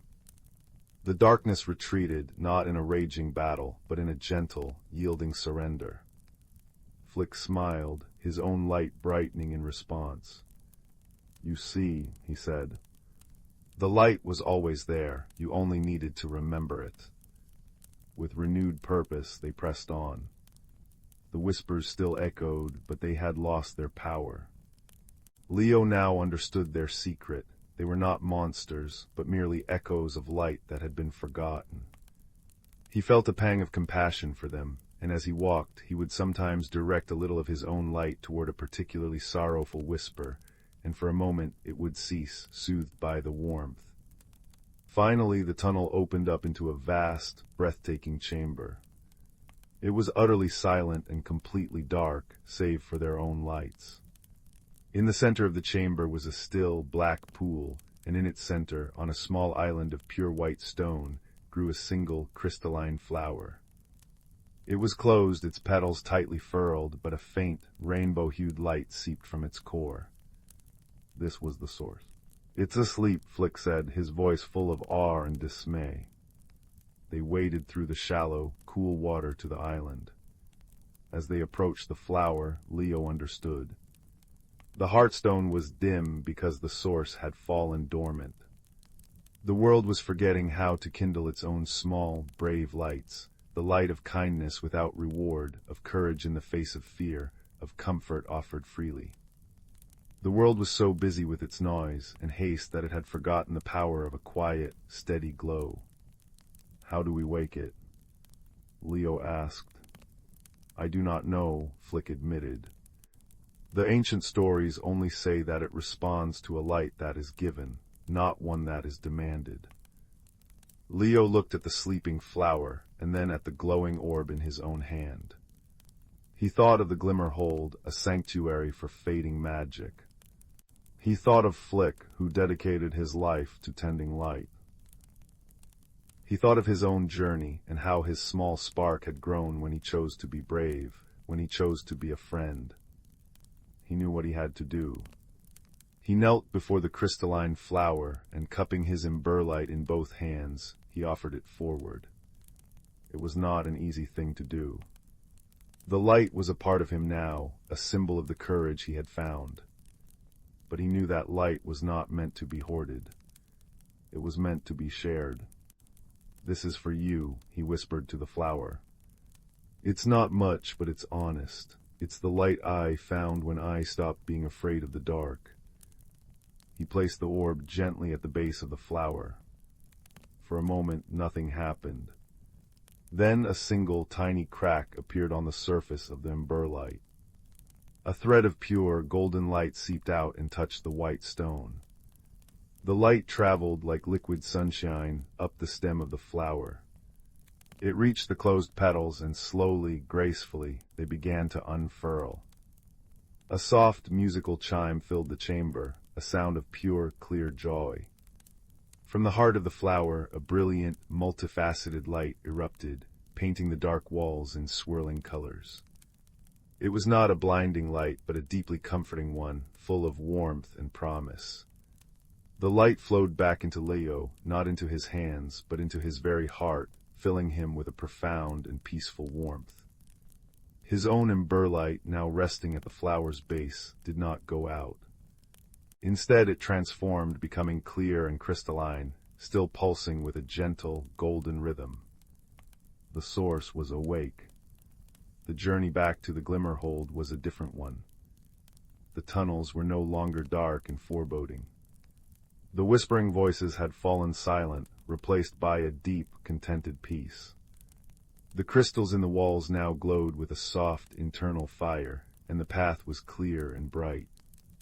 When they emerged back into the main cavern, the entire Glimmerhold was transformed. The light from the ceiling was brighter, warmer, bathing everything in a rosy, dawn-like glow. The other wisps, who had been moving slowly and quietly, were now bustling with cheerful energy, their own lights shining brilliantly. And on the central plinth, the heartstone blazed with a fierce, joyful, ruby light, its radiations pulsing through the cavern like a steady, comforting heartbeat. Flick turned to Leo, his eyes shining with tears of happiness. "You did it," he said, his rustling voice thick with emotion. "You reminded the source what it was to be awake. You gave your light selflessly, and in return you were refilled. That is the great mystery, Leo. The more light you give away, the more you have to keep." Leo smiled, the warm, settled feeling in his chest a permanent thing now. He had not found a grand treasure or performed a mighty deed.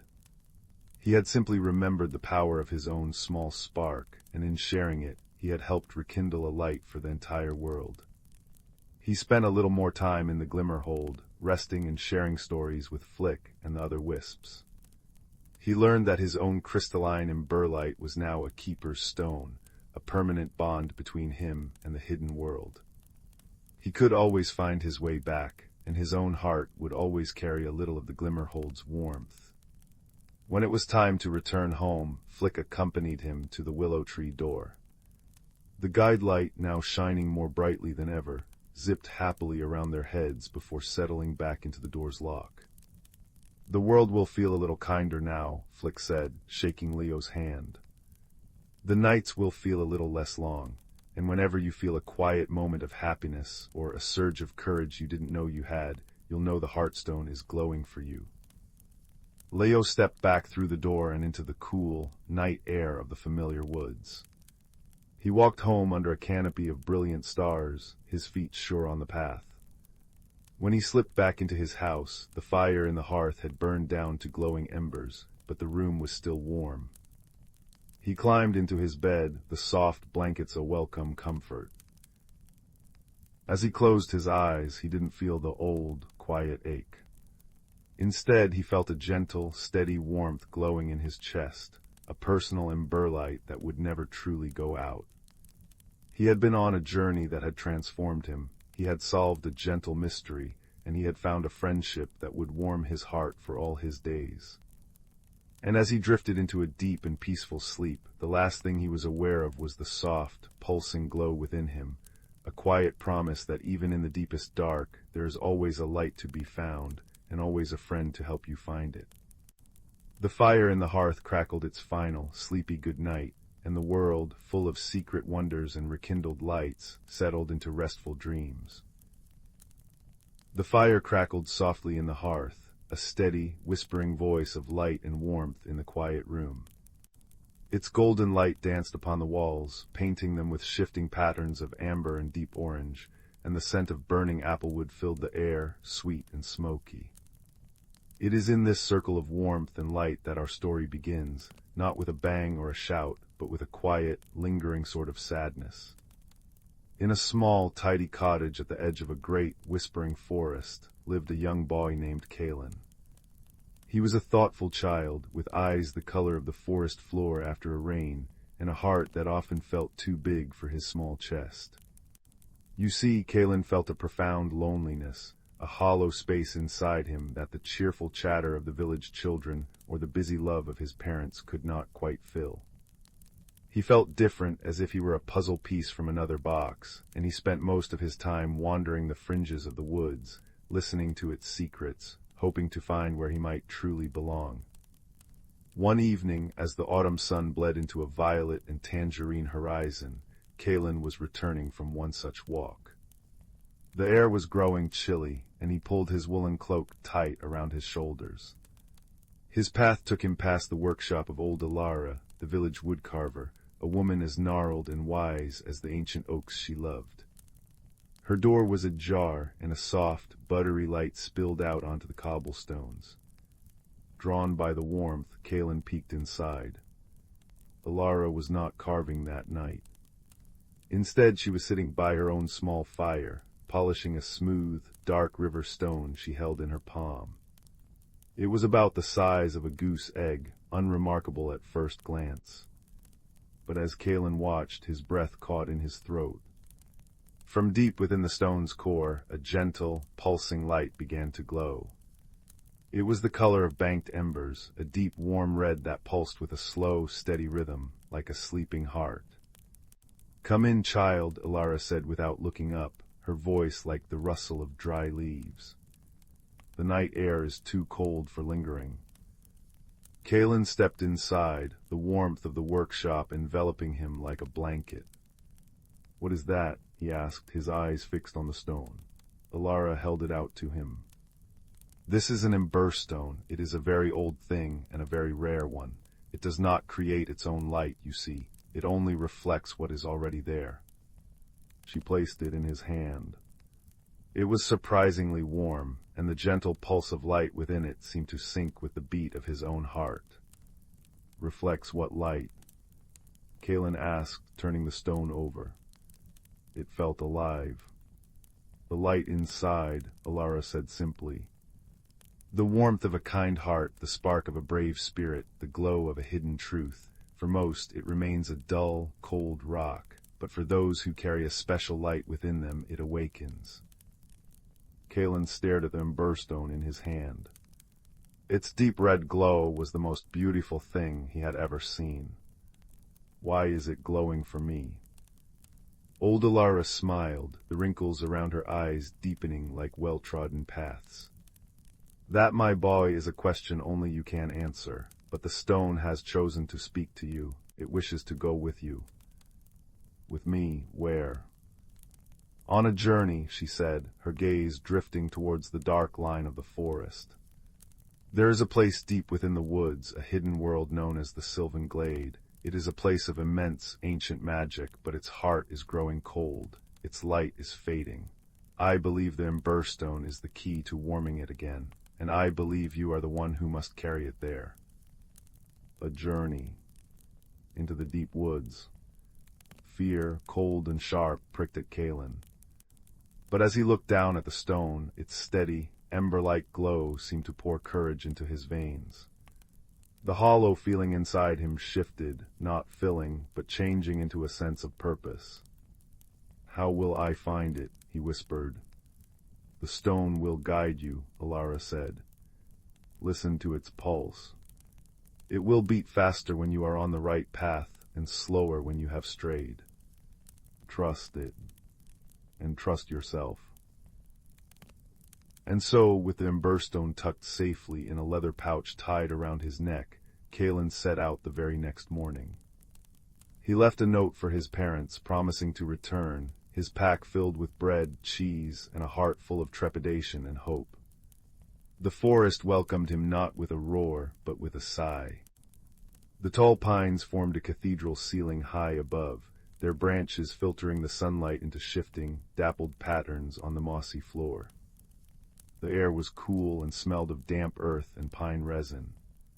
For hours he walked, the only sounds the crunch of his own footsteps and the distant calls of unseen birds. He held the emberstone in his hand, feeling its rhythmic pulse. For a long time it beat slow and steady. Then, as he paused at a fork in the game trail, considering which way to go, he felt it. A quickening, a distinct thump-thump-thump against his palm, when he looked towards the path that led deeper into the shadowy, thicker part of the woods. Taking a deep breath, he followed that path. The forest grew denser, the light fading to a perpetual twilight. Strange, bioluminescent fungi clung to the trees like pale, ghostly lanterns. Kalen's loneliness began to creep back in, amplified by the profound silence. He was so lost in his thoughts that he didn't notice the roots snaking across the path until it was too late. He tripped tumbling down a small, leafy embankment, landing with a soft thud in a bed of ferns. He was unhurt, but his pouch of food had torn open, and his supplies were scattered. As he sat up, brushing dirt from his trousers, a wave of despair washed over him. He was lost, his food was gone, and the great, silent forest seemed to press in on him from all sides. The emberstone around his neck felt heavy and cold. It was then that he heard a sound, a soft, sniffing noise. He looked up and saw a pair of bright, intelligent eyes peering at him from behind a fallen log. A moment later, a small, red fox stepped cautiously into view. It was a beautiful creature, with a coat like polished copper and a bushy tail tipped with white. It didn't run away.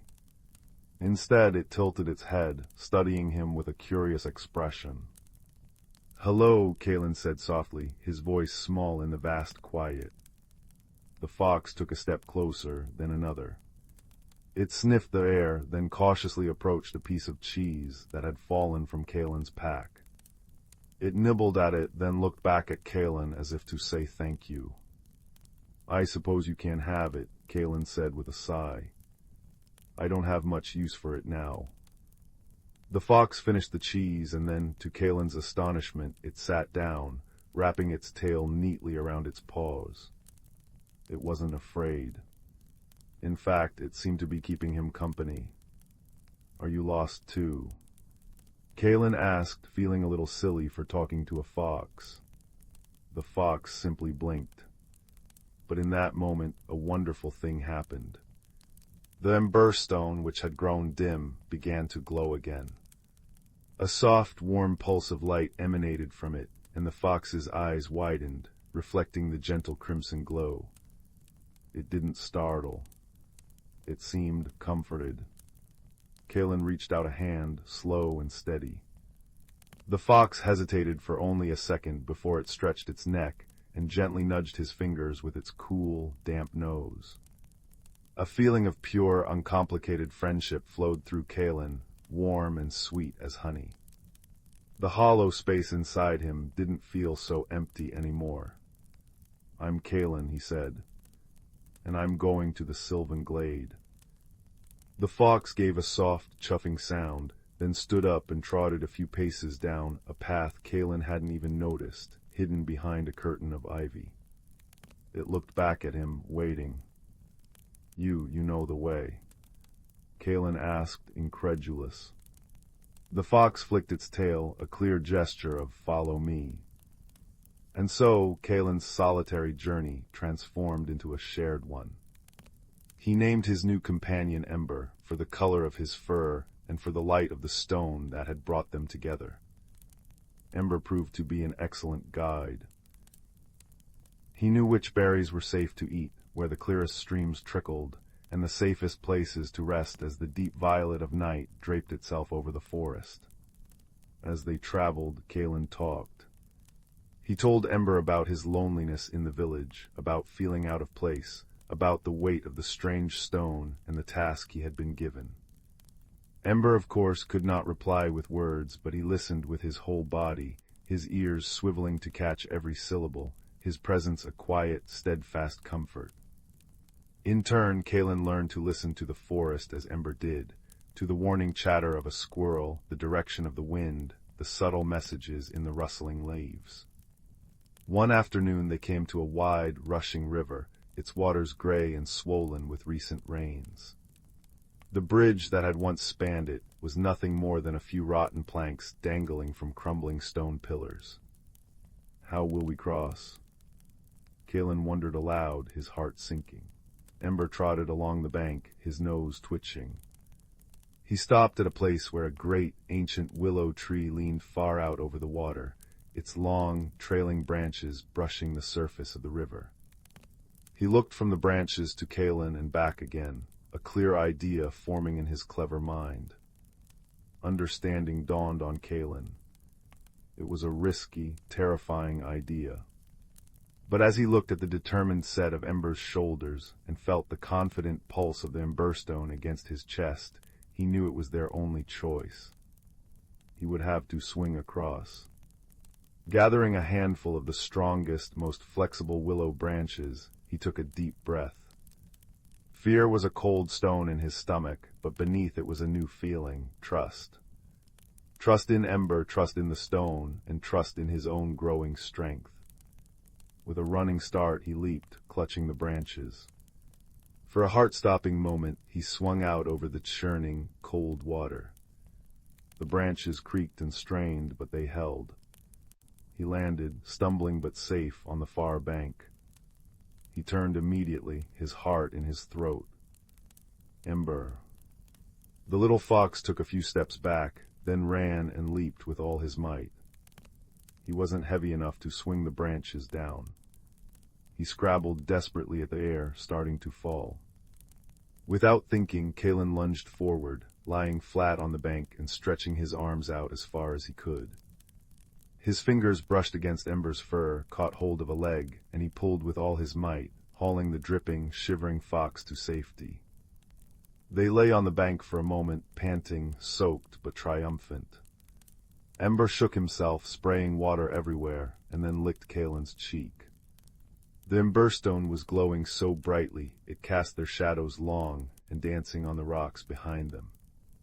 Kalen realized he wasn't just carrying the stone's light anymore, he was creating it. The light of courage born from friendship was shining from within him. The land on the other side of the river was different. The air grew colder and the trees were skeletal and silver, their leaves long gone. A profound silence hung over everything, a silence that felt old and weary. The very light seemed thin and gray. The Emberstone's pulse was a frantic, urgent drumbeat against Kalen's chest. They followed the stone's guidance into a narrow canyon between two sheer cliffs of pale, smooth rock. At the end of the canyon was an archway, woven from the living roots of two immense, sleeping trees. This was the entrance to the sylvan glade. But the glade was not what Kalen had imagined. It was a place of breathtaking beauty, frozen in time. Trees of silver and gold, with leaves like crystal, stood motionless. Flowers made of frosted glass dotted the landscape. A still black pool lay at its center, reflecting the bleak, colorless sky. But it was utterly silent and utterly cold. There was no birdsong, no rustle of life, no warmth. The magic here was not sleeping, it was dying. In the center of the glade, beside the dark pool, stood a figure. It was a creature of light and shadow, shaped like a tall, slender woman, but she was made of woven willow branches and pale, fading moss. Her eyes were closed, and she seemed to be woven into the very fabric of the glade, her feet like roots sinking into the earth. This was the guardian, the spirit of the sylvan glade, and she was fading away. Kalen approached slowly, Ember at his heels. The cold was seeping into his bones. He held the emberstone out before him. "Hello," he called softly, his voice echoing in the crystalline silence. The guardian's eyes fluttered open. They were the color of a winter sky, vast and empty. Who comes to this forgotten place?" Her voice was a whisper, the sound of wind through bare branches. "My name is Kalen. I was sent, I was guided here by this." He opened his hand, revealing the emberstone. It glowed, but its light seemed small and feeble against the immense, consuming cold of the glade. The guardian's pale eyes focused on the stone. A flicker of memory passed over her face. "The Heartstone, it has been an age since I felt its warmth." She looked at Kalen, her gaze piercing. "But its light alone is not enough. It is a mirror, child. It can only reflect what is brought to it. The glade's own heart has grown cold with loneliness and the weight of forgotten years. Its light has gone out." Kalen understood then. The journey wasn't about delivering a magical object. It was about what he had become on the way. The stone hadn't been guiding him to the glade. It had been guiding him to himself. He thought of his own loneliness, the hollow feeling that had sent him into the woods. He thought of the warmth of old Elara's fire, the steadfast friendship of Ember, the courage he had found at the river. He thought of all the small, quiet lights that had guided him, kindness, trust, bravery. He knelt by the dark, still pool, the emberstone held tightly in his hand. He didn't know any grand spells or magical words. So he simply began to speak. He spoke of the things he had learned. He spoke of the comfort of a shared silence, the strength found in a helping hand, the way a single act of kindness could light up the darkest path. He poured all the warmth he had found on his journey, the warmth of friendship, of purpose, of a heart no longer feeling alone, into the stone. And the emberstone responded. It began to glow, not with a pulse, but with a steady, brilliant, sun-like radiance. The deep red of embers flared into gold and soft white. The light poured from the stone, not as a beam, but as a gentle, flowing warmth, like liquid sunlight. It touched the frozen flowers, and their glass petals began to shimmer with soft, living colors. It touched the silver trees, and their crystal leaves began to chime softly, a sound like 1,000 tiny bells. It touched the dark pool, and the water cleared, reflecting not a gray sky, but the brilliant, warm light of the stone itself. The light flowed up the guardian's roots, through her body of willow and moss. Color returned to her, the rich brown of soil, the vibrant green of new growth. She stood taller, her eyes now the deep, warm green of a summer forest. A slow, beautiful smile spread across her face. The sylvan glade was waking up. A breeze, warm and sweet with the scent of blooming things, whispered through the trees. From hidden nests and burrows, creatures began to emerge. Shimmering moths, birds with feathers like jewels, small, shy animals Kalen had never seen before. The silence was replaced by a symphony of life, chirping, buzzing, rustling, a joyful noise that was the very sound of the world being born anew. The guardian placed a hand, now warm and solid, on Kalen's shoulder. "You did not bring the light, child," she said, her voice now strong and melodic. "You became the light. You reminded this place of what it had forgotten, that the truest magic, the warmth that can melt the coldest frost, is the magic of connection. Thank you." Kalen looked at Ember, who was chasing a glowing butterfly, his copper fur blazing in the new light. The hollow space inside him was gone, filled to the brim with a quiet, profound joy. He had found where he belonged. It wasn't a place on a map, it was a feeling he carried within him. He spent a day and a night in the sylvan glade, resting and marveling at its restored beauty.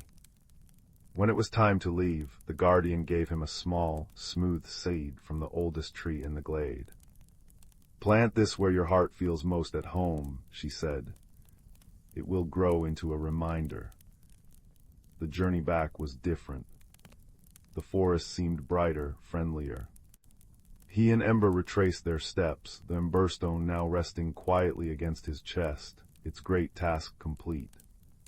When he finally emerged from the tree line and saw the familiar smoke rising from his village chimneys, it felt like returning to a dream. He went straight to Elara's workshop. The old woodcarver was waiting, as if she had known the very moment he would arrive. She took the emberstone from him. It was dark and cool once more, a simple river stone. "Its work is done," she said, placing it on a shelf among other curiosities. "And so is yours for now." Kalen shook his head. "No, it's just beginning." He told her everything about Ember, the river, the frozen glade, the guardian. As he spoke, he realized the story itself was a kind of light, warming the small workshop. He went home to his parents, who hugged him tight, their worry melting into relief and pride. That evening, in the soft soil of his own backyard, under the watchful eye of Ember, who had decided the village was not so bad if Kalen was there, he planted the seed from the sylvan glade. And as the seasons turned, a strange and wonderful tree began to grow. Its bark was silvery, its leaves a shimmering gold green, and on the coldest, darkest winter nights, its branches would glow with a soft, ember-like light, casting a gentle, warm radiance over Kalen's home. Kalen was never lonely again. He had learned that the world is full of hidden glades and silent guardians, and that every heart carries an ember waiting to be kindled. He had learned that the most important journeys are the ones that lead you back to yourself, and that the truest warmth is found not in a solitary fire, but in the shared light of friendship. So as the fire in the hearth now burns down to a bed of glowing, pulsing coals, and the room is filled with a deep, peaceful quiet, remember Kalen's story. Remember that even on the darkest nights, there is always a light within you, waiting to be shared. Carry that warmth with you into your dreams, and know that you, too, belong. Sleep well, and may your dreams be as gentle and full of wonder as a sylvan glade, restored. The first frost of the season had just begun painting silver lace across the window pane when young Cora discovered the acorn. Not an ordinary acorn, mind you, but one that glowed with a soft, buttery light from within its polished shell, nestled among fallen leaves in the crook of Grandmother Rowan's garden wall. When Cora cupped it in her mittened hands, warmth spread through her fingers like sipping hot cider, and a faint melody hummed against her palms, a song of rustling ferns and distant waterfalls. "Forest's heartbeat," Grandmother had murmured that evening, stirring honey into chamomile tea while firelight danced in her wise, crinkled eyes. Lost long ago when shadows grew jealous, the woods grow thin without it. Cora knew the stories, how the whispering woods bordering their village once shimmered with shared dreams between trees and townsfolk, how children used to follow foxfire lanterns to dance with mushroom-ring sprites. Now the forest stood silent and watchful, paths twisting into gloom. That night, as wind sighed through eaves like a lonely breath, the acorn pulsed against Cora's pillow. Not a demand, but an invitation. By dawn, with the acorn secured in a velvet drawstring pouch round her neck and Grandmother's knitted scarf smelling of rosemary and courage, Cora slipped through the garden gate. Winter's breath hung crisp in the air, turning each footstep on frosted grass into a tiny crunching symphony. The deeper she wandered, the stranger the woods became, not menacing but deeply alive. Birch trunks gleamed like polished bone in slanting sunlight, while ice-encased spiderwebs glittered like chandeliers. Yet an ache lingered beneath the beauty, brittle branches, two silent clearings where no birds sang, and a scent like forgotten rain. After hours of following the acorn's gentle tug, a compass in her chest, Cora stumbled into a clearing veiled by weeping willow tendrils. There, grumbling fiercely as he wrestled a thorny vine ensnaring his burrow entrance, was a badger. Blasted brambles, he huffed, his charcoal-striped fur fluffed in indignation. Grew overnight, thick as thief's lies. His name, he grumpily admitted when Cora offered help with her little pruning shears, was Thorn. And no, I don't need a human clattering about, especially one wearing a... He froze, black nose twitching toward her glowing pouch. Is that? It can't be. Wonder smoothed his gruffness like a stone worn by a river. The heartseed, they said it was gone forever. Thorn became her unlikely guide. His knowledge of route paths and squirrel highways was unmatched, but more precious was his dry humor that turned fearful shadows into mere tricks of the light. That creaking, he'd sniff as ancient oaks groaned overhead. Just old Oakheart complaining about his rheumatism. Tell him he's looking splendid and he'll quiet right down. When a sudden snow flurry blinded them near a ravine, Thorn unearthed a hidden badger tunnel smelling of damp earth and safety. Inside, bioluminescent moss coated the walls like emerald stardust, guiding their way. Forest remembers its own, Thorn murmured, his gruff voice softened. The acorn's light intensified as they journeyed, its song swelling into harmonies that made frozen streams sigh and icicles chime. It led them to a colossal hawthorn tree, its gnarled trunk split by a fissure veiled in cascading ivy. Impossible, breathed Thorn. The elders spoke of the veiled grove, but no one's found it in generations. As Cora pushed aside the ivy, warmth and the scent of sun-warmed apricots enveloped them. They stepped not into a hollow, but into a sunlit glade suspended in perpetual golden hour. Butterflies with stained glass wings drifted above flowers that chimed when touched. At the glade's heart stood a tree unlike any other, its bark shimmering like molten amber, roots cradling a hollow where a nest of woven moonlight pulsed with absence. Tiny figures emerged from blossoms and fern shadows, the verdant folk, no taller than Cora's hand, with skin like dappled sunlight and hair of spun moss. Their leader, Elder Mosshelm, stepped forward, his acorn cap hat trembling. The heartseed's return. Joy lit his leafy face, then dimmed. But see, it is wounded. He pointed a twiggy finger. A jagged piece was missing from the acorn's base, its light flickering unevenly. Stolen long ago by a creature of the deep shade, Mosshelm explained sadly. Envy turned its heart cold. It craved the seed's warmth, but only knew how to break. Without that missing shard, the seed cannot heal the whispering woods. Thorn's ears flattened. The deep shade, that's no place for sensible creatures. It was a realm of tangled, lightless roots where the forest's oldest sorrows festered. Yet Cora felt the acorn's plea resonate within her, not for itself, but for the lonely thief. Everyone deserves a chance to return what they took, she said softly, meeting Thorn's worried eyes. Even shadows. Their descent into the deep shade felt like sinking into cold ink. Bioluminescent fungi provided ghostly blue guideposts, but oppressive silence pressed down, thick as wool. Strange, mournful echoes skittered just beyond sight, whispers of lost things. Thorn pressed close, his warmth a steady anchor. Remember Oakheart's rheumatism, he muttered, attempting levity though his fur bristled. This place just needs better decorating. Deep within a cavern woven from thorny roots, they found it, a creature of shifting obsidian smoke, curled around a shard of light that burned its ephemeral hands. It hissed, coiling tighter, eyes like dying embers flaring defensively. Cora knelt slowly, ignoring Thorn's warning rumble. She didn't reach for the shard. Instead, she opened her pouch, letting the heartseed's gentle radiance spill out. It misses its piece, she said, her voice steady despite her trembling hands. And I think you miss not being alone in the dark. The creature recoiled, smoke swirling in agitation. Cora hummed the seed's melody, the song of rustling ferns and waterfalls. The creature stilled. Tentatively, Cora placed the glowing acorn on the cold earth between them. Its warmth isn't meant to be hoarded, it's meant to be shared, like friendship. A long, silent moment stretched.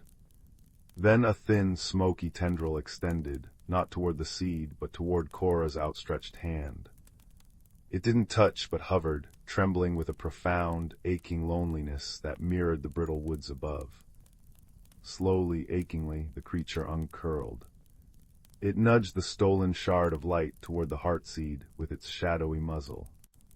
As the shard clicked into place with a sound like a sigh of relief, the acorn blazed with pure, golden light. The creature flinched, but the light didn't burn. It washed over its smoky form, revealing not a monster, but a slender being with skin like twilight velvet and eyes, now holding the soft gleam of distant stars. Shade, they learned its name was. Not a creature of malice, but of forgotten corners, starved for connection. The return to the veiled grove was a procession of light. Shade walked hesitantly beside Cora, thorn padding protectively close. As they emerged into the amber glow, the verdant folk gasped, then burst into joyous, tinkling laughter like wind chimes. At the heart tree, Cora placed the whole acorn back into its cradle of moonlight. The effect was instantaneous. Light pulsed outward in a wave, up the amber trunk, through the branches, and out into the whispering woods beyond the veil. Snow melted from pine needles, revealing vibrant green. Frozen streams gurgled back to life. Birdsong, tentative at first, then triumphant, erupted from every tree. The forest breathed deep, shaking off its long slumber. In the days that followed, Cora walked familiar paths transformed. Sunlight dappled through a vibrant canopy, alive with chattering squirrels and flitting sprites. Foxfire lanterns winked invitations from mossy hollows. Thorn, now a frequent visitor to grandmother's garden, especially when berry tarts were cooling, regaled them with tales of shade, helping the verdant folk tend to the deep shade, coaxing shy glowworms and healing wounded roots. Turns out, Thorn chuckled, crumbs on his whiskers, a bit of kindness makes even the gloomiest places bloom. The night before the first true thaw, Cora stood at her window. The whispering woods shimmered under the moon, no longer a wall of secrets, but a friend breathing softly in the dark. In her hand, warmed by her touch, lay a single leaf gifted by the heart tree, its veins traced with permanent, gentle gold light. She pressed it to her cheek, breathing in the scent of damp earth and possibility. Outside, an owl hooted a lullaby, joined by the distant, contented purr of a badger settling into his burrow, and the soft, chiming laughter of tiny folk dancing in moonlit clearings.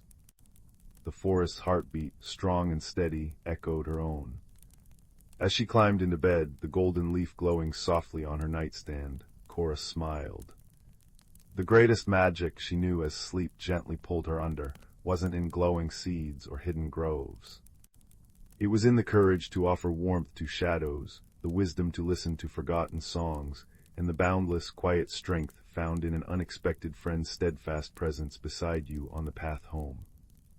The woods whispered their ancient lullaby, a promise carried on the warm spring wind rustling the newly green leaves, a promise of belonging forever renewed.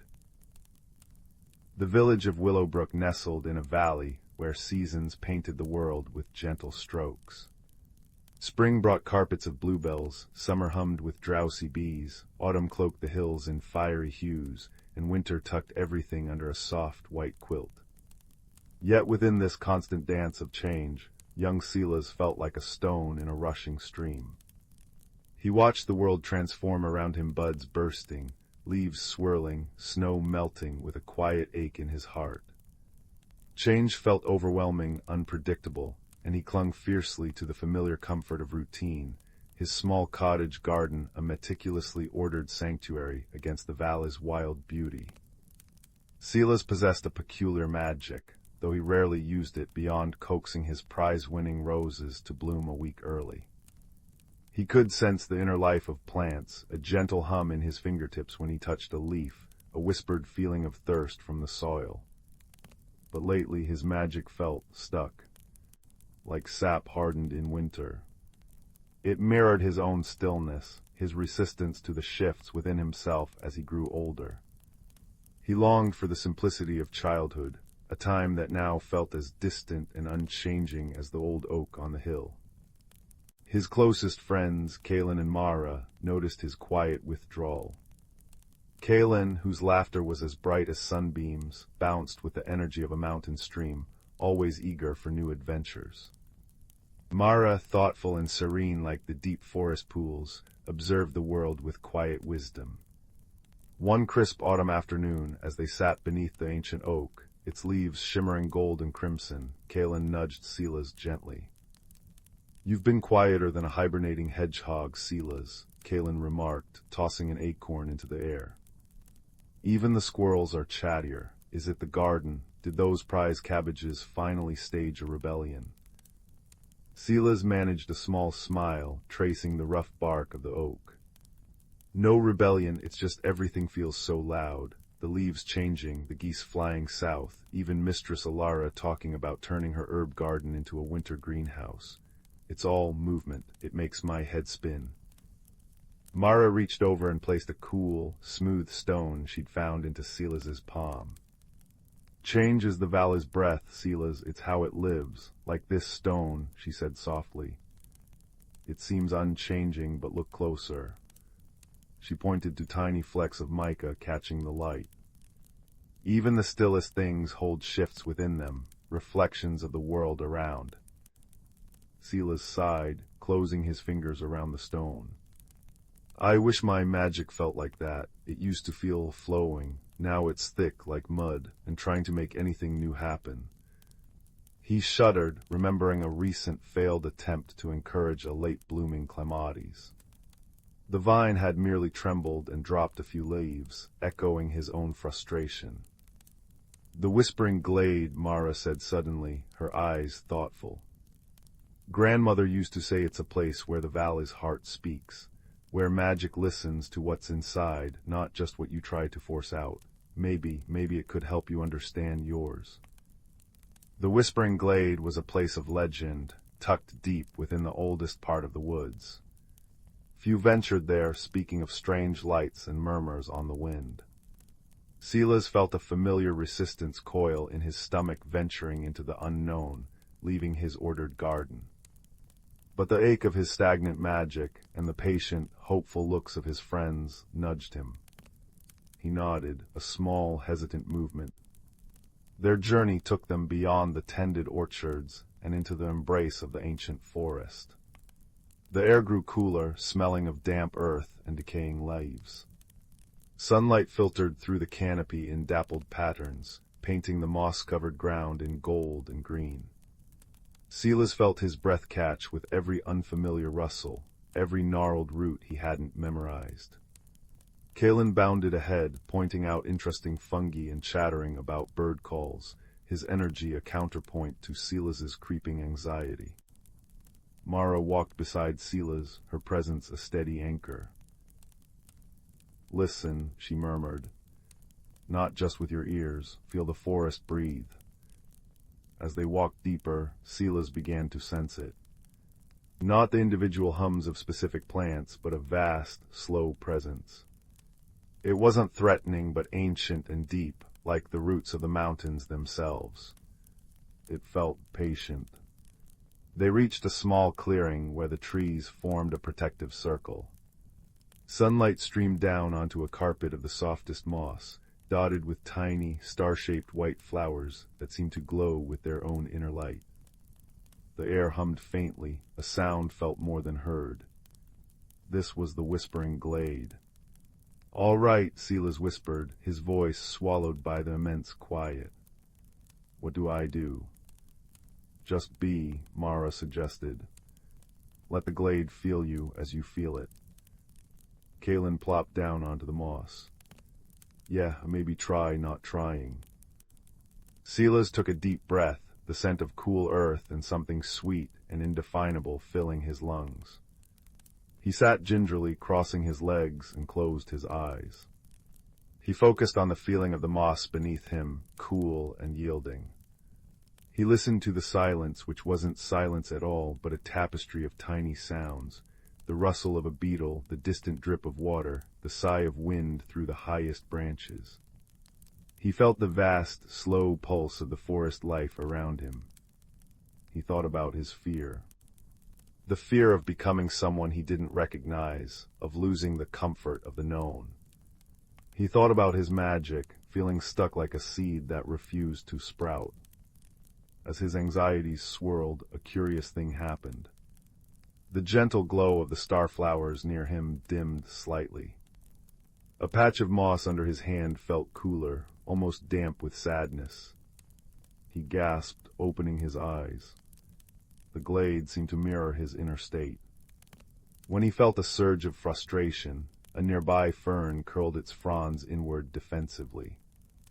When a wave of his old resistance rose, the air in the glade grew still and heavy. His magic wasn't gone, it was deeply connected to everything here, reflecting his inner landscape back at him. "It sees you, Silas," Mara whispered, her voice barely audible. "It shows you what you feel." Tears pricked Silas's eyes. He hadn't realized how much he'd been holding inside. He took another deep breath, focusing this time not on the fear of change, but on the memory of his garden's quiet joy. He thought of the first rosebud unfurling under his care, the satisfaction of rich soil between his fingers. He thought of Kalen's infectious laugh, Mara's quiet wisdom, the unwavering support of his friends walking beside him into the unknown. As warmth spread through him, a feeling of gratitude replacing the icy knot of fear, the glade responded. The starflowers near him brightened, their glow pulsing softly like gentle fireflies.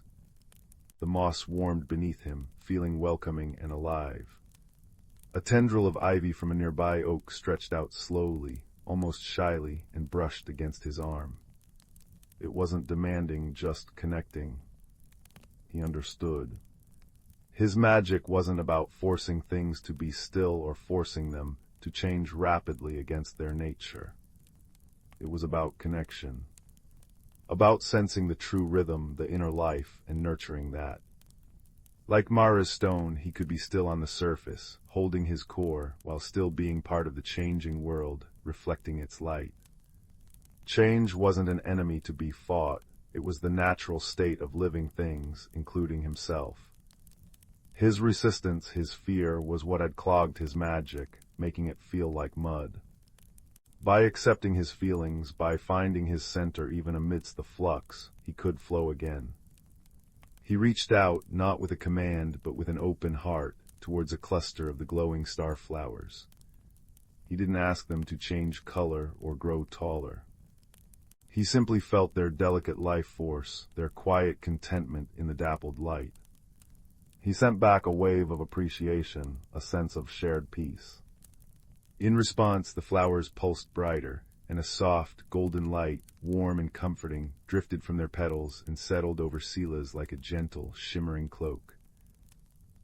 It didn't transform him, it felt like an affirmation, a recognition of the shift within. The walk back to Willowbrook was different.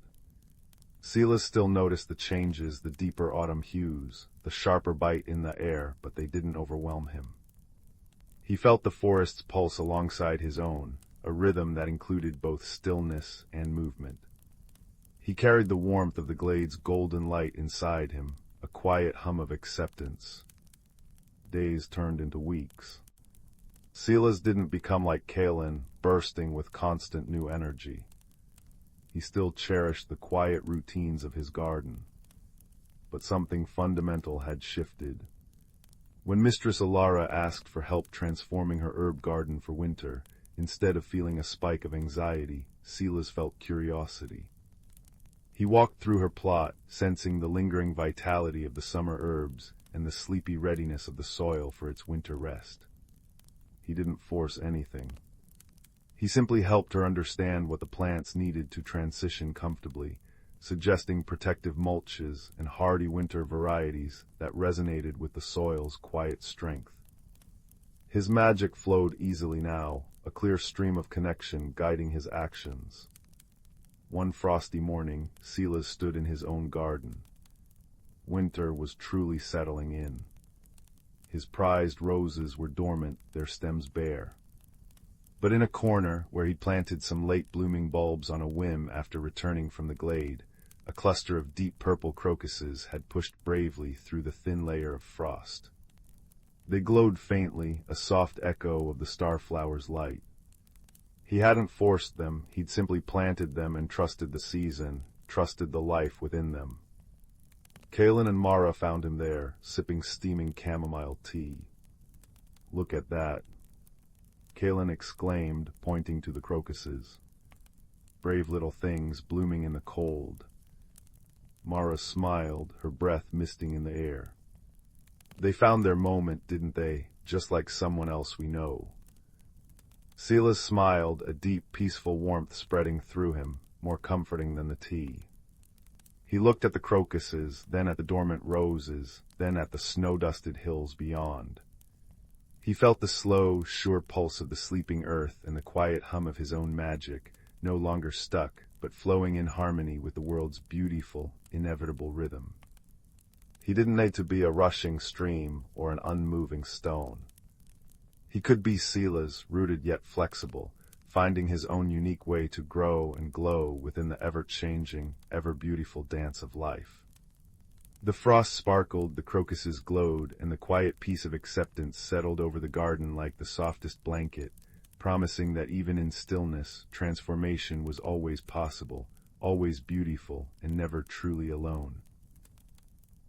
The salt-kissed wind whispered secrets through Finn's unruly brown hair as he shuffled along the damp sand.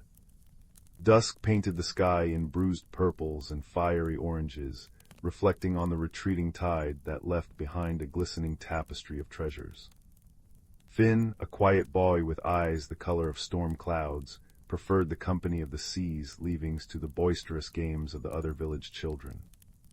His pockets were always heavy with smooth stones, fragments of pearlescent shell, and the occasional piece of sea glass worn soft by the ocean's embrace. Today, however, felt different.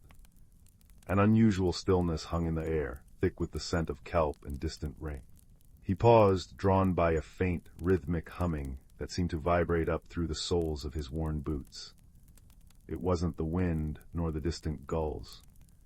Kneeling, he brushed aside damp sand near a cluster of barnacle-crusted rocks. There, half-buried, pulsed a shell unlike any he'd ever seen. It was no larger than his palm, a spiral of deepest midnight blue, swirling with veins of shimmering silver that seemed to shift and dance like captured moonlight. As his fingers brushed its cool, impossibly smooth surface, the humming intensified, resonating deep within his chest. It felt warm, alive. He carefully pried it free, cradling it in his hands. The silver veins flared brightly for a moment, then settled into a soft, steady glow. Finn felt a strange pull, a magnetic yearning towards the vast, whispering expanse of the ocean. That night, tucked beneath his patchwork quilt with the shell resting on his bedside table, its soft glow painted shifting constellations on the ceiling. The rhythmic humming filled his small room, a lullaby sung by the sea itself. Sleep claimed him, deep and profound. He dreamed not of flying, but of sinking, gently, into cool, welcoming water. He could breathe, easily, the salt tang fresh and clean. Around him the ocean bloomed with impossible colors, corals like frozen fireworks, fish darting like living jewels, forests of kelp swaying in unseen currents. He felt weightless, peaceful, utterly at home. When he awoke at dawn, the dream clung to him like seawater, vivid and real. The shell lay silent and dark on the table. The pull intensified over the next few days. The shell remained inert during daylight hours, but its presence was a constant, quiet hum in the back of Finn's mind. He found himself drawn back to the shore each twilight, the shell tucked safely in his pocket. One evening, as the last sliver of sun dipped below the horizon, painting the waves in molten gold, Finn stood at the water's edge, the shell held tightly. The humming crescendoed, vibrating through his bones. The silver veins blazed with light. Tentatively, heart pounding like a trapped bird, he waded into the cool surf, holding the shell before him. As the water reached his waist, the light from the shell enveloped him in a shimmering bubble. He took a deep breath, closed his eyes, and stepped forward into deeper water. Instead of the expected chill and resistance, he felt only a gentle pressure, like stepping through a curtain of cool silk. He opened his eyes. He was suspended in a world of liquid light. Sunbeams, refracted through the surface far above, painted dancing patterns on the sandy floor below. Schools of tiny, iridescent fish parted around him like a living river. Gigantic ancient sea turtles glided past with slow, deliberate grace. The humming wasn't just in the shell now. It was the ocean itself, the sigh of currents, the crackle of distant reefs, the song of whales echoing from the deep. The shell pulsed warmly in his hand, its light a soft beacon. He was in the meridian depths. He drifted, awestruck, until a gentle bump against his shimmering bubble startled him. A large sea turtle, her shell patterned with intricate swirls of mossy green and gold, peered at him with ancient, intelligent eyes. Her gaze held a deep, calm wisdom.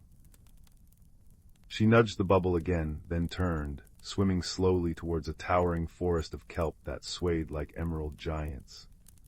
The shell hummed encouragingly. Finn understood. He willed himself to follow, finding that within the bubble, he could move with surprising ease, propelled by thought alone.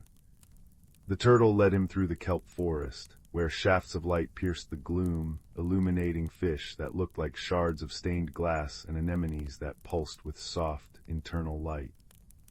They emerged near a cluster of colossal coral structures, forming arches and caverns that pulsed with their own bioluminescent glow. Creatures Finn had only seen in faded book illustrations darted amongst the formations. Seahorses like tiny, armored knights, octopuses changing color like living rainbows, and schools of fish that moved as one glittering entity. The turtle guided him towards a vast, open amphitheater formed by coral, its floor covered in smooth, multicolored pebbles. Here, nestled amongst giant clams that opened to reveal pearls glowing like captured moons, were the merfolk. They weren't the humans with fishtails of legend, but beings sculpted from the sea itself. Their skin shimmered with scales in every conceivable hue, deep abyssal blues, vibrant reef oranges, pearly whites. Their lower bodies flowed into powerful, elegant tails, while their upper bodies were more humanoid, adorned with intricate patterns of living coral and trailing strands of glowing seaweed. Large, luminous eyes, adapted to the dim light, regarded Finn with open curiosity and a hint of wariness. One merfolk larger than the others, with scales the deep indigo of the midnight ocean and a crown woven from phosphorescent kelp, swam forward. Her presence radiated calm authority. She placed a webbed hand against Finn's bubble. A warmth spread from the contact, and Finn felt a strange sense of understanding bloom in his mind, not words, but feelings and images. Welcome, shell-bearer. I am Queen Thalassa. We felt the deep stars awakening. Her thoughts flowed into his mind, clear and resonant like bells heard underwater. She gestured to the shell in his hand, the deep star. Finn, overwhelmed, tried to project his own jumble of thoughts. I found it on the shore. It brought me here. It's beautiful. Thalassa smiled, a gentle ripple of light across her face. The deep star chooses its keeper. It has slept for many tides. Its return signals a need. She projected an image, a section of the vibrant coral reef Finn had seen earlier, but now gray, brittle, lifeless. A creeping shadow seemed to cling to it. The gloom spreads. It silences the songs, dims the lights. We know not its source, only that it weakens the meridian depths. Finn felt a pang of sorrow for the dying coral. can I help? The question formed instinctively, fueled by the deep star's warm pulse against his palm and the profound peace he felt in this hidden world. The queen's luminous eyes held his. The deep star sensed a kindred spirit, one who listens to the quiet things. Perhaps your eyes, unused to our depths, can see what ours cannot. But the gloom is perilous. You would need a guide. She turned her gaze towards the large sea turtle who had brought Finn. Cora has watched over these reefs longer than memory. She will swim with you. Cora nudged Finn's bubble gently with her beak, her ancient eyes conveying steadfastness. Finn felt a surge of determination mixed with trepidation. He was just a quiet boy who collected shells. How could he help save an entire hidden world? But the image of the dying coral, the fading light, and the deep star's unwavering warmth in his hand steeled his resolve. He nodded. I'll try. Their journey began the next tide cycle. Guided by Cora's steady presence and the deep star's soft light, Finn ventured deeper into the meridian depths towards the afflicted area. The vibrancy gradually faded. The water grew colder, the light dimmer. Fish were scarce, and those they saw moved sluggishly. The coral structures, once bursting with color and life, stood like skeletal ghosts, coated in a slimy, dark gray film that seemed to absorb the gloom. The constant, soothing hum of the ocean was replaced by an unsettling silence, broken only by the mournful creak of dying coral. Cora swam close, projecting images of the reef as it once was, teeming with life. Finn concentrated, trying to see beyond the decay. He noticed things the merfolk, accustomed to the reef's normal rhythms, might overlook. Strange, faintly glowing tendrils, almost invisible against the gray slime, snaked from the dying coral towards cracks in the seabed below. They pulsed with a sickly, greenish light. He pointed them out to Cora, projecting the image. The turtle's eyes widened slightly. She nudged him towards a particularly large fissure, hidden beneath an overhang of dead coral. The fissure exhaled a plume of unnaturally cold water. The gloom seemed thickest here, clinging like tar. As Finn peered closer, the deep star in his hand flared brighter, its silver veins blazing. The light cut through the murk, revealing the source of the tendrils. Nestled deep within the fissure was a cluster of dark, spiny urchins, unlike any Finn had ever seen. They were the size of his head, their spines oozing the viscous gray slime. The sickly green light pulsed from within their bodies. They weren't feeding on the coral, they were poisoning it, draining its life and light, spreading the gloom. The stone-sick urchins, Cora projected, a deep sorrow in her mental voice. Thought lost to the deep trenches. Their poison brings silence and cold. Finn felt a chill that wasn't from the water. How do we stop them? He remembered something his grandmother, a healer in the village, once said about ailments. Sometimes the strongest poison needs the gentlest cure. Cora projected an image of a specific luminous plant, a kelp with fronds that glowed a soft, healing blue. Moonlace. Its light purifies. But it grows only in the sunken gardens, guarded by the razorback clams. They snap shut at the slightest tremor. The sunken gardens lay on the far side of the gloom-ridden reef. Getting there meant navigating treacherous currents and the suffocating silence. Cora led the way, her powerful flippers moving with silent grace. Finn concentrated, using the deep star's light to illuminate safe paths through fields of sharp, dead coral and around hidden crevices where more stone-sick urchins lurked. The silence pressed in, heavy and unnerving. Once a massive razorback clam, disturbed by their passage, snapped its jagged shell shut with a sound like thunder, mere inches from Finn's bubble. He gasped, heart hammering, but Cora nudged him onwards, her calm presence a steady anchor. Reaching the sunken gardens was like stepping into a forgotten dream. Here, untouched by the gloom, giant anemones bloomed like underwater flowers in neon hues. Fish shimmered like scattered gems, and growing in sheltered grottos were clusters of moonlace. Its long, ribbon-like fronds emitted a soft, ethereal blue light that seemed to hum with gentle energy. But true to Cora's warning, each cluster grew within the reach of enormous razorback clams, their shells partially open like hungry jaws, revealing pearlescent interiors and sensitive, frilled edges. They feel vibrations, Cora cautioned. One wrong move. Finn watched the clams. He noticed tiny, glowing shrimp cleaning their shells, moving with exquisite slowness and care. The clams remained open for them. Gentleness, Finn thought, remembering his grandmother's words. Not force. He projected the image of the cleaning shrimp to Cora, then an idea formed. He needed to move like the shrimp slowly, deliberately, radiating calm. Holding the deep star close, he focused all his will on projecting a feeling of peace, of harmless intent, just as the shell seemed to radiate warmth and safety. He imagined himself not as an intruder, but as part of the gentle rhythm of the garden.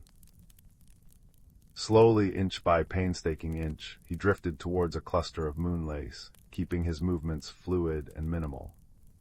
He felt the deep star amplify his intent, its light softening, becoming less a beacon and more like the dappled sunlight filtering through the surface. Cora watched utterly still, her ancient eyes filled with hope. A large razorback clam loomed beside the moonlace. Its frilled mantle rippled, sensing his presence. Finn held his breath, pouring every ounce of calm he possessed through the deep star. The clam's shell tensed slightly, then relaxed. It remained open. Heart pounding with quiet triumph, Finn carefully reached out and gently harvested several fronds of the glowing moonlace. They felt cool and resilient in his hand, pulsing with soft blue light. He retreated as slowly as he had approached. Back at the poisoned fissure, the task was even more delicate. They had to get close enough to the stone-sick urchins without triggering a defensive spray of their toxic slime. Finn again relied on the deep star, projecting feelings of calm and harmlessness, while Cora used her immense patience and knowledge of currents to position them. Finn held a frond of moonlace towards one of the urchins. As the soft blue light touched the oozing gray spines, a remarkable thing happened. The sickly green glow within the urchin flickered. The gray slime seemed to recoil, sizzling faintly as the moonlace's light washed over it. Slowly, agonizingly slowly, the darkness receded from the spines, replaced by their natural, dull purple. The urchin stopped pulsing its toxic light and became still and dormant. Working with painstaking care, Finn and Cora treated each stone-sick urchin in the cluster. The deep star warmed in Finn's hand, its light blending with the moonlace's blue glow, amplifying the cleansing effect. They worked until the fissure was clear, the cold plume ceased, and the last traces of the sickly green light vanished.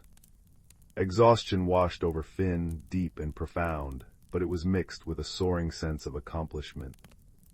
They returned to the coral amphitheater. Queen Thalassa and her people awaited them anxiously. As Finn presented the remaining moonlace and projected images of their mission, the discovery of the urchins, the perilous journey, the gentle application of the cure, a wave of profound gratitude washed over him from the gathered merfolk. Their luminous eyes shone with renewed hope. Work began immediately. Guided by Finn's descriptions and Cora's wisdom, teams of merfolk carefully harvested more moonlace, using Finn's method of stillness and projected calm, and applied its light to the afflicted areas of the reef. Where the gloom had been thickest, the moonlace's gentle blue glow spread, pushing back the gray slime. Color began to seep back into the bleached coral, first faint pastels, then vibrant reds, oranges, and yellows. Tiny polyps tentatively extended their delicate arms. Fish, drawn by the returning life, darted back into the recovering areas. The oppressive silence lifted, replaced by the tentative clicks, pops, and chirps of returning reef life, gradually swelling back into the familiar, comforting hum of the meridian depths. Finn watched, tears mingling with the seawater inside his bubble. He had helped heal this wondrous place. The quiet boy who listened to shells had found his voice in stillness and observation.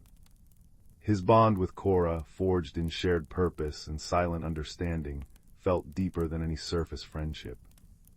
The queen approached, placing a webbed hand against his bubble once more. Her gratitude flowed into him, warm and profound. The deep star chose wisely, Finn. You saw with new eyes and acted with a gentle heart. You have reminded us that true strength often lies not in force, but in quiet understanding and the courage to act with kindness. The meridian depths will remember the shell-bearer. The time came for Finn to return. The deep star pulsed softly, its journey complete for now. Queen Thalassa presented him with a small, woven pouch made of iridescent seaweed, containing a single, perfect pearl that glowed with its own soft, inner light, a token of their gratitude and a reminder of the light within the depths. Cora nudged him gently one last time, her ancient eyes conveying a farewell that needed no words. Holding the deep star, Finn swam towards the surface, guided by the fading light above. He breached the waves just as the first stars began to prick the twilight sky. He stood on the familiar shore, dripping, the shell cool in his hand, the glowing pearl pouch tucked safely in his pocket. The world above seemed both the same and utterly changed. The rustle of the wind in the dune grass, the cry of a distant gull, the sigh of the waves, they all held a deeper resonance, a secret melody he now understood. Back in his small room, the deep star sat on his bedside table, dark and silent once more. But Finn knew its secret. He held the glowing pearl, its soft light, a comforting echo of the meridian depths. He was no longer just the quiet boy who collected shells. He was the shell-bearer, the boy who had befriended an ancient turtle, helped heal a hidden world, and learned that the greatest magic often lies in listening, observing, and acting with gentle courage.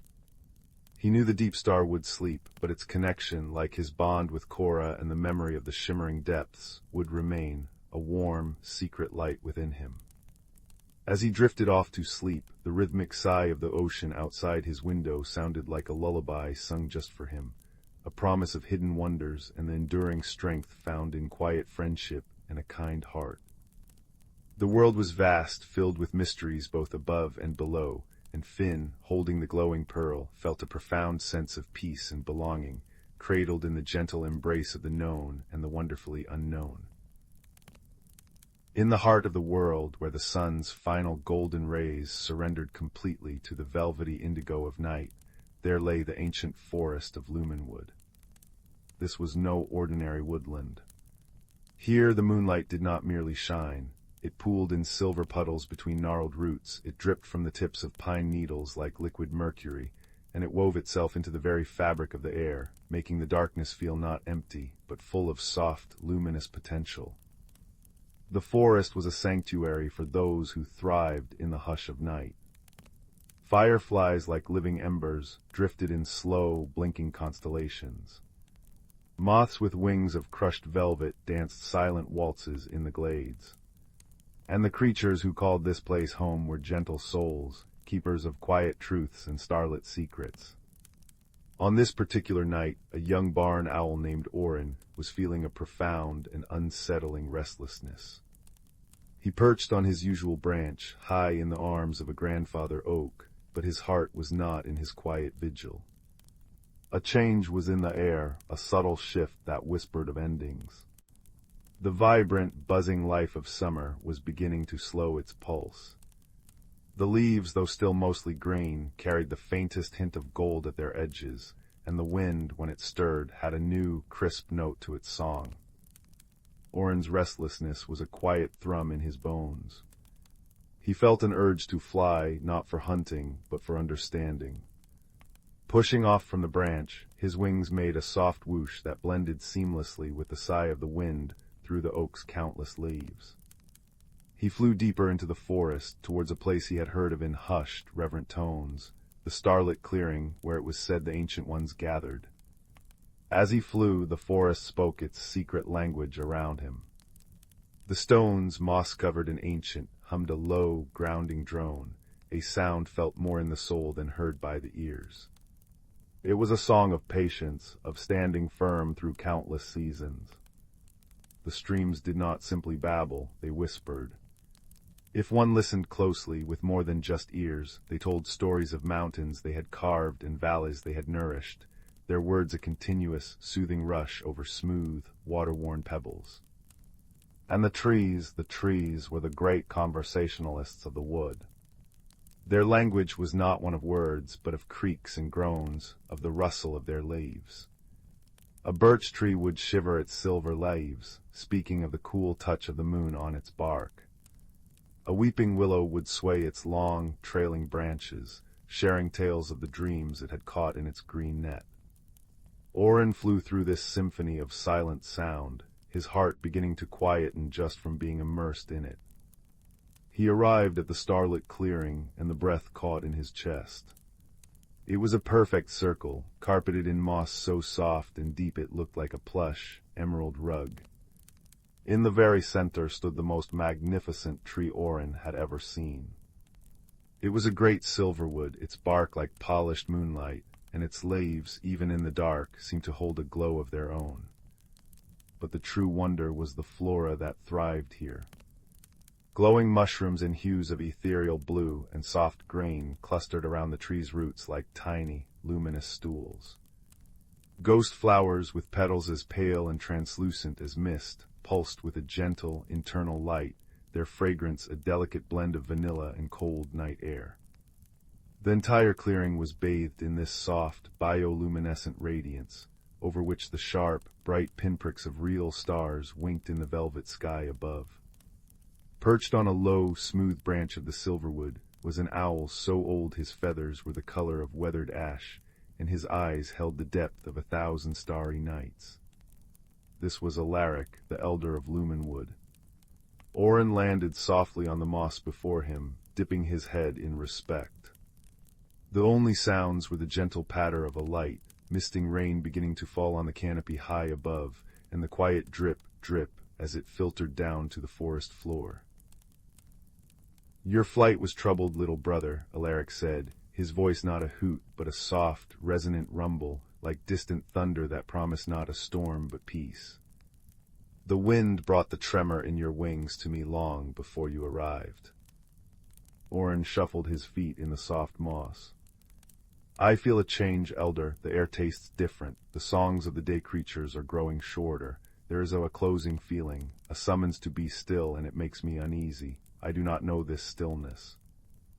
Alaric blinked slowly, his great eyes reflecting the glowing mushrooms. "You are listening to the turning of the great wheel, Orin. The season of sundrench is yielding to the season of moon rest. It is not an ending, but a different kind of beginning. Come, walk with me." The ancient owl glided from his branch, his flight utterly silent, and led Orin to the edge of the clearing, where a small, particularly talkative stream gurgled over a bed of jet-black stones. The sound was a natural lullaby, each bubble and trickle a note in a watery melody. "Listen to the stream," Alaric murmured. "What is it saying?" Orin cocked his head, focusing. At first it was just noise. But as he let his own worries quiet, the sound began to resolve into a pattern. It was laughing. It was telling a joyful story of its journey, tumbling over rocks, swirling in eddies, always moving, always changing. "It speaks of flow," Orin said, understanding dawning. "Of never being the same water twice." "Exactly," Alaric said. "And now," he added, gently directing Orin's attention with a tilt of his beak, "touch the stone beside it, the one with the velvet cloak of moss." Orin reached out a tentative wingtip and brushed the stone. It was cool and damp, and the moss was incredibly soft. A deep, resonant vibration traveled up his wing, a single, sustained note of immense age and stability. And what does the stone say? Alaric asked. It speaks of standing firm, Orin replied, his voice filled with awe. Of being here in this very spot for 100 lifetimes of owls. It speaks of patience. The stream and the stone, Alaric said, his voice blending with the stream's own song. One is constant change, the other is constant stillness. The forest needs them both, so it is with the seasons. Sun drenches the stream, a time of vibrant growth, of bustling life, of constant movement, but moonrest is the stone.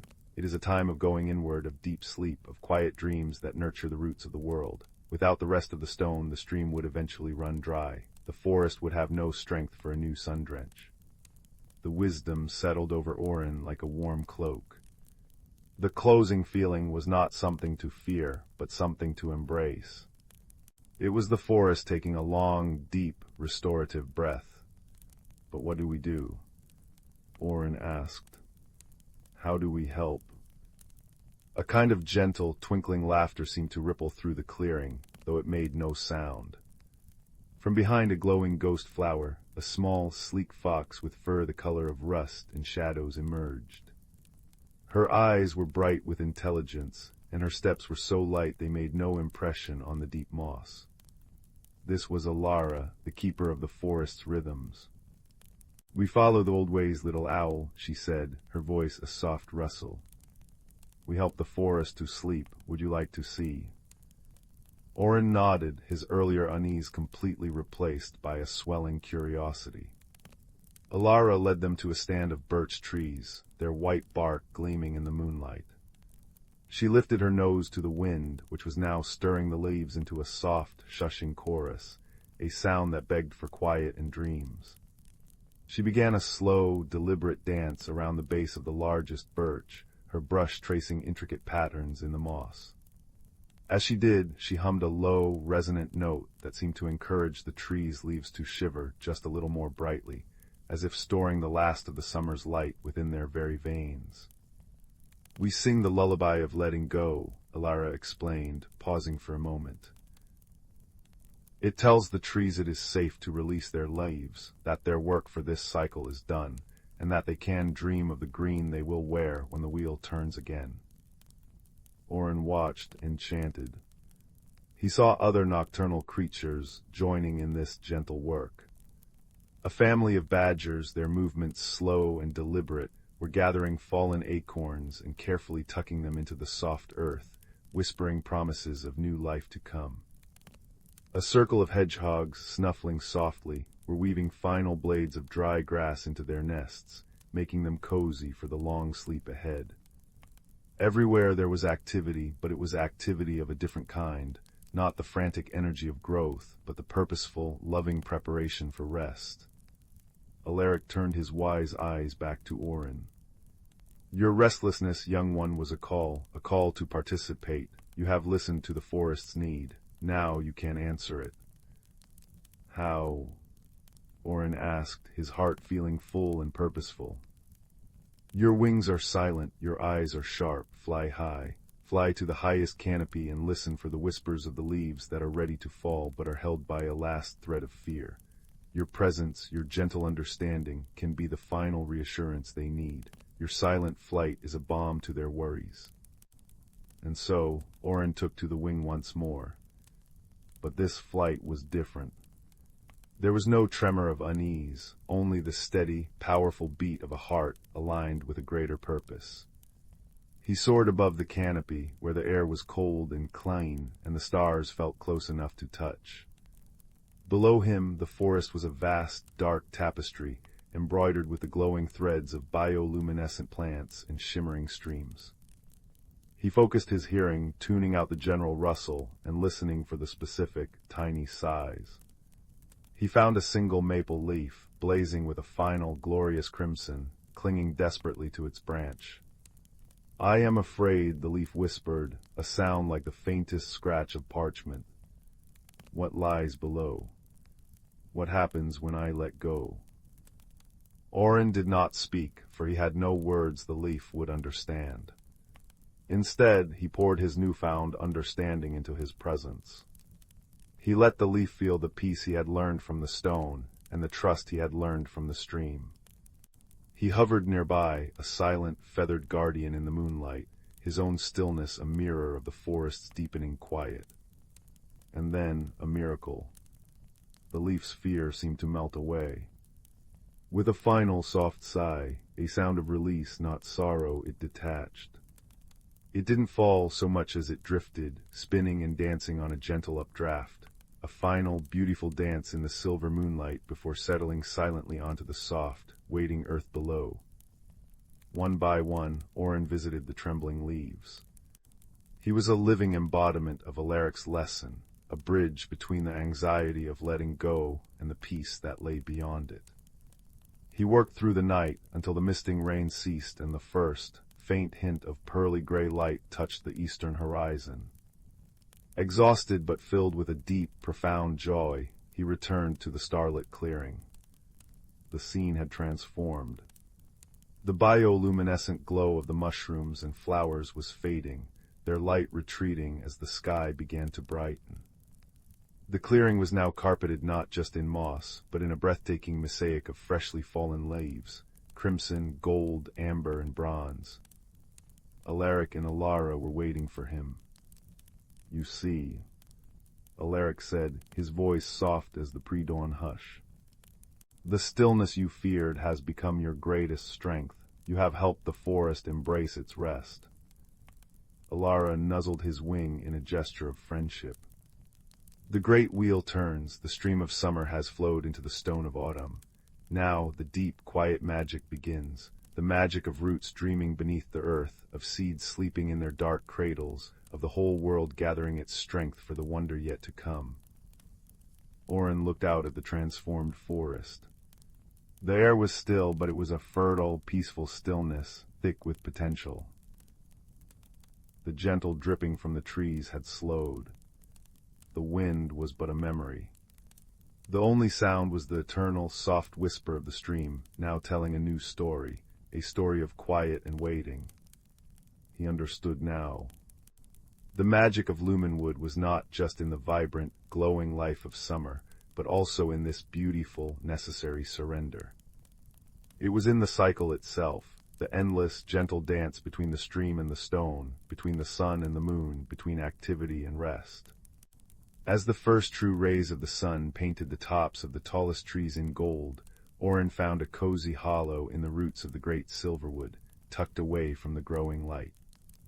He curled into it, the scent of damp earth and decaying leaves a comforting perfume. His restlessness was gone, replaced by a contentment as deep and ancient as the forest itself. He closed his eyes, and as he drifted into his own well-earned sleep, he listened to the final, gentle sounds of the forest at rest. The last drip of rainwater, the distant, soothing babble of the eternal stream, and the profound, loving silence of the stones, holding the entire sleeping world in their patient, timeless embrace. Deep within the heart of the world lay the elderwood, a forest so ancient that its roots remembered the first rainfall, and its tallest branches had once brushed the edges of the newborn moon. It was a place where moonlight did not merely fall, but pooled in silvery puddles between gnarled roots, and where magic was not a spectacle, but the very breath of the land. The air itself hummed with a soft, forgotten music, the rustle of leaves sharing secrets, the gurgle of streams murmuring tales of distant mountains, and the low, resonant hum of stones dreaming their slow, geologic dreams. On this particular autumn evening, as a crisp wind carried the scent of damp earth and decaying leaves, a young fox named Rowan sat at the edge of a starlit clearing. His coat was the color of burnt amber, and his eyes, wide with a restless energy, reflected the shimmering constellations above. He was listening, or trying to listen, to the forest. But all he could hear was the frantic thrumming of his own heart. He was filled with a yearning he could not name, a feeling that he was missing something vital, something that hummed just beyond his understanding. A soft rustle came from the canopy above. An immense snow-white owl named Alaric alighted on a low-hanging branch of the grandmother willow, her boughs sweeping the mossy ground like a gentle sigh. His eyes were twin pools of liquid moonlight, deep and knowing. The wind speaks of unrest, little one. Alaric's voice was not a sound heard with ears alone, but a vibration that settled in the bones, calm and resonant. It carries the flutter of a heart that has forgotten how to be still. Rowan looked up, his ears twitching. I feel empty, Elder Alaric, as if the forest is singing a song and I have forgotten the words. Alaric blinked slowly. The words are not forgotten, young fox. They are waiting for you to be quiet enough to hear them. Come, the moon is generous tonight. She will light our path. And so their journey began. They moved away from the clearing and into the deeper, velvet darkness of the elder wood. Here the magic was thicker. Patches of bioluminescent fungi clung to fallen logs, glowing with a soft, blue-green light that pulsed gently, like a sleeping heartbeat. Delicate will-o'-the-wisps, little more than captured starlight, drifted lazily through the air, tracing invisible pathways. Listen to the stream, Alaric whispered, as they approached a ribbon of water that chuckled over smooth, dark stones. Do not listen for the sound of water, but for the story it tells. Rowan crouched, dipping a paw into the icy current. At first it was just noise. But as he let his breathing slow, as he let the chill of the water and the soft patter-patter of a light drizzle beginning to fall on the broad leaves above calm his spirit, the noise began to unravel into meaning. It was a story of patience. The water was not fighting the stones, it was singing to them, wearing them smooth over centuries with its gentle, persistent melody. It was a lesson in softness overcoming hardness, in the power of constant, gentle flow. It speaks of perseverance, Rowan murmured, his voice full of wonder. It does, Alaric agreed. And it reminds the stones to dream of the sea. They walked on, the gentle rainfall creating a soothing symphony all around them. A soft pit-pat on the leaves, a steady drip-drop from the canopy, a faint hiss as it met the forest floor. The wind picked up not a gale, but a tender breath that stirred the pine needles into a soft shushing sound, and made the bare branches of the oak trees click together like whispering bones. Soon they came to a circle of ancient standing stones, draped in cloaks of thick emerald moss. In the center stood a monolith of pure obsidian, taller than the rest, known as the Heartstone. Place your ear against it, Alaric instructed.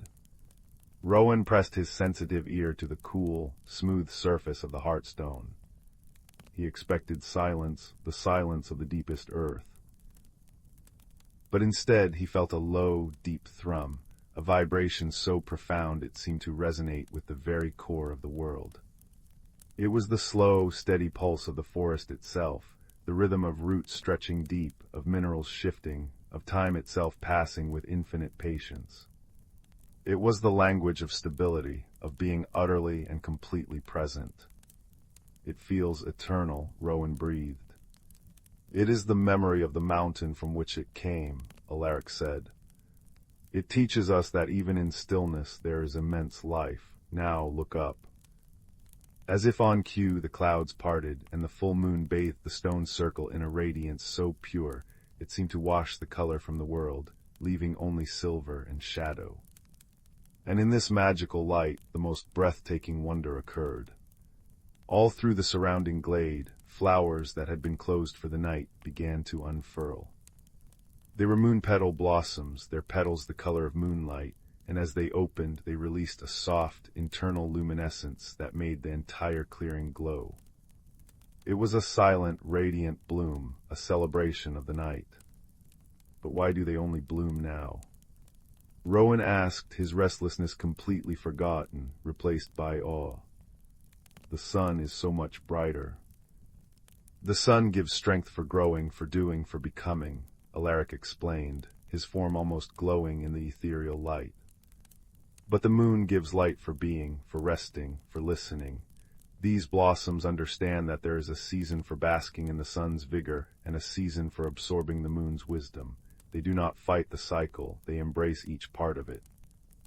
The words settled deep within Rowan. The babbling brook's lesson of gentle persistence. The Heartstone's lesson of profound stillness. the moon petals' lesson of cyclical renewal. They were all pieces of a single truth. He thought of his own restlessness, his feeling of emptiness. He had been trying to fill the quiet with noise to outrun the stillness. He had forgotten the part of the cycle that was for listening, for absorbing, for simply being present in the grand, quiet hum of the world. He sat down in the center of the glowing clearing, the cool moss soft beneath him, the gentle rain a tender caress on his fur. He closed his eyes and did not try to listen for anything in particular. He just listened. And in that state of open receptivity, the forest spoke to him not in separate voices, but in a single, harmonious symphony. He heard the wind's gentle sigh as it wove through the pines. He heard the patient drip of water from a leaf. He felt the deep, slow pulse of the earth through the soles of his paws. He saw the soft, pulsing glow of the fungi and the blossoms against his closed eyelids. It was no longer a language of words, but a feeling, a vast, comforting presence that held him, a tapestry of sound and light and life woven together with threads of moonbeam and magic. A profound peace, warm and heavy as a quilt of summer wool, settled over him. The emptiness was gone, not because it had been filled with something new, but because he had realized it was not emptiness at all. It was a space, a sacred, quiet space meant for listening, for dreaming, for being part of the forest's endless, gentle song.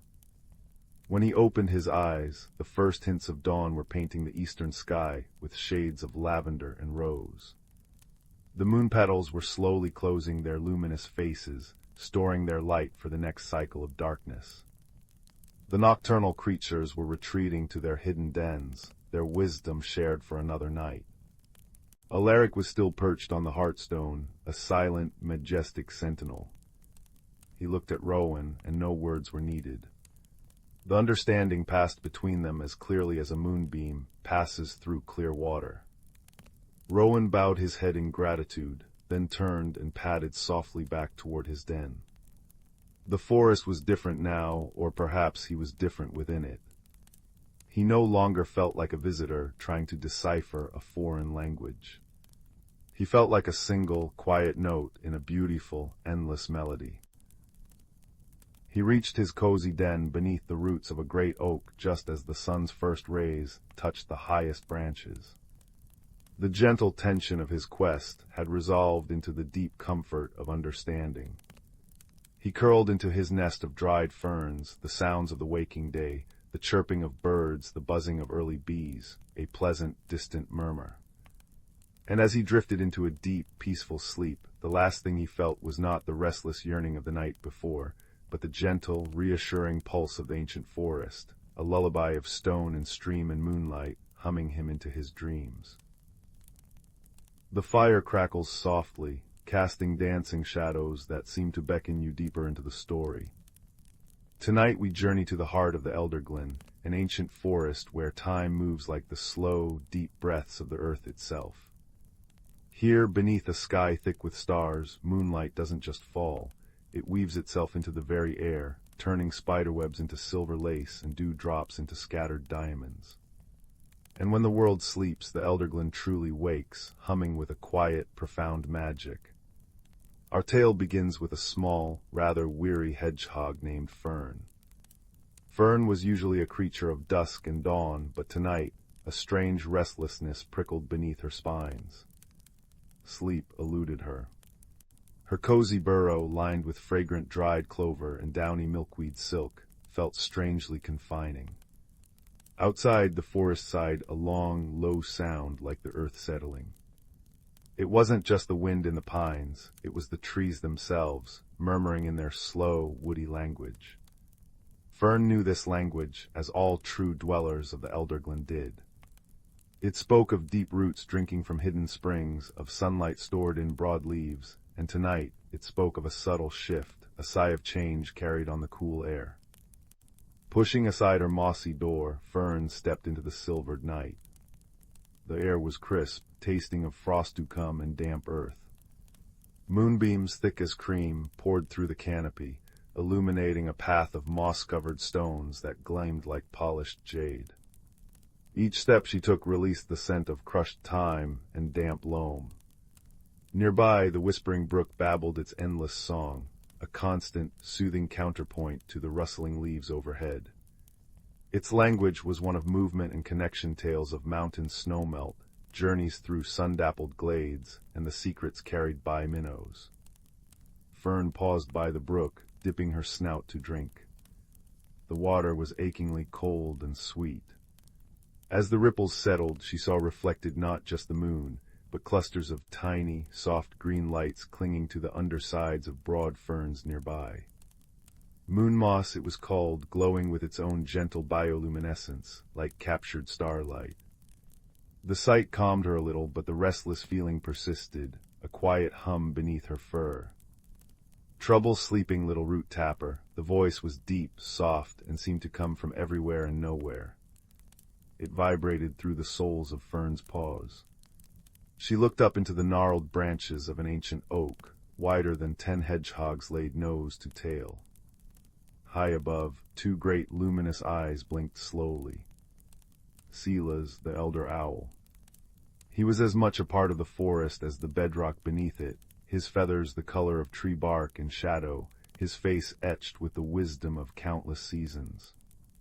"Silas," Fern whispered, her voice small in the vast quiet. "The trees, they sigh differently tonight, and the stones feel expectant." She placed a small paw on a large, smooth stone warmed slightly by the day's sun. It hummed faintly, a low, resonant thrum she felt rather than heard. The stone spoke the oldest language of pressure, time, and stillness. Silas tilted his great head, moonlight catching the silver edges of his feathers. "They do, little one, they speak of the great turning. The season of deep sleep draws near. The forest prepares to rest, to dream beneath the frost." He ruffled his feathers softly, the sound like dry leaves skittering across stone. "Restlessness before the quiet is natural. It is the forest gathering its breath, settling its accounts." "But why does it make me feel so adrift?" Fern asked, tracing the cool, damp moss on the stone. A gentle breeze sighed through the leaves above, a susurrus that sounded like distant, whispered secrets. "Listen, listen." "Perhaps," Silas mused, his voice a soothing rumble, "the forest senses you have not yet found your piece of the puzzle. Every creature, every leaf, every drop in the brook has a role in the turning. What small task waits for Fern?" Fern thought. She gathered seeds, she tended the moss near her burrow, she listened to the brook's stories. But Silas's words resonated. There was a feeling, a quiet pull, like the tug of the moon on the tides, drawing her deeper into the Elderglen, towards the starlight clearing a place rarely visited, except on nights of potent magic. "Follow the moon path," Silas suggested gently, not commanding, but offering a key. "Listen to the stones, they remember the way." With a soft whoosh of silent wings, he melted back into the shadows of the oak, leaving Fern with the comforting sounds of the night. The drip, drip, drip of sap from a pine, the distant plink of a water drop falling into a still pool, the soft crunch of her own paws on the frost-kissed moss. Taking a deep breath, Fern set off. She followed the broadest moonbeam, a river of silver light cutting through the trees. She paused often, placing her paw on the cool, smooth stones that marked the path. Each hummed its own unique note, a deep bass thrum from a granite boulder, a higher, crystalline chime from a piece of quartz. Together, they formed a silent melody guiding her steps.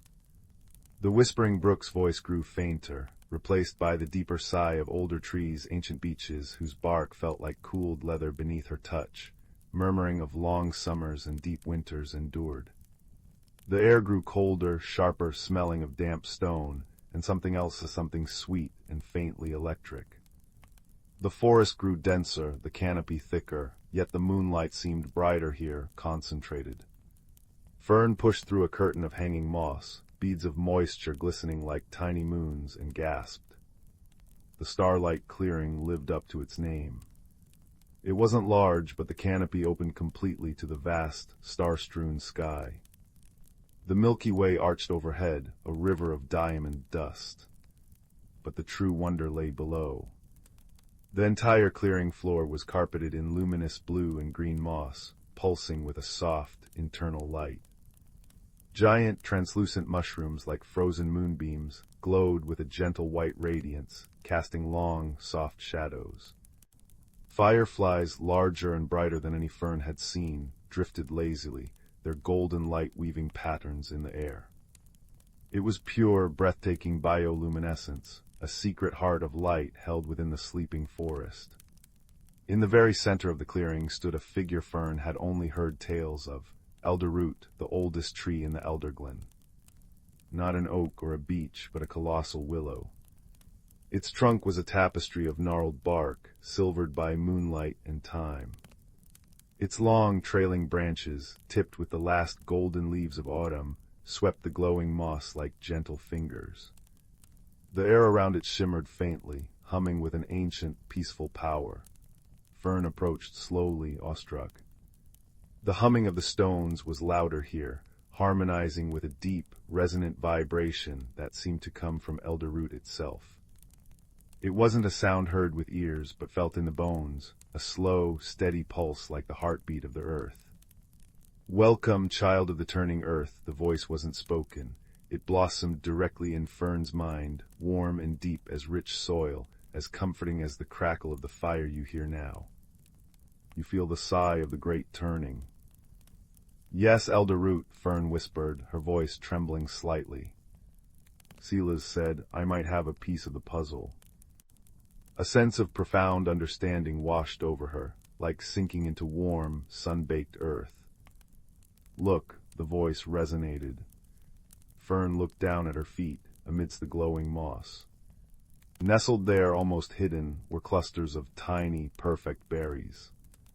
They weren't glowing themselves, but they reflected the starlight and the bioluminescent moss with an intense, silvery sheen. Moonberries. Rare, precious, said to hold the essence of the autumn moon. They have ripened under the turning moon, Elderroot's thought flowed. Their time is now, before the deep frost seals the forest sleep. They carry the dream seeds of renewal. They must be shared, scattered where the sleepers dream, so their essence nourishes the roots of spring. Fern understood. This was the quiet task. The restlessness had been the forest's gentle nudge, the sighing trees and expectant stones its subtle directions. She carefully, reverently, began to pluck the moonberries. They were cool and smooth in her paws, smelling faintly of frost and distant stars. The clearing watched her. The glowing moss pulsed softly, the fireflies danced intricate patterns above, the ancient willow hummed its deep, grounding song. The gentle patter of a light, icy rain began, kissing the leaves high above, a soothing, rhythmic whisper adding to the symphony of the night. She gathered a small pouchful, the berries shining like captured starlight. As she worked, a profound peace settled over her, deeper than any sleep. The restlessness melted away, replaced by a warm sense of purpose, of being perfectly woven into the Elderglen's grand tapestry. She was part of the sigh, part of the turning. "Well done, little keeper," Elderroot's thought brushed her mind like a trailing willow branch. "Carry the moon's promise to the dreamers. The forest rests easier knowing its treasures are tended." Fern bowed her head, a deep feeling of gratitude filling her small chest. She turned, the pouch of moonberries held gently. The path back seemed clearer now, the stones humming a comforting, familiar tune. The rain fell a little heavier, a soft shush-shush-shush on the canopy, but beneath the trees, Fern walked in a pocket of quiet peace. She stopped by the whispering brook, scattering a few moonberries along its banks. They gleamed like fallen stars against the dark water, destined to nourish the roots of water plants dreaming below. She left some near the entrance to the rabbit warren, where deep sleepers would unknowingly breathe in their renewing essence. Finally, she placed a few precious berries near her own burrow entrance, a promise for the spring to come. Her task complete, Fern slipped back inside her cozy burrow. The scent of clover and milkweed welcomed her. The restlessness was gone, replaced by a delicious, bone-deep weariness. The forest sighs outside were no longer unsettling, but a gentle lullaby, the sigh of contentment, of settling into rest. The drip, drip, drip of rain from the eaves, the distant murmur of the brook, the deep, resonant hum of the resting earth, it was a symphony of peace.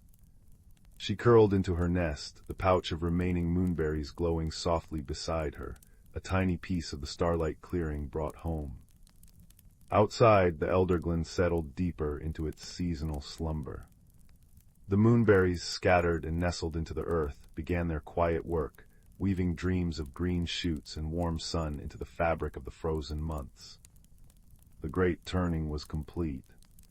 Fern closed her eyes, her breath slowing, matching the deep, restful rhythm of the ancient forest. She drifted into sleep, not adrift, but anchored, cradled by the wisdom of owls and trees, the language of stones and streams, and the soft, luminous promise of renewal that glowed even in the deepest dark. The fire crackles softly now, mirroring the gentle pulse of the elderglen's heart, a reminder that even in stillness life dreams and prepares, ever so gently, to bloom again. Sleep well, little dreamer, sleep well. The village of Willowbrook nestled in a valley where sunbeams danced on dew-kissed cobblestones, and the air always smelled faintly of baking bread and wild thyme. Young Ben lived there with his grandfather, a quiet boy with eyes the color of storm clouds, and a heart that noticed things others overlooked. While other children chased butterflies or played kick-stone, Ben often sat by the old stone well in the square, tracing the cracks in the worn wood of its cover, wondering about the secrets whispered beneath the surface. One misty autumn morning, while helping his grandfather clear the attic of his creaky, timber-framed cottage, Ben discovered a forgotten wooden chest tucked beneath dusty eaves. It smelled of cedar and thyme. Inside, nestled amongst faded quilts and bundles of letters tied with faded blue ribbon, lay a small object wrapped in soft, unbleached linen. Unwrapping it carefully, Ben found an ordinary-looking teapot.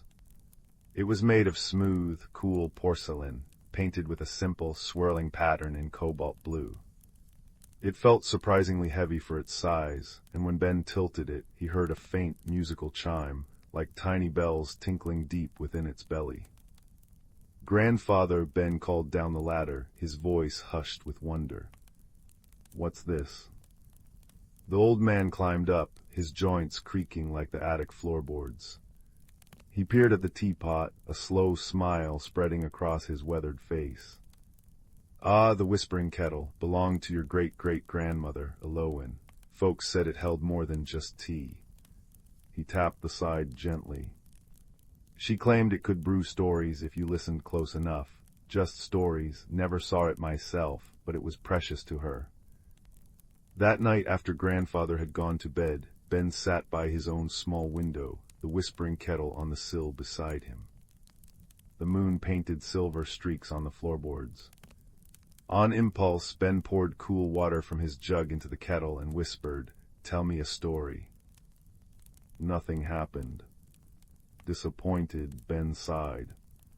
But as he turned to leave, a faint wisp of steam curled from the spout.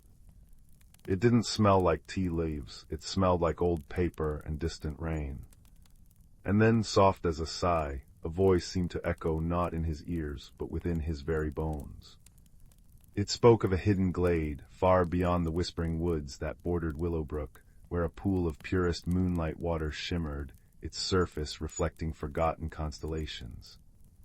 The voice spoke of the pool's magic fading, dimmed by a creeping, cold shadow of forgetting. The story ended with a feeling of profound sadness, like a lost melody. Ben felt a strange pull in his chest, a yearning as deep as the kettle's chime. He knew with a certainty that surprised him that he had to find that glade. The whispering kettle hadn't just told a story, it had offered a quest. He packed a small bag, a wedge of cheese, a crusty loaf, his warmest woolen scarf, and carefully the whispering kettle wrapped in the linen cloth. At dawn, Ben slipped out, the village still dreaming. The path into the whispering woods was familiar at first, carpeted with fallen leaves the color of embers and gold. But soon the trees grew taller and closer, their gnarled branches weaving a canopy that filtered the sunlight into shifting green patterns. The air grew cooler, filled with the scent of damp earth and pine resin. Ben felt small and alone. He stopped by a mossy boulder, unsure which path to take. "Lost are we, young sprout," a gruff voice rumbled from beneath the boulder. A large, silver-furred badger with wise, dark eyes pushed his way out. He wore a tiny pair of spectacles perched precariously on his snout. "Name's Thorn. Paths in these woods twist like a squirrel's tail if you don't know their rhythm." Ben explained his quest, showing Thorn the whispering kettle. The badger sniffed it thoughtfully. "Moonlight water, a tricky business. Shadow of forgetting is thick near the glimmer glade now, makes the path slippery for the mind." He adjusted his spectacles. "Wisdom you'll need, not speed. I know the old ways. I'll guide you part of the journey. But the final path, that requires a different kind of sight." Thorn proved a patient and knowledgeable guide. He showed Ben how to read the language of the moss thicker on the north side of trees, how to listen for the different songs of the streams, the one that chuckled led deeper, the one that sighed led towards rocky cliffs, and which berries were safe to eat, bright blue with star-shaped leaves. He shared stories of the forest, his voice a comforting rumble as they walked. "Strength isn't always in the claw or the tooth, Ben," Thorn said as they navigated a tangle of roots. "Sometimes it's in knowing when to be still, when to listen." After 2 days of travel, the woods began to change. The vibrant greens faded to muted grays and silvers. The air grew colder, carrying a scent like frost and old stone. Sounds became muffled. Even the birdsong seemed distant and thin. Thorn stopped at the edge of a silvery birch grove. "This is as far as I go, lad. The shadow thickens here. It makes creatures forgetful, even grumpy old badgers. You'll need lightheartedness now, a spark to pierce the gloom. Look for Pip." Ben thanked Thorn, who gave him a gruff nod before disappearing back into the deeper green. Feeling the cold seep into his bones, Ben pressed on. The silence was oppressive. He tried to recall the kettle's story, but the details felt fuzzy, like a dream upon waking. Doubt whispered coldly in his ear. "Why are you here? Go back. It's warm at home." Then a flash of brilliant blue shot past his head. A tiny bird no bigger than Ben's thumb, with feathers like sapphires and wings that hummed, hovered before him. "Hello, hello, feeling a bit gray, are we? Blasted shadow makes everything so dull." The bird's voice was like tinkling glass bells, impossibly cheerful in the gloom. "I'm Pip, Pip the forget-me-not finch. I remember everything, especially the bright things. Are you lost? Are you sad? Do you need a song?" Ben's spirits lifted instantly at Pip's infectious energy. He explained about the moonlight pool and the shadow of forgetting. Pip zipped around his head. "Oh, the glimmer glade, beautiful, terrible shadow making it all misty. Follow me, I remember the way. I remember the song the moonbeams sing on the water, la la la luminous." Pip darted ahead, his tiny form a beacon of dazzling blue against the gray landscape. His constant, cheerful chatter and bursts of song were like tiny candles pushing back the cold forgetfulness. He reminded Ben of the kettle's warmth, of his grandfather's smile, of the smell of baking, bread in Willowbrook, all the bright things the shadow tried to smother. Finally, they emerged from the last of the gray birches into a small, circular clearing. It should have been bathed in ethereal light, but instead, a thick, swirling gray mist clung low to the ground, obscuring everything. At the center, Ben could just make out the faint, sorrowful shimmer of the moonlight pool, its light weak and flickering. The air was thick with the shadow of forgetting, a heavy, sorrowful feeling that made Ben want to curl up and sleep, to let go of all purpose. "The shadow feeds on loneliness," Pip chirped, his voice subdued for the first time. "It wraps the pool in forgetting, makes it feel abandoned." Ben stood at the edge of the mist, clutching the whispering kettle. How could he fight this? Thorn had said wisdom, not force. Pip spoke of loneliness. He remembered the kettle's story, the sadness within it. He thought of his own quiet nature, how sometimes he felt unseen. Perhaps the pool felt that way too. He knelt on the cool, damp grass. He unwrapped the whispering kettle and set it gently before him. He poured water from his flask into it, the sound loud in the oppressive silence. Then, instead of asking for a story, Ben began to speak. He spoke softly, pouring his heart out to the hidden pool. He spoke of noticing the small things, the intricate pattern on a spider's web at dawn, the way sunlight turned the village fountain into liquid gold, the comforting weight of his grandfather's hand on his shoulder. He spoke of feeling small sometimes, but finding wonder in the world anyway. He spoke of his journey, of Thorn's steady wisdom, of Pip's dazzling joy. He spoke of seeing the pool even through the mist, of believing in its light. As Ben spoke, a thin, warm stream of fragrant steam began to rise from the whispering kettle's spout. It smelled like sun-warmed stone, like honeysuckle on a summer evening, like comfort and belonging. The steam didn't fight the gray mist, it wove through it, gentle and persistent. Where the steam touched, the mist seemed to soften, to thin, revealing patches of silver grass beneath. Pip, understanding, began to sing. Not his usual frantic, cheerful tune, but a soft, pure melody that echoed the feeling in Ben's words, a song of quiet noticing, of gentle companionship, of light remembered. He fluttered near the steam, his blue feathers catching the faint moonlight struggling through the thinning mist. Ben continued, his voice gaining strength as he poured out his simple truth. You are not forgotten, you are seen, you are beautiful.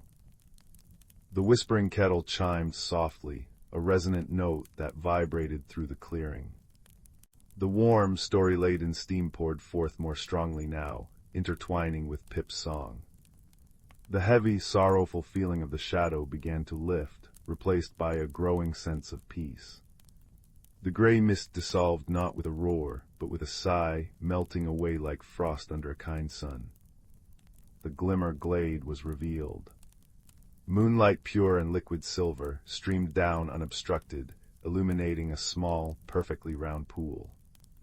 Its water wasn't water at all, but seemed to be made of captured moonlight, swirling gently, reflecting stars that weren't in the sky above. It shimmered with a soft, internal radiance, casting dancing silver reflections on the surrounding ferns and mossy stones. The air was crisp, clean, and filled with the gentle hum of pure magic. The shadow of forgetting was gone, dispersed by the warmth of shared stories, the light of friendship, and the simple, powerful act of being seen and acknowledged. Ben approached the pool reverently. He dipped the whispering kettle into the moonlight water. As it filled, the porcelain seemed to glow from within, the cobalt blue patterns deepening like a twilight sky. He felt a profound sense of calm wash over him, a connection to something ancient and gentle. The journey back was lighter. Pip chattered excitedly about the glade's restored beauty. Thorn met them at the edge of the silver birch grove, a knowing glint in his eye. Wisdom listened to, friendship offered, light remembered. Well done, Sprout. He accompanied them back to the edge of the familiar woods. When Ben finally slipped back into his room in Willowbrook, dawn was just painting the sky peach and rose. He placed the whispering kettle, now holding the precious moonlight water, carefully on his windowsill. It glowed softly, a comforting nightlight. He knew the magic wasn't just in the water. It was in the journey, the helpers, and the quiet understanding he'd found within himself. From then on, Ben wasn't just the quiet boy. He was the boy who listened, who noticed, who understood that the greatest magic often lies in kindness, connection, and the courage to share your heart. And on clear nights, when the moon was full, he would brew a small pot of chamomile tea with just a drop of the moonlight water in the whispering kettle. As the fragrant steam rose, carrying whispers of ancient glades and steadfast friends, He would share stories not just of grand adventures, but of the quiet wonders of Willowbrook, the steadfast wisdom of the woods, and the dazzling joy found in even the smallest blue feather, reminding everyone who listened that they too were seen, remembered, and full of their own quiet, extraordinary light. And the steam would curl around the room, warm and comforting, weaving a blanket of peace before the journey into dreams. In a quiet corner of a little house nestled between whispering pines, there lived a boy named Leo. His home was a place of soft edges and gentle sounds, where the floorboards creaked like sleepy crickets, and the curtains sighed with every breath of wind. On evenings when the sky turned the color of bruised plums, Leo would often find himself drawn to the attic, a realm of dust motes dancing in slanted sunlight and secrets waiting to be found. One such evening, as rain tapped a lullaby on the roof, Leo climbed the narrow stairs to the attic. The air smelled of cedar and forgotten stories. In the far corner, behind a trunk draped with a quilt stitched by his great-grandmother, he discovered a small wooden box. It was no larger than his hand, carved with patterns of twisting vines and sleeping birds. When he lifted the lid, a soft melody began to play, tinkling like ice crystals in a winter sun. This was no ordinary music box. As the notes spilled into the air, they seemed to weave shapes, faint, shimmering images of a path through a forest Leo had never seen. Hesitant but curious, Leo reached out a finger to trace the glowing notes. At his touch, the attic seemed to melt away, and he found himself standing at the edge of a twilight wood. The music box rested in his palm, still playing its gentle tune. This was not a journey of miles, but one of heartbeats and bravery, a quest to unlock the box's final secret, which could only be revealed by facing his own fear of the unknown. The path before him was carpeted with moss that muffled his steps, and the trees arched overhead like protective arms. Fireflies blinked in the deepening blue, and somewhere in the distance, a bell chimed softly, as if calling him forward. Leo's courage felt as fragile as a cobweb, but he took a step, then another, guided by the music. Before long, he encountered his first helper, a badger named Barnaby, who was busily organizing a collection of acorns by size and shine. Barnaby had a voice like gravel being gently shifted, and he spoke in precise, measured sentences. "Ah," he said without looking up. "You've come for the Whispering Key, I presume. It's been misplaced for an age. Terribly inconvenient." Barnaby explained that the music box held a song of healing, but it could not be completed without the key, which had been lost to fear. Leo's challenge was not to find the key in some far-off land, but to learn the patience to listen for its whisper. As they walked, Barnaby pointed out clues, a leaf that trembled in a particular way, a stone that hummed when the music box played a certain note. But Leo, eager to finish, rushed ahead, missing the subtle signs. It was then they met Pip, a sparrow with feathers the color of autumn oak leaves. Pip's voice was a cheerful twitter, and she had a habit of finishing others' sentences. "Oh, you're going too fast," she chirped. "The key isn't in a hurry, no siree. It's in the quiet moments, like when you watch a spider spin her web, patiently, patiently." With Pip flitting beside him, Leo tried to slow down. He noticed how the air tasted of damp earth, and how the distant bell grew clearer when he breathed deeply. Yet, frustration nibbled at him. The path seemed to loop back on itself, and the shadows lengthened. Just as doubt began to cloud his heart, a soft purr rumbled from a hollow log. Out stepped a cat with fur as silver as moonlight. Her name was Seraphina, and her eyes held the wisdom of countless starry nights. Her voice was a low, soothing hum. "Courage, little one," she said, "is not the absence of fear, but the kindness we show ourselves when we are afraid.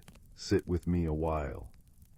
Seraphina led Leo to a cozy clearing where mushrooms glowed with a soft light, and the ground was cushioned with pine needles. Here the sound of the forest wrapped around them like a warm blanket, the rustle of leaves, the purr of the cat, the steady rhythm of Leo's own breathing. Serafina taught him that the whispering key responded to gentleness, not force. "When you are still," she murmured, "you will hear what the world is trying to tell you." Leo closed his eyes, letting the music box's melody blend with the forest's whispers. He thought of the attic, of rainy evenings, and the love stitched into that old quilt. He remembered times he had been patient, waiting for a seedling to sprout or for his grandmother's stories to unfold. In that moment of quiet kindness to himself, a faint tinkling sound emerged from under a nearby fern, not from the box, but from the air itself. It was the whispering key, shimmering into being, a tiny, crystalline thing that pulsed in time with his heartbeat. With the key in hand, Leo returned to the music box. As he turned it, the melody swelled into a complete song, and the shimmering path solidified into a bridge of light leading back to the attic. The forest faded, but its peace remained. Leo found himself once more surrounded by trunks and treasures, the music box now silent but warm in his grasp. He realized the journey had been within him all along, a map of his own courage, drawn with patience and kindness. That night, as Leo drifted to sleep, the attic felt more like a sanctuary than ever. The rain had softened to a drizzle, and the fireflies outside his window seemed to wink in approval. He knew that ordinary places held extraordinary magic for those brave enough to listen, and that the gentlest adventures often leave the deepest marks. And in the quiet of the night, the distant bell chimed once more, a sweet promise that courage, like a cozy room, is always there to welcome you home. Deep within the heart of the world, cradled between the shoulders of sleeping mountains, lay the ancient forest of Lumenwood. It was a place where time moved not in hours, but in breaths, not in days, but in the slow, graceful turning of seasons. The moon was its sun, and silver moonbeams were its daylight, filtering through a canopy of ancient oak and whispering pine to dapple the forest floor in patterns of liquid mercury.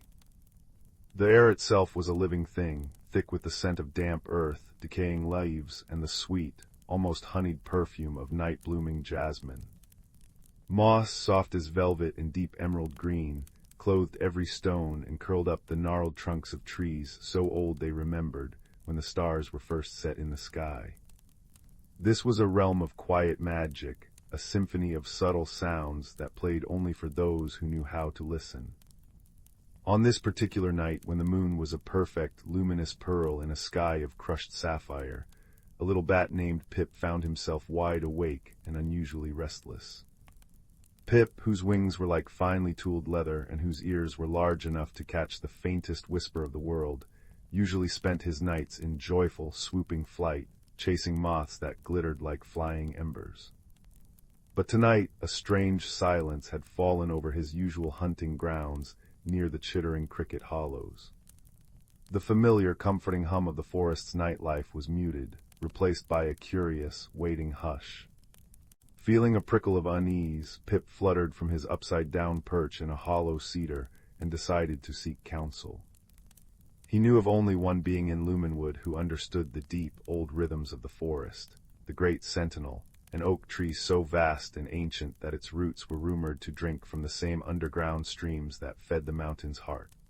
His flight was a quiet rustle of membrane and air. He navigated not by sight alone, but by the gentle, pulsing glow of the forest's bioluminescent wonders. Ghost mushrooms clustered at the base of trees, casting a soft, blue-green light that illuminated his path. Will-o'-the-wisps, those playful, floating sprites of light, bobbed and weaved between ferns, their glow a warm, golden yellow. The very lichen on the north sides of the trees emitted a faint, star-like shimmer.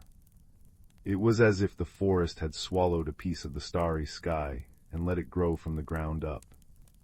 After a time, he arrived in a wide, starlit clearing. At its center stood the great sentinel. It was more a small mountain of wood and life than a tree. Its bark was deeply furrowed, like the wise, lined face of a very old guardian, and its branches spread out like benevolent arms, holding up the sky. Moonlight silvered its last remaining autumn leaves, which clung on with a tenacious, rustling grip. Pip alighted softly on a low-hanging branch, his tiny claws finding a secure purchase. He did not need to speak. In Lumenwood, communication was often a matter of presence and intention. He simply waited, his small body trembling slightly. A deep, resonant hum, felt more in the bones than heard by the ears, began to emanate from the tree. It was the sound of sap moving with glacial slowness, of roots stretching deep into the earth, of countless seasons held in memory. Little one of the air, a voice murmured, not in words, but in a wave of pure understanding that washed over Pip. It was a voice like the sound of wind through a vast, empty canyon, peaceful and immense. You carry a question in your quiet heart. The stream has been whispering of it. The stones have been dreaming it. What troubles your flight? Pip, gathering his courage, sent his own thought out, a fluttering, worried impulse. The music is gone, great one. The cricket songs, the frog choirs, the night is too quiet. It feels empty. The great sentinel was silent for a long moment, a silence filled only with the gentle shhhhh of the wind combing through its leaves, a natural, soothing ASMR that usually calmed every creature. But tonight, even that sound seemed tinged with sorrow. The music is not gone, the tree finally responded, its meaning unfolding in Pip's mind like a slow-blooming flower. It has only changed its tune. The forest is preparing for the great slumber. The season of long nights and short days is upon us. The magic is turning inward, as it always does. Pip cocked his head, confused. But why must it be so quiet?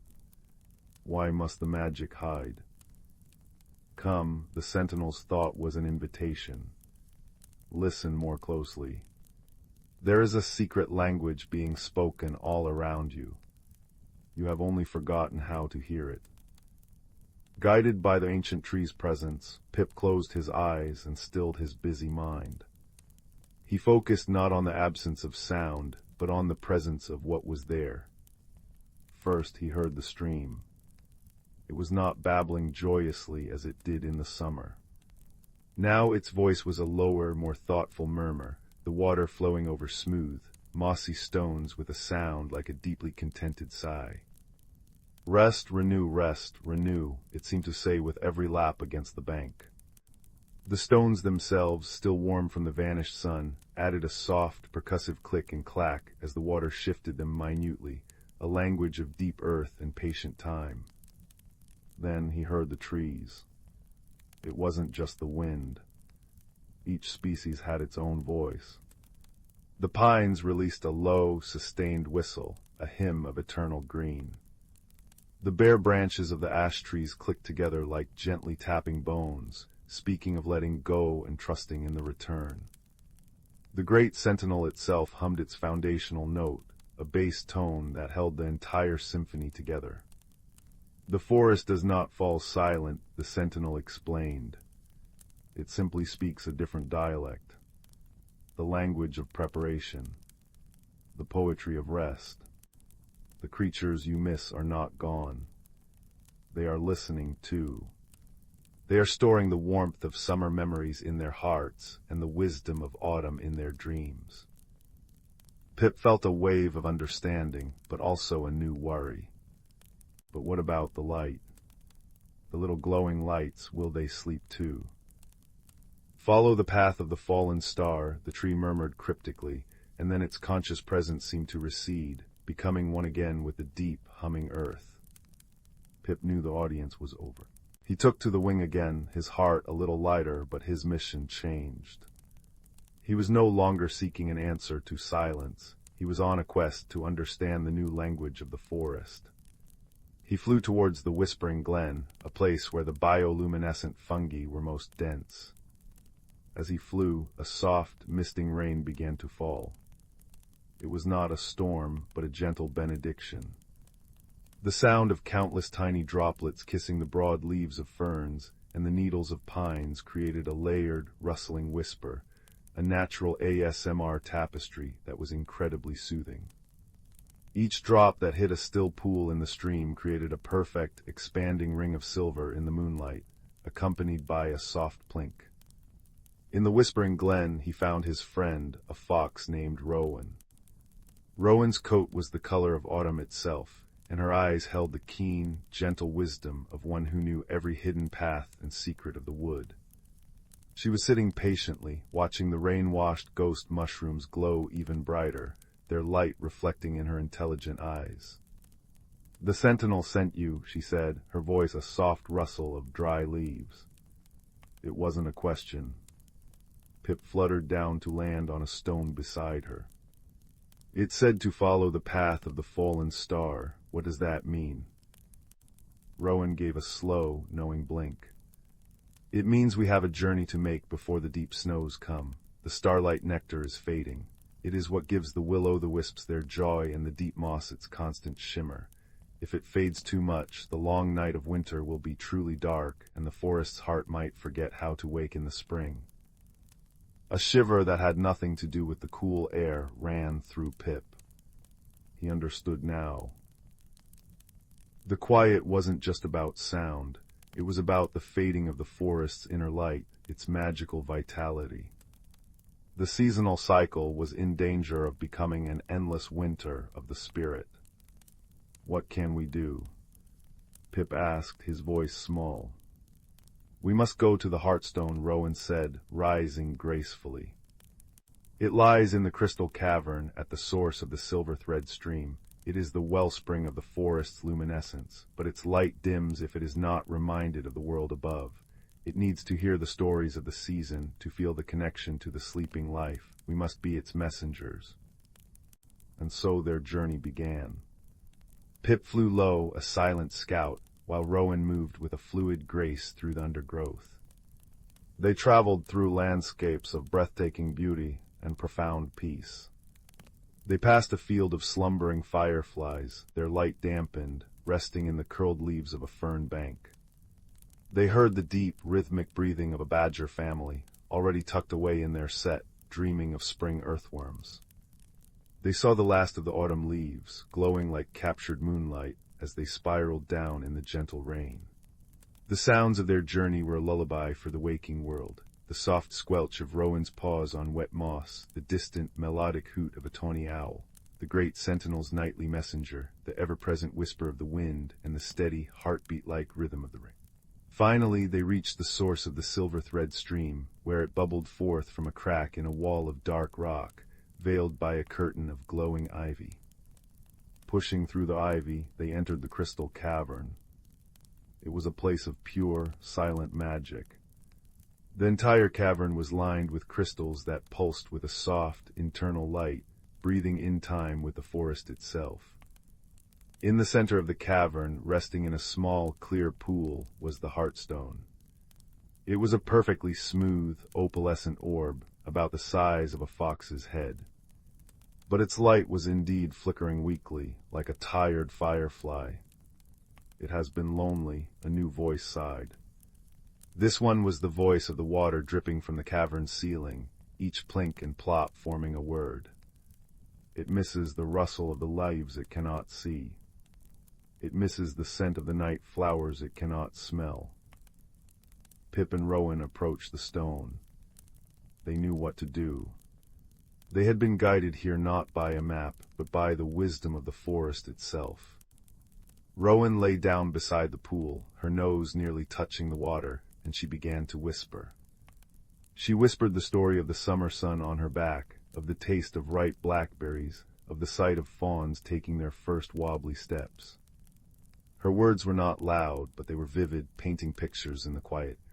Pip, fluttering above the Heartstone, began to chitter and click, not in the language of echolocation, but in the language of memory.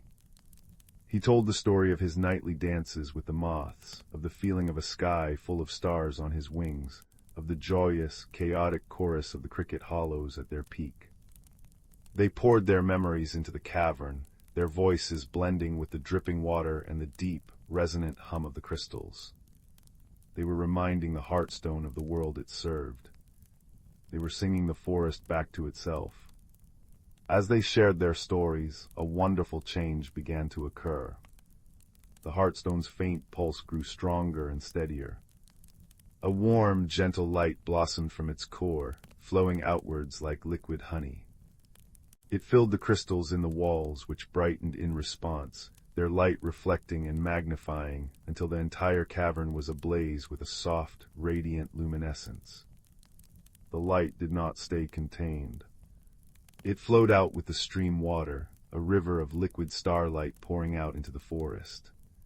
Outside, the will-o'-the-wisps suddenly bobbed with renewed energy, their golden light burning bright and joyful. The ghost mushrooms and glowing lichens shone with an intensity that turned the night forest into a breathtaking cathedral of light. The very air seemed to sparkle. The magic had been renewed. The cycle was secured. Exhausted but filled with a deep, profound joy, Pip and Rowan made their way back to the clearing of the Great Sentinel.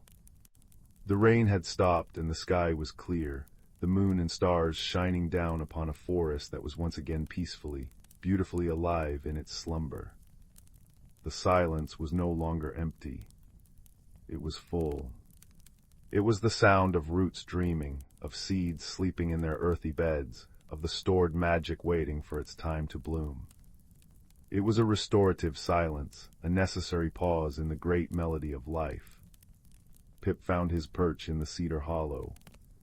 As he drifted into his own daytime sleep, he listened to the forest's new old language. The sighing stream, the whispering trees, the gentle wind, it was all a lullaby. It was the sound of the world holding its breath, not in fear, but in anticipation, resting deeply and securely in the knowledge that after every long night without fail, the dawn would always come. And high above, the wise old owl, who had watched their entire journey from his high branch, gave one soft, low hoot, a sound of approval and peace that echoed through the starlit, luminous woods, a perfect full stop to the night's gentle story. The forest was safe. The magic was sleeping, and all was well. Once upon a time, nestled in a grove where the forest whispered secrets to the wind, there stood a small, ivy-covered cottage with a roof that sloped as if in a perpetual nod of welcome. Inside lived a gentle soul named Clara, known far and wide for her skillful weaving. Her tapestries, vibrant with colors that seemed to shimmer like the surface of a river under the moonlight, were admired by all who saw them. Yet Clara herself felt like a loose thread in the fabric of her own life. Clara loved the predictability of her days, the rhythmic clatter of loom and shuttle providing a comforting cadence. But lately she sensed a quiet discontent weaving its way through her heart, like a shadow threading through sunlight. She yearned for something more, a change she couldn't quite articulate. One autumn afternoon, as the leaves blushed with gold and russet, Clara stepped outside, her fingers wrapped around a mug of warm cider. The air was crisp and full of the earthy scent of fallen leaves. Just beyond her garden, where the wildflowers nodded in agreement with the breeze, stood an ancient oak tree, its branches sprawling like a welcoming embrace. As she wandered closer, Clara noticed something peculiar. At the base of the oak, where its roots curled like fingers through the earth, lay a small, forgotten door. It was weathered and carved with intricate runes that danced in the dappled sunlight. Curiosity fluttered in her like a new leaf unfurling, and with a gentle push, the door swung open with the softest sigh. Inside, the air shimmered with possibilities, and Clara found herself in a space that was both familiar and wondrously new. This was the realm of the forest folk, beings of gentle magic who nurtured the land and all its creatures. Their haven was alive with colors more vivid than any Clara had ever woven, a tapestry of life itself, unfurling in every direction. The forest folk welcomed Clara with smiles that glowed like the first light of dawn. Leading the way was Alder, a wise elder with eyes that twinkled like stars caught in a canopy of leaves. "Welcome, dear Clara," he said, his voice as soothing as a lullaby. "We've been expecting you." Clara's heart fluttered with both excitement and trepidation. "Expecting me?" she asked, her voice a whisper among the leaves. "Indeed," Alder replied, gesturing for her to follow. It's time for you to discover what's been growing inside you, like a seed waiting for spring. As Clara walked with Alder and the other forest folk, she noticed how the path beneath her feet seemed to transform with each step, a mosaic of stones and moss that mirrored her swirling thoughts. They guided her to a glen where the air hummed with a gentle magic, and the sky was a quilt of twilight hues. In the center of the glen stood a loom, unlike any Clara had ever seen. It was crafted from silver birch and moonlight, its threads spun from the dreams of the woodland creatures. "Here," Alder said, "you will weave a tapestry not with your hands, but with your heart." Clara hesitated, her fingers brushing the ethereal threads. She closed her eyes, inhaling deeply, the scent of pine and possibility filling her senses. As she began to weave, the threads responded to her emotions, each strand a reflection of her inner world. At first, the tapestry was a chaotic jumble of colors, a storm of uncertainty and fear of the unknown. But as Clara continued, she felt the presence of the forest folk surrounding her, their warmth and encouragement flowing into her very being. Slowly, she began to see patterns emerge, shapes that spoke of growth and transformation. With each pass of her hands, Clara wove her fears and doubts into something beautiful, a landscape of change filled with small, shimmering stars of hope.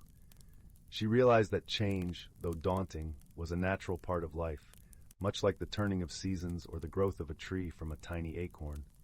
The forest folk watched as Clara's tapestry grew, their gentle smiles reflecting her blossoming confidence. "You're doing wonderfully," Alder murmured, his voice carrying the same warmth as the sunlit glen. As the final thread slipped into place, Clara opened her eyes to behold her creation, a tapestry of her journey, vibrant and alive. It was a piece of art that mirrored her own transformation, capturing the beauty of embracing change and the strength found in vulnerability. With a newfound sense of peace, Clara thanked the forest folk for their guidance. "You've shown me that change is not something to fear, but something to welcome," she said, her voice filled with gratitude. As she stepped back through the door into her own world, Clara felt the autumn breeze brush her skin, carrying with it a whisper of the magic she had discovered within herself. The forest, once a backdrop to her life, now seemed a living tapestry of its own, vibrant and welcoming. Back in her cozy cottage, Clara returned to her loom with a heart full of inspiration. Her tapestries now carried the essence of her journey, each piece a reminder of the beauty that could be found in embracing the unknown. And so, as the days turned to weeks and the forest donned its winter cloak, Clara's heart remained open, her spirit woven into the very fabric of the world around her. She had found her place within the tapestry of life, where change was not an ending, but a beginning, a magical transformation that would continue to unfold with each new day. And so under the gentle watch of the stars and the whispering leaves, Clara's story of personal growth and magical transformation became a lullaby sung by the forest itself, a testament to the power of embracing one's true self. The embers in the hearth glowed like sleepy fireflies as the chill of twilight settled over the village of Willowbrook. Young Finn, whose quiet footsteps barely disturbed the dew-kissed grass, paused at the edge of the whispering woods. His fingers traced the smooth surface of the pebble of embers nestled in his pocket, a curious stone passed down from his grandmother, cool to the touch by day, but pulsing with gentle warmth by night. Tonight it glowed faintly through the worn fabric, casting amber shadows on his palm. "Guide me," he whispered, though he knew not what he sought. Only that the woods called to him with a rustle like pages turning in an old book. Finn's journey began beneath a crescent moon, silver light filtering through ancient oaks whose leaves shimmered like fish scales. The air smelled of damp earth and pine resin, and the crunch of fallen acorns underfoot echoed in the stillness. He followed the pebble's soft pulse, a heartbeat against his thigh, leading him deeper where the trees grew gnarled and wise. Soon the path vanished, replaced by thick ferns that brushed his cheeks with velvet coolness. "Lost," murmured a voice like wind through reeds. Finn spun around to find nothing but shadows. Then a pair of luminous eyes blinked open, a fox with fur the color of burnt sienna, watching him from a mossy stump. "Not lost," Finn replied, surprising himself. just following the warmth. The fox tilted its head. Warmth is a fine compass. Come, small traveler, the valley stirs. They wound through a tunnel of weeping willows, their tendrils parting like curtains to reveal a hidden world. Moonlight Hollow lay before them, a sunken valley bathed in perpetual twilight, lit not by stars but by thousands of glowing mushrooms carpeting the ground like fallen constellations. Bioluminescent moths drifted lazily, trailing sparks of blue and gold. At the valley's heart stood a crystalline lake, its surface reflecting the shimmering fungi so perfectly it seemed a second sky lay beneath the water. "It's beautiful," Finn breathed, the pebbles' glow swelling in response. The fox nosed his hand. "Beautiful, yes, but listen." A discordant note hung in the air, a faint, sorrowful hum that made the moths flutter erratically. "The heartstone dims," the fox sighed. "Without its song, the hollow sleeps too deeply. Winter creeps where it shouldn't." Finn learned the heartstone was a pillar of living crystal at the lake's center, the source of the valley's gentle light and warmth. Lately its glow had waned, leaving patches of frost on the mushrooms. The fox, named Sorrel, explained that the stone's energy was sustained by harmony, by the laughter of streams, the chorus of crickets, the rustle of creatures sharing stories under the moon. But a shadow had settled over the hollow, a lonely, ice-coated creature named Rhyme, whose touch froze everything it loved, had retreated into silence, its despair choking the heartstone's song. "Rhyme hides in the frost caves," Sorrel said, whiskers drooping. "It believes its coldness is a curse, but cold is just warmth waiting to be found." For days, Finn and Sorrel explored the hollow. They gathered stories like treasures. The tale of the badger who knitted moonlight into scarves, the song the willow trees sang to the tadpoles, the recipe for starlight tea brewed by elderly hedgehogs. Each night Finn pressed the pebble of embers to the heartstone, sharing memories of his grandmother's kitchen, the scent of cinnamon rolls, the crackle of her fireplace, her voice humming lullabies. The stone's pulse strengthened, melting small circles of frost. Yet the sorrowful hum persisted, echoing from the northern cliffs. "Rhyme fears it will shatter everything it touches," murmured a badger, her paws deep in glowing moss. "Even kindness." Finn knew he must face the caves. Sorrel guided him up treacherous paths where ice flowers bloomed sharp and fragile. The air grew biting, and Finn's breath fogged before him. Deep within a cavern glittering with frozen tears, he found Rhyme, a creature like an overgrown snow hare, with fur like frosted glass and eyes like chips of Arctic sky. It huddled around a tiny, dying glowworm, its paws encased in ice. "Go away," Rhyme whispered, voice cracking like thin ice. "I'll only bring you frost." Finn knelt, ignoring the cold seeping through his trousers. He placed the pebble of embers between them. Its light spread in a pool of butterscotch warmth. "My grandmother gave me this," he said softly. "She said warmth isn't just for keeping, it's for sharing." He told Rhyme about the hollow's fading songs, about the badger's scarves, about the hedgehog's tea. "They miss you," he finished. "The cold isn't you, it's just what happens when warmth is locked away too long." Tentatively, Finn reached out. Rhyme flinched, but as Finn's fingertips brushed its icy paw, the pebble flared. A cascade of ember-bright sparks danced up Rhyme's arm, not melting the frost but softening it into dewdrops. Rhyme gasped, a sound like icicles falling into water. I didn't know," it stammered. "I thought my touch harmed." Finn smiled. "Show me." Together, they stepped onto the frozen lake. Where Rhyme's paws touched, intricate frost patterns bloomed, ferns, snowflakes, constellations, not desolate but breathtakingly delicate. Finn placed the pebble on the ice. "Sing with me," he urged. And Rhyme sang, a trembling, crystalline note that soared over the water. The heartstone answered, blazing like a captured sunrise. the valley erupted in light.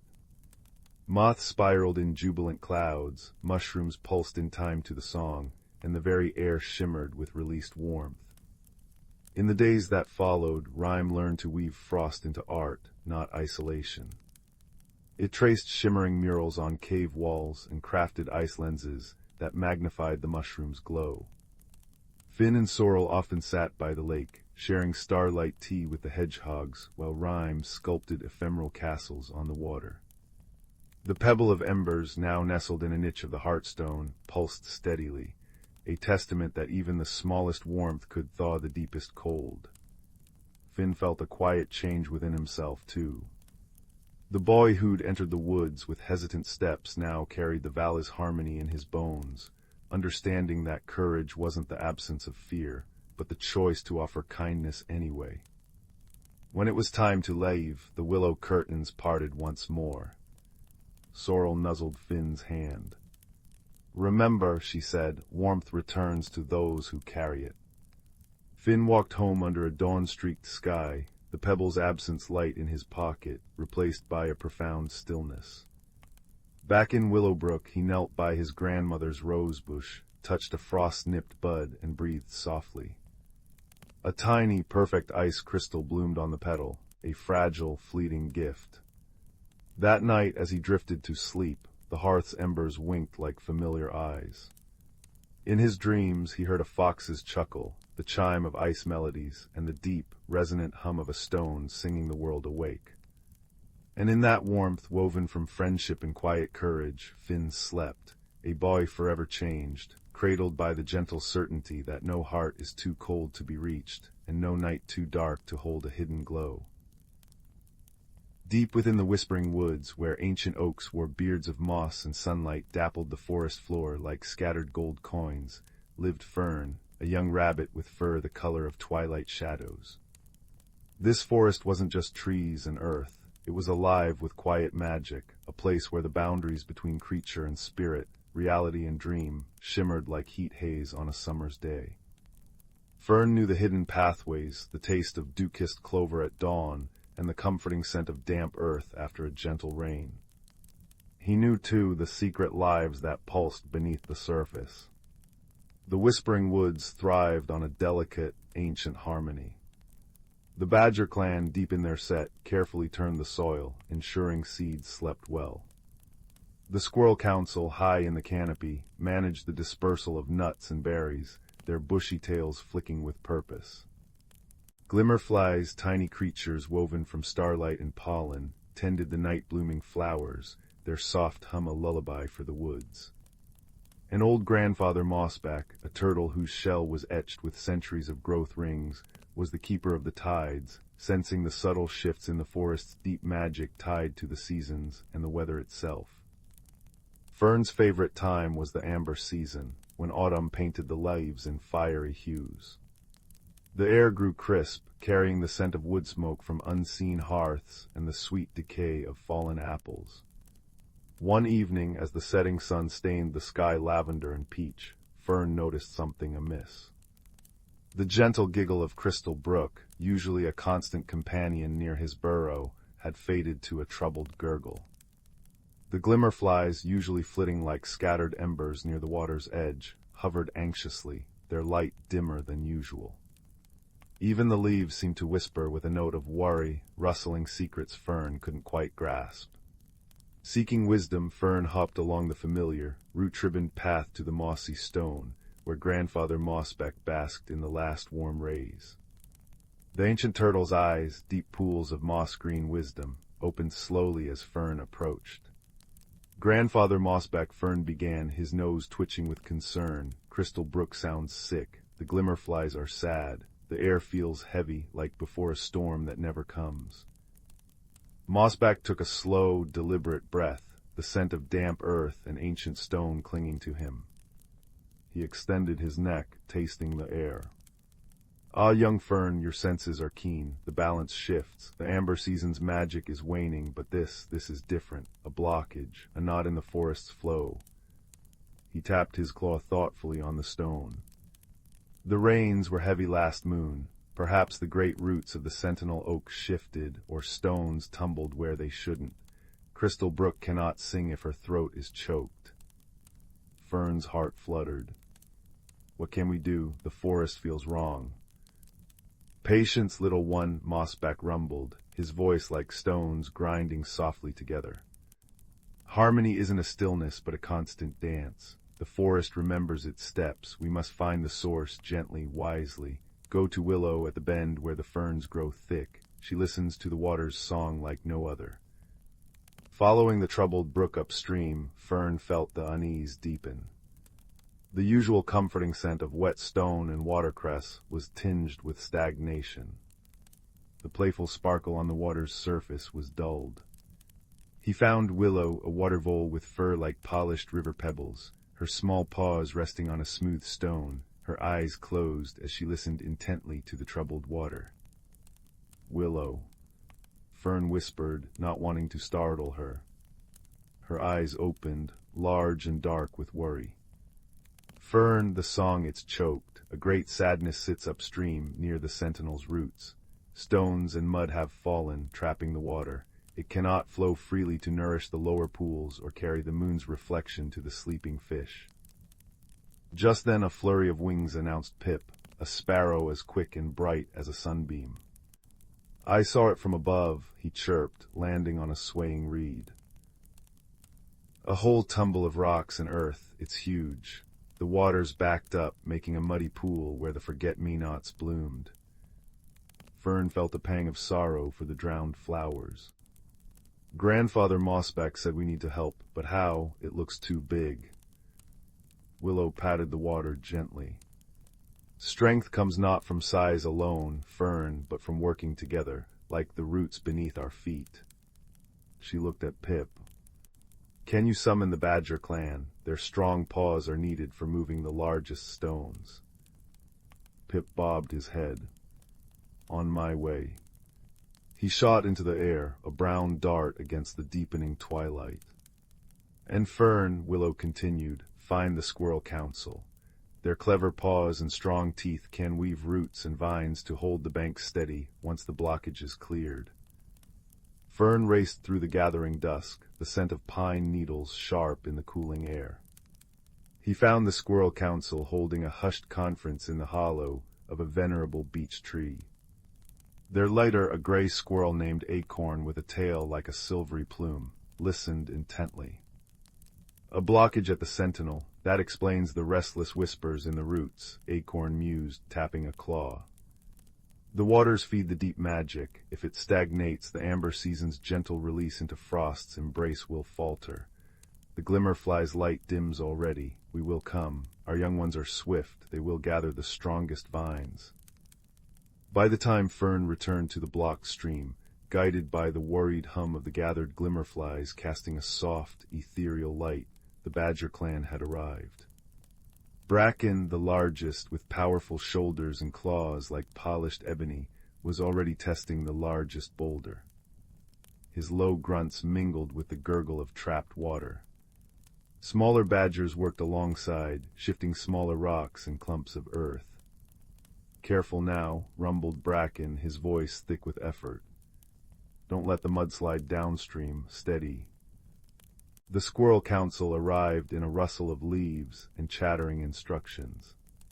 Young squirrels scampered, their teeth working swiftly on tough, flexible vines. They wove them into strong nets and mats, directed by Acorn's sharp commands. Anchor it there, yes, against that root. We must shore up the bank before the water rushes free. Fern felt small amidst the bustling activity. He saw a cluster of smooth, fist-sized stones near the water's edge, part of the blockage but accessible. He began to push them, one by one, rolling them away with his nose and paws. The mud was cool and slick between his toes, smelling deeply of the forest's hidden depths. Nearby, Willow used her strong teeth to gnaw through a stubborn tangle of water roots, trapping smaller debris. The glimmerflies hovered close, their soft light illuminating the work, their gentle hum a constant, encouraging presence. The night deepened, painting the sky indigo and scattering diamond-bright stars. The air grew colder, carrying the promise of frost, but the work warmed them. Grandfather Mossback arrived, moving with slow, deliberate purpose. He settled near the growing pile of cleared debris, his presence radiating calm strength. He didn't lift stones, but his deep, resonant voice offered guidance. Ease that one to the left, Bracken. Let the water find its own path, don't force it. Willow, clear that channel for the flow. Good, the forest breathes easier already. Hours passed, measured by the slow wheel of stars above and the steady rhythm of working creatures. Muscles ached, paws were muddy, fur was damp, but a shared sense of purpose warmed them. Finally, with a concerted heave from Bracken and two other badgers, the last large boulder shifted, groaning as it rolled aside. For a heart-stopping moment, nothing happened. Then, a trickle of water found the new gap. It grew, bubbling over the cleared stones, giggling with newfound freedom. It rushed past the carefully woven vine mats holding the banks firm, carrying away the murky pool. Crystal Brook sang again, clear and bright, reflecting the myriad lights of the hovering glimmerflies like liquid stars. A collective sigh, warm and relieved, rose from the gathered creatures. Bracken sank back on his haunches, wiping mud from his snout. Acorn chattered happily, her tail twitching with satisfaction. The young squirrels bounced with glee. Willow dipped her paws into the flowing water, a smile spreading across her face. She sings true again. Grandfather Mossback nodded slowly, his ancient eyes reflecting the joyful light. Well done, children of the Whispering Woods, you have mended a tear in the great tapestry. Remember this night, the harmony we cherish is not a gift, but a responsibility shared by all who dwell here, great and small. When one part suffers, all feel the strain. When many work together with wisdom and kindness, the balance is restored. As if in response, a gentle breeze sighed through the trees, carrying the clean scent of flowing water and the sweet perfume of night-blooming flowers revived by the glimmerflies. The oppressive heaviness lifted, replaced by the forest's deep, peaceful hum. The leaves rustled a soft, contented melody. The creatures gathered on the banks, tired but content. Bracken produced a small clay jar of rich, dark earth honey. Acorn shared crisp autumn nuts. Willow offered tender waterroot stalks. Fern nibbled on a sweet clover leaf, the taste pure and clean. The glimmerflies danced above them, their light weaving patterns of gold and silver on the water and the faces of the friends. Grandfather Mossback spoke softly as they shared the simple feast under the watchful stars. See how the brook carries the fallen leaves. They are not lost, but become part of the earth downstream, nourishing new life. So it is with our actions. Tonight's work feeds the forest's future. The magic tied to the seasons flows strongest when the waters run free. The frost's embrace will come now, not with harshness, but as a gentle blanket, because the balance is kept. Fern snuggled into the soft moss beside Willow, watching the moonlight dance on the water. He felt the deep, steady thrum of the forest beneath him, the cool night air on his fur, the comforting warmth of friends nearby, and the sweet taste of honey on his tongue. The gentle wisdom of the ancient turtle, the strength of the badgers, the cleverness of the squirrels, the quiet dedication of the vole, the guiding light of the glimmerflies, it all wove together like the roots beneath the soil, holding the Whispering Woods in its timeless, harmonious embrace. The subtle magic of the place, the interconnected lives, the respect for the seasons and the elements, it wasn't a grand spectacle, but a quiet, enduring truth whispered on the wind and flowing in the water. As sleep began to pull at his eyelids, Fern understood. Caring for their shared home, listening to its needs, and acting together with kindness wasn't just a task. It was the very song the forest sang, a lullaby of belonging that would echo through generations, as enduring as the ancient oaks and as comforting as the moon's gentle light on a peaceful night. The forest breathed softly around him, whole and well, and Fern drifted into dreams cradled by its deep, harmonious peace. In the heart of the ancient woods, nestled between rolling hills and babbling brooks, lay a place known as Whispering Glen. Here the air always carried the gentle scent of pine and wildflowers, and the trees stood like wise old guardians, their leaves rustling secrets to anyone who cared to listen. At the edge of the glen, a small village named Hearthwood hummed with quiet activity, its cobblestone paths winding past cottages with smoke curling from chimneys. But it was in the glen itself where magic seemed to breathe, especially at twilight, when the fireflies emerged like scattered embers and the wind chimes, hung from low branches by kind hands, tinkled softly in the breeze. Sometimes a gentle rain would fall, pattering on leaves like a lullaby, and from the village square, the deep, comforting chime of the old clock tower would echo, marking the hours with a steady, reassuring rhythm. In a cozy cottage at the edge of the glen lived a young girl named Layla, with eyes as bright as the stars she adored, and a heart that listened more than it spoke.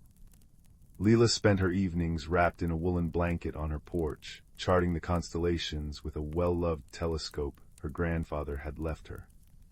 She knew the sky like the back of her hand, the bold sweep of the Great Bear, the delicate curve of the Swan, and the shy twinkle of the Lost Lamb constellation, which her grandmother had said held stories of kindness and home.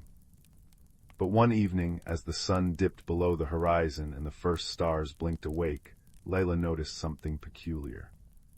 The Lost Lamb constellation, usually a cluster of 7 bright stars, had one missing, a gap where a star named Pip should have been.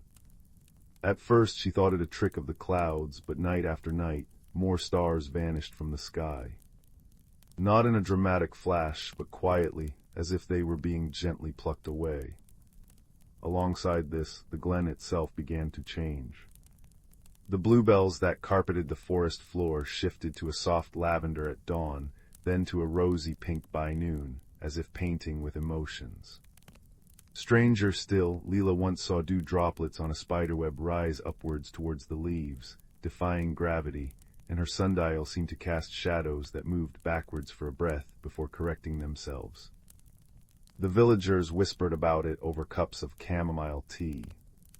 Old Mr. Bramble, the clockmaker, grumbled that time was playing tricks, while young Finn, who tended the gardens, marveled at the color-changing flowers but worried they might be ill. Yet no one was frightened. Instead, a curious hum filled the air, like the suspense before a favorite story unfolds. Lila, with her keen observation and gentle nature, felt a pull to understand. She believed that every mystery, no matter how strange, held a heart that needed listening to.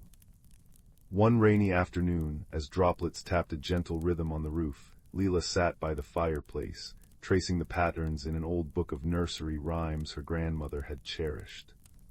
One rhyme, the Song of the Wandering Stars, caught her eye. When the lamb loses its way, and colors dance night into day, seek the map the sky has drawn, where time flows backwards to the dawn. Follow the path of empathy's light, to restore the stars and make things right. Leela's heart skipped a beat. This felt like a clue. She remembered her grandmother saying that the constellations were not just pictures, but maps of stories, guiding those who looked with kindness. The next morning, with the sun casting golden streaks through the mist, Layla decided to investigate. She packed a basket with honey cakes and a thermos of warm cider, slipped on her sturdy boots, and ventured into the glen, her mind set on observation and empathy. Her first stop was the meadow where the flowers changed colors. Finn was there kneeling among the blossoms, his brow furrowed. "Layla, look at this, the violets turned sunrise orange overnight," he said, his voice filled with wonder rather than worry. Layla knelt beside him, noticing how the petals seemed to pulse with a soft light. She observed that the color shifts coincided with the missing stars. When Pip vanished, the flowers had glowed blue, and now, with another star gone, they shimmered green. Perhaps the stars and flowers were connected, speaking a language of light and hue. This felt like a clue, but Leela knew better than to jump to conclusions. It might be a red herring, leading her away from the true answer. As she walked deeper into the woods, the wind chimes sang a melody that seemed to guide her steps. She followed a path lined with ancient oaks, their bark carved with faint symbols that resembled constellations. Leela recalled an old map her grandfather had drawn, tucked away in a drawer, showing the glen as a mirror of the night sky. She hurried home to fetch it, and when she unrolled the parchment, her eyes widened. The map marked special spots, a stargazing hill, a whispering creek, and a hidden grove, each aligned with a constellation. The lost lamb stars corresponded to places where kindness had been shown, like where villagers left food for woodland creatures. Layla decided to visit these spots, hoping to find answers. At the stargazing hill, she met an elderly woman named Maeve, who was feeding crumbs to the birds. Maeve spoke of a legend. Long ago, the stars would sometimes descend to earth to rest, taking the form of gentle lights, and if treated with empathy, they would share wisdom. But if ignored, they might fade. Leela wondered if the missing stars had come down, lost or tired. This seemed plausible, but Maeve also mentioned that mischievous forest sprites were known to play tricks, like making time wobble or colors shift. Could the sprites be behind it? Leela filed this away as a possible red herring, something to consider but not fear. Over the next few days, Layla visited each location on the map. At the Whispering Creek, where the water babbled secrets, she found a patch of flowers that glowed silver, matching a star that had vanished from the Swan constellation. She sat quietly, listening not just with her ears but with her heart. She heard a faint, sorrowful hum, like a melody missing its notes. Empathy stirred within her. She felt that the stars weren't being stolen but were hiding or helping something. She left a honey cake by the creek as a gesture of friendship, and the next day the flower there turned a cheerful yellow, a small, delightful discovery that warmed her spirit. The suspense built through curiosity, not fear. Leela noticed that the backwards flowing time incidents often happened near the old clock tower in the village. Mr. Bramble had mentioned that the tower's mechanism was ancient, sometimes chiming an extra hour or falling silent. Leela wondered if the tower was connected, but when she investigated, she found that the clock was simply aging, needing care, a red herring that led her to organize the villagers to help Mr. Bramble clean and oil the gears. As they worked together, sharing stories and laughter, Leela realized that even false clues could bring joy, strengthening the community bonds. One evening, as the clock tower chimed 7, Layla had a breakthrough. She was on the stargazing hill, comparing her grandfather's map to the sky, when she saw it. The pattern of the missing stars formed a new constellation, one that looked like a tearful eye. Remembering the nursery rhyme's hint, where time flows backwards to the dawn, she thought of the dew rising and the sundial's odd shadow. What if time was flowing backwards not as a trick, but as a way to undo a sadness? Empathy guided her next step. She imagined how a star might feel if it witnessed something sorrowful and wanted to help. Leela shared her thoughts with the villagers at the weekly gathering in the glen, where everyone brought lanterns and sat on mossy logs. Finn spoke of how the color-changing flowers seemed to respond to their moods, blushing pink when children laughed, turning blue when someone was lonely. Old Maeve recalled that in legends, stars could absorb emotions to balance the world. Together they pieced it together. The stars were descending to comfort a part of the glen that held an old grief, perhaps from a lost story or a forgotten kindness.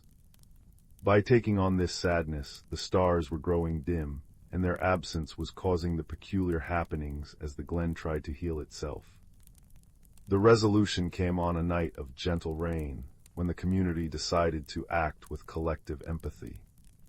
Led by Leela, they gathered in the hidden grove marked on the map, a place where the wind chimes hung thickly, their music like a chorus.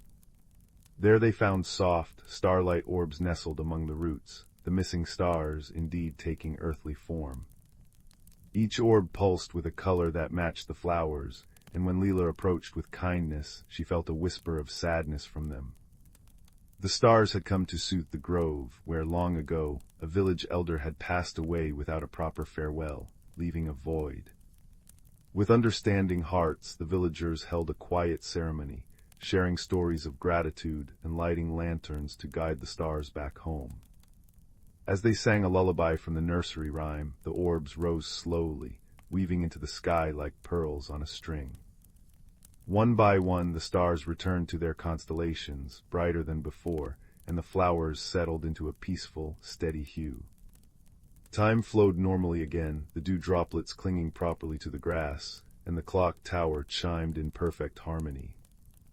The mystery solved, the community of Hearthwood felt closer than ever. They decided to make the stargazing hill a regular meeting place, where they would share tales and watch the sky, reminding themselves that empathy could light even the darkest corners. Leela curled on her porch once more, felt a deep comfort as the fireflies danced and the wind chimes sang their soft song. The stars twinkled down as if winking in gratitude, and she knew that in Whispering Glen, every ending was a gentle beginning, wrapped in the cozy blanket of friendship and wonder. In the heart of the ancient verdant wood forest, where the trees whispered secrets older than time itself, lay a hidden world unknown to most. This forest thrived under the gentle guardianship of creatures both seen and unseen, each playing a role in the delicate balance of nature. The air was perpetually infused with the heady scent of moss and pine, and the gentle rustle of leaves in the breeze sounded like the forest's own quiet symphony. At the center of this lush wilderness was a particularly grand oak, known as the elder tree. Its vast branches stretched towards the sky, and its roots delved deep into the earth, connecting it to all the life surrounding it. This venerable tree was the heart of the forest, a living repository of wisdom and magic. It was said that the elder tree had witnessed the changing of countless seasons, each one leaving its mark in the rings of its trunk. As spring unfurled her emerald banners across the landscape, a gathering began beneath the oak's expansive canopy. This was a time of renewal and celebration, marking the beginning of another cycle of growth and abundance. Creatures of every kind convened here, the nimble-footed deer with their gentle eyes, the wise old owls with feathers as soft as the dusk, and the industrious squirrels, their fur a flash of russet among the greenery. Even the tiniest of beings, like the glittering dragonflies and the industrious ants, found their place in this circle of life. Among these creatures was a young fox named Rowan. With fur as bright as autumn leaves and eyes the color of amber, he was known for his curiosity and kindness. Rowan had grown up hearing the stories of the elder tree and the magic that pulsed throughout the forest, and he dreamed of understanding the mysteries that lay hidden within the woods. On this particular day, the air was alive with the scent of blooming wildflowers and the distant song of the river winding its way through the forest. Rowan found himself seated at the foot of the elder tree, listening intently to the stories being shared. The forest elders, wise creatures who had lived through many seasons, spoke of the importance of harmony and balance, of how every creature, no matter how small, contributed to the whole. As the sun dipped lower in the sky, casting a warm, golden light across the forest floor, an unexpected visitor arrived. It was Zephyr, a gentle spirit of the wind, who often roamed the skies and danced among the treetops. Zephyr's presence was as light as a whisper, and whenever he appeared, the leaves would shimmer and sway, as if greeting an old friend. "Rowan," Zephyr called softly, his voice barely more than a breeze, "come walk with me." Intrigued, Rowan rose to his paws and followed the wind spirit. They moved through the forest, Zephyr guiding him with a playful gust here, a gentle nudge there. The world around them seemed to come alive with vibrant colors and sounds, the call of a distant owl, the trickle of a nearby brook, the soft crunch of leaves underfoot. As they wandered deeper into the woods, Zephyr began to share stories of the seasons and the magic they carried. "Each season brings its own gifts," Zephyr explained. "Spring brings renewal and hope, summer warmth and abundance, autumn wisdom and reflection, and winter rest and resilience. The forest thrives because each season knows its place and purpose." Rowan listened intently, his heart swelling with understanding. He realized that just as the seasons worked together, so too did the creatures of the forest, each with their own role to play in maintaining the harmony of their home.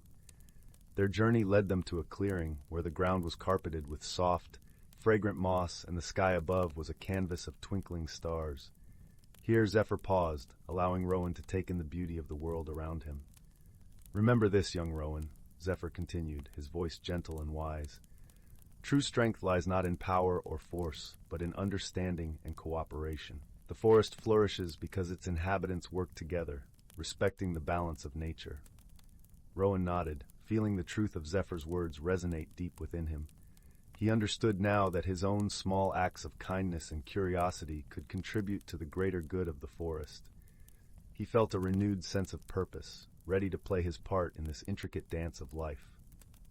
As Zephyr prepared to depart, he left Rowan with one final message. Cherish the stories of the elders, for they are the threads that weave the tapestry of our world. Pass them on, and you will keep the magic of the forest alive for generations to come. With that, Zephyr took to the skies once more, a gentle breeze rustling through the treetops. Rowan watched him go, feeling a serene sense of peace settle over him. He knew that he was part of something much larger than himself, a timeless cycle of life and magic. Returning to the elder tree, Rowan rejoined the gathering of creatures, his heart full of newfound wisdom. As the stars twinkled above and the night wrapped the forest in its tranquil embrace, the stories continued to be shared, each one a testament to the enduring harmony of the natural world. And so, under the watchful gaze of the elder tree, the forest thrived, a sanctuary of life and wonder, where creatures great and small lived in balance with the seasons and with one another. Rowan, with his bright eyes and gentle heart, became a guardian of the forest's secrets, ensuring that the wisdom of the past would light the path for all who followed. In the quiet of the night, as the last embers of the day faded into darkness, a sense of comfort and resolution settled over the forest. It was a place where magic and reality entwined, a haven of peace and possibility, forever cradled in the arms of nature.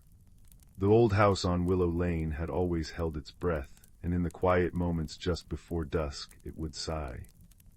It was in one of those sighing moments that a young girl named Cora found herself standing at the foot of the attic stairs, a single, dust-covered key in her hand. Her grandmother had given it to her that morning with a soft smile. "The house has more stories to tell," she'd said. "Perhaps you're the one to listen." The attic door opened with a soft creak, a sound that was less a complaint and more a gentle greeting. A puff of dust motes danced in the slanted golden light, swirling like tiny, excited fairies. The air smelled of cedar and old roses, of forgotten winters and long, sunny afternoons. Cora stepped inside, her footsteps muffled by a thick carpet of dust. It was a landscape of memory. Trunks with brass fittings sat like sleeping turtles. A dressmaker's dummy stood guard in one corner, a silent, headless sentinel. And in the farthest, darkest nook, tucked under the slope of the roof, was a small wooden chest she had never noticed before. It was made of a warm, honey-colored wood, and on its lid was an inlaid design of a winding path leading to a star. Her heart beat a little faster, a soft thump-thump-thump against her ribs. She knelt, the old floorboards groaning softly beneath her knees, and fitted the key into the lock. It turned with a satisfying clunk. Inside, nestled on a bed of faded blue velvet, was a compass. But it was unlike any compass she had ever seen. Its case was made of what looked like mother-of-pearl, shimmering with soft rainbows. The needle was not pointing north, but was instead spinning in slow, lazy circles. And instead of the usual directions, the dial was marked with words: whisper, remember, courage, and home. As she lifted it, the compass grew warm in her hand. The needle stopped its wandering and pointed, quite firmly, toward whisper.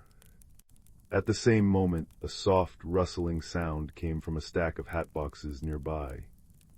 A moment later, a small ginger cat with wise, green eyes emerged, blinking slowly.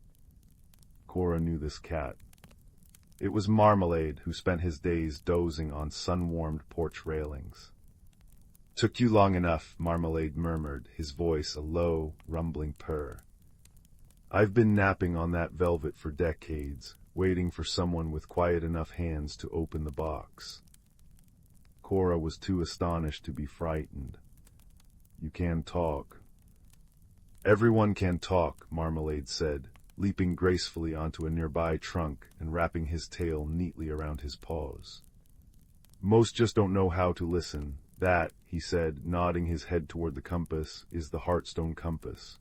It doesn't point to places on a map, it points to places in here.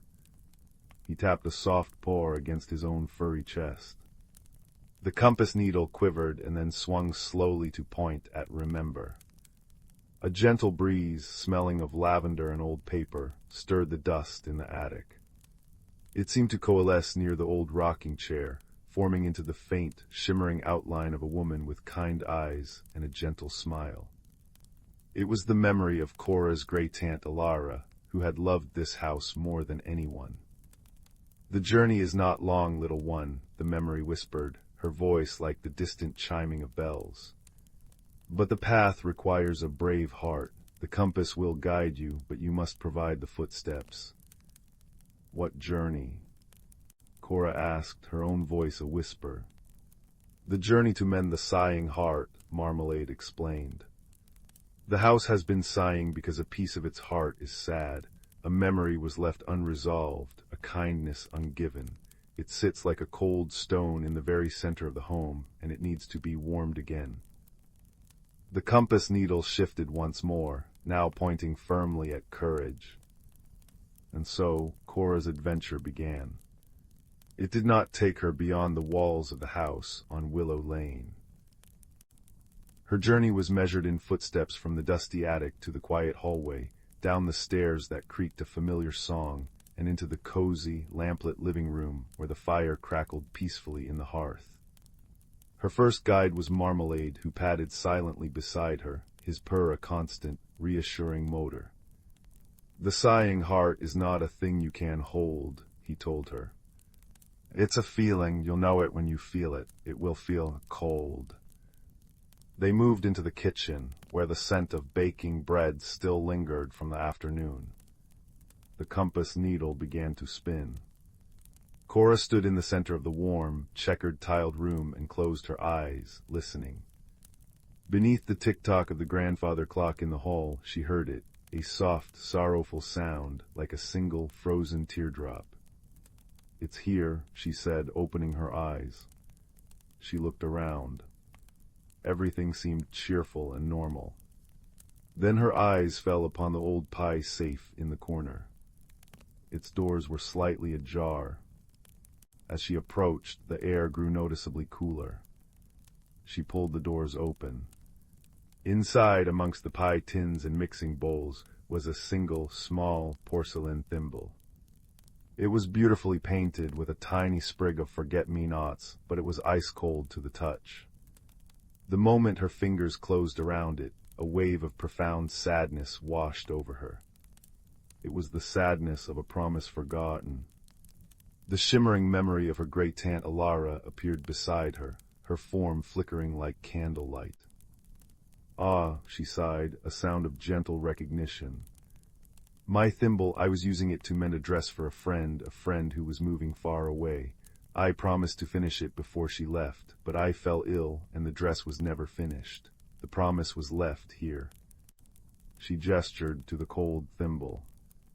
A small thing, but a kindness left undone. The challenge was clear. The kindness had to be completed. But the friend was long gone, and the dress was nowhere to be found. How does one mend a promise from the past? Cora thought not with force or frustration, but with patience and a clever heart. She sat on the warm kitchen floor, the cold thimble in one hand, the warm compass in the other. Marmalade curled up in her lap, his purrs vibrating through her, a steady rhythm of comfort. "The compass points to home," Cora murmured, thinking aloud. "And home isn't just a place, is it? It's a feeling of being loved, of belonging." The memory of Elara smiled, a little brighter now. "You understand." Cora stood up, the thimble held tightly. She didn't need the original dress or the original friend. The kindness was the act itself. She went to her grandmother's sewing basket and found a small, plain square of linen. With a needle and some blue thread the color of forget-me-nots, she began to stitch. She wasn't mending a dress, she was mending the promise. She stitched a tiny, wobbly heart onto the fabric, pouring all her own kindness and hope into every loop of the thread. As she sewed, the thimble in her hand began to grow warm. The icy sadness within it melted away, replaced by the gentle warmth of a task being seen through to its end. When she tied the final knot, the thimble was as warm as a sunbeam. A deep, contented sigh echoed through the entire house, a sigh not of sorrow, but of profound relief. It was the sound of a weight being lifted, of a heart finally made whole. The fire in the living room crackled a little more brightly. The grandfather clock's tick-tock seemed to chime with a newfound joy. The shimmering form of Great-Aunt Elara reached out and touched Cora's cheek. Her touch was like a sunbeam. "Thank you, my dear," she whispered. "You have a brave and clever heart." And then, like a sigh of smoke, she faded away, but the feeling of her love remained, warming the room. Marmalade stretched, arching his back. "Well done," he purred. "The house is happy again. I believe I shall resume my nap on the porch railing. It's much cozier now." Cora climbed back up to the attic, the now warm thimble and the quiet compass in her hands. She placed the thimble back in the chest and closed the lid. The compass needle had settled, pointing peacefully at home. She knew that home was right here, in this house full of love and stories, with a purring cat and a crackling fire downstairs. She descended the stairs, the soft creak of the attic door closing behind her sounding like a gentle good night. She settled into the large armchair by the fireplace, the flames dancing and whispering their own ancient stories. The journey was over. She had not traveled far in miles, but she had journeyed deep into the heart of her home and found that the greatest magic and the greatest courage was simply the will to be kind. And as the fire crackled and the distant bells of the town clock chimed the hour, Cora felt a deep and comforting peace, knowing that some secrets are not meant to be hidden, but to be shared, one gentle heartbeat at a time. In the heart of the ancient forest, where the moon wove silver threads through the canopy, there lived a world that only awakened when the sun dipped below the horizon. This was a place of whispered secrets, where the very air hummed with the gentle magic of the night. The trees, ancient and wise, stood as silent sentinels, their bark etched with the stories of centuries. Moss-covered stones, soft as velvet, dotted the forest floor, and streams giggled over smooth pebbles, their babbling a lullaby for all who listened. On this particular evening, as a cool breeze rustled the leaves like pages turning in a great book, a young fox kit named Juniper felt a restlessness stir within her. She was small, with fur the color of autumn leaves, and eyes that held the curiosity of 1,000 stars. Juniper had noticed the days growing shorter, the air crisper, and the vibrant greens of the forest slowly giving way to hues of gold and amber. A subtle unease prickled at her paws, for she feared the coming winter, a time when the forest would sleep, and the warmth she cherished might fade. With a soft sigh, she padded through a clearing bathed in starlight, where bioluminescent fungi glowed like tiny lanterns along the roots of an ancient oak. The light cast eerie yet comforting shadows, and the air was filled with the soothing chorus of crickets and the distant hoot of an owl. It was then that Juniper remembered the tales her mother had told her of Elder Hoot, a great horned owl who resided in the highest branch of the grandfather tree, the oldest and wisest being in the forest. It was said that Elder Hoot understood the secret language of all things, the murmurs of the streams, the sighs of the stones, and the whispers of the trees. Perhaps he could ease her worries. With determination lighting her path, Juniper set off toward the heart of the forest, her paws making no sound on the carpet of pine needles. As she journeyed, the forest seemed to come alive with gentle sounds that wrapped around her like a warm blanket. The wind whispered through the leaves, creating a soft, shushing noise that calmed her racing heart. Rain began to fall, not a storm, but a gentle drizzle that tapped rhythmically on the broad leaves above, each drop a tiny drumbeat in the night symphony. Juniper paused by a babbling brook, where the water chuckled over stones worn smooth by time. She dipped her paw into the cool stream, and for a moment she felt as if the water were speaking to her, telling tales of journeys to distant lands where the sun always shone. After a while, Juniper reached a starlit clearing where the grandfather tree stood, its branches stretching toward the heavens like arms embracing the sky. Perched on a limb was Elder Hoot, his feathers speckled with moonlight and his eyes holding the depth of the night itself. He did not startle at her approach. Instead, he blinked slowly, a gesture of welcome. "Little one," he said, his voice a low, resonant hum that blended with the forest sounds, "I felt your footsteps on the earth. What brings you here on such a peaceful night?" Juniper sat at the base of the tree, her tail wrapped around her paws. "Elder Hoot, I am troubled," she began, her voice barely above a whisper. "The seasons are changing and winter approaches. I fear the cold and the silence. How can the forest bear to sleep for so long? It feels like an ending, and it fills me with sorrow." Elder Hoot ruffled his feathers gently. "Ah, the cycle of rest and renewal," he mused. "It is a dance as old as the stars themselves. But to understand it, you must learn to listen not just with your ears, but with your heart. The forest has a language all its own, and tonight, if you are willing, I will guide you to hear it." He spread his wings slightly, not to fly, but to gesture toward the path ahead. "Let us walk together, and I will show you how the trees, the streams, and the stones speak of the seasons." And so Juniper followed Elder Hoot as he led her deeper into the woods. Their first stop was a grove of silver birches, their bark gleaming like polished bone in the moonlight. Elder Hoot paused and placed a wing against the trunk of the largest tree. "Listen," he urged. Juniper pressed her ear to the cool bark and heard a faint, humming vibration, a slow, steady pulse that seemed to echo the heartbeat of the earth. "The trees are storing their energy," Elder Hoot explained. "They are not dying, they are dreaming. In their sleep they gather strength for the spring, when they will awaken with new leaves and blossoms. This is the language of patience, little one. It teaches us that rest is not an end, but a preparation for new beginnings." As they moved on, they came to a stream that wound through the forest like a ribbon of liquid silver. Elder Hoot gestured to the water. "Kneel and listen to its song." Juniper did as she was told, and the babbling brook seemed to form words in its flow. It spoke of the mountains where it began, of the rain that fed it, and of how it would slow to a trickle in winter, only to surge again with the melt of snow. "The stream knows that stillness is part of its journey," Elder Hoot said. "In the quiet of winter it reflects the stars above, gathering light for the days ahead. This is the language of resilience. It reminds us that even in silence there is beauty and purpose."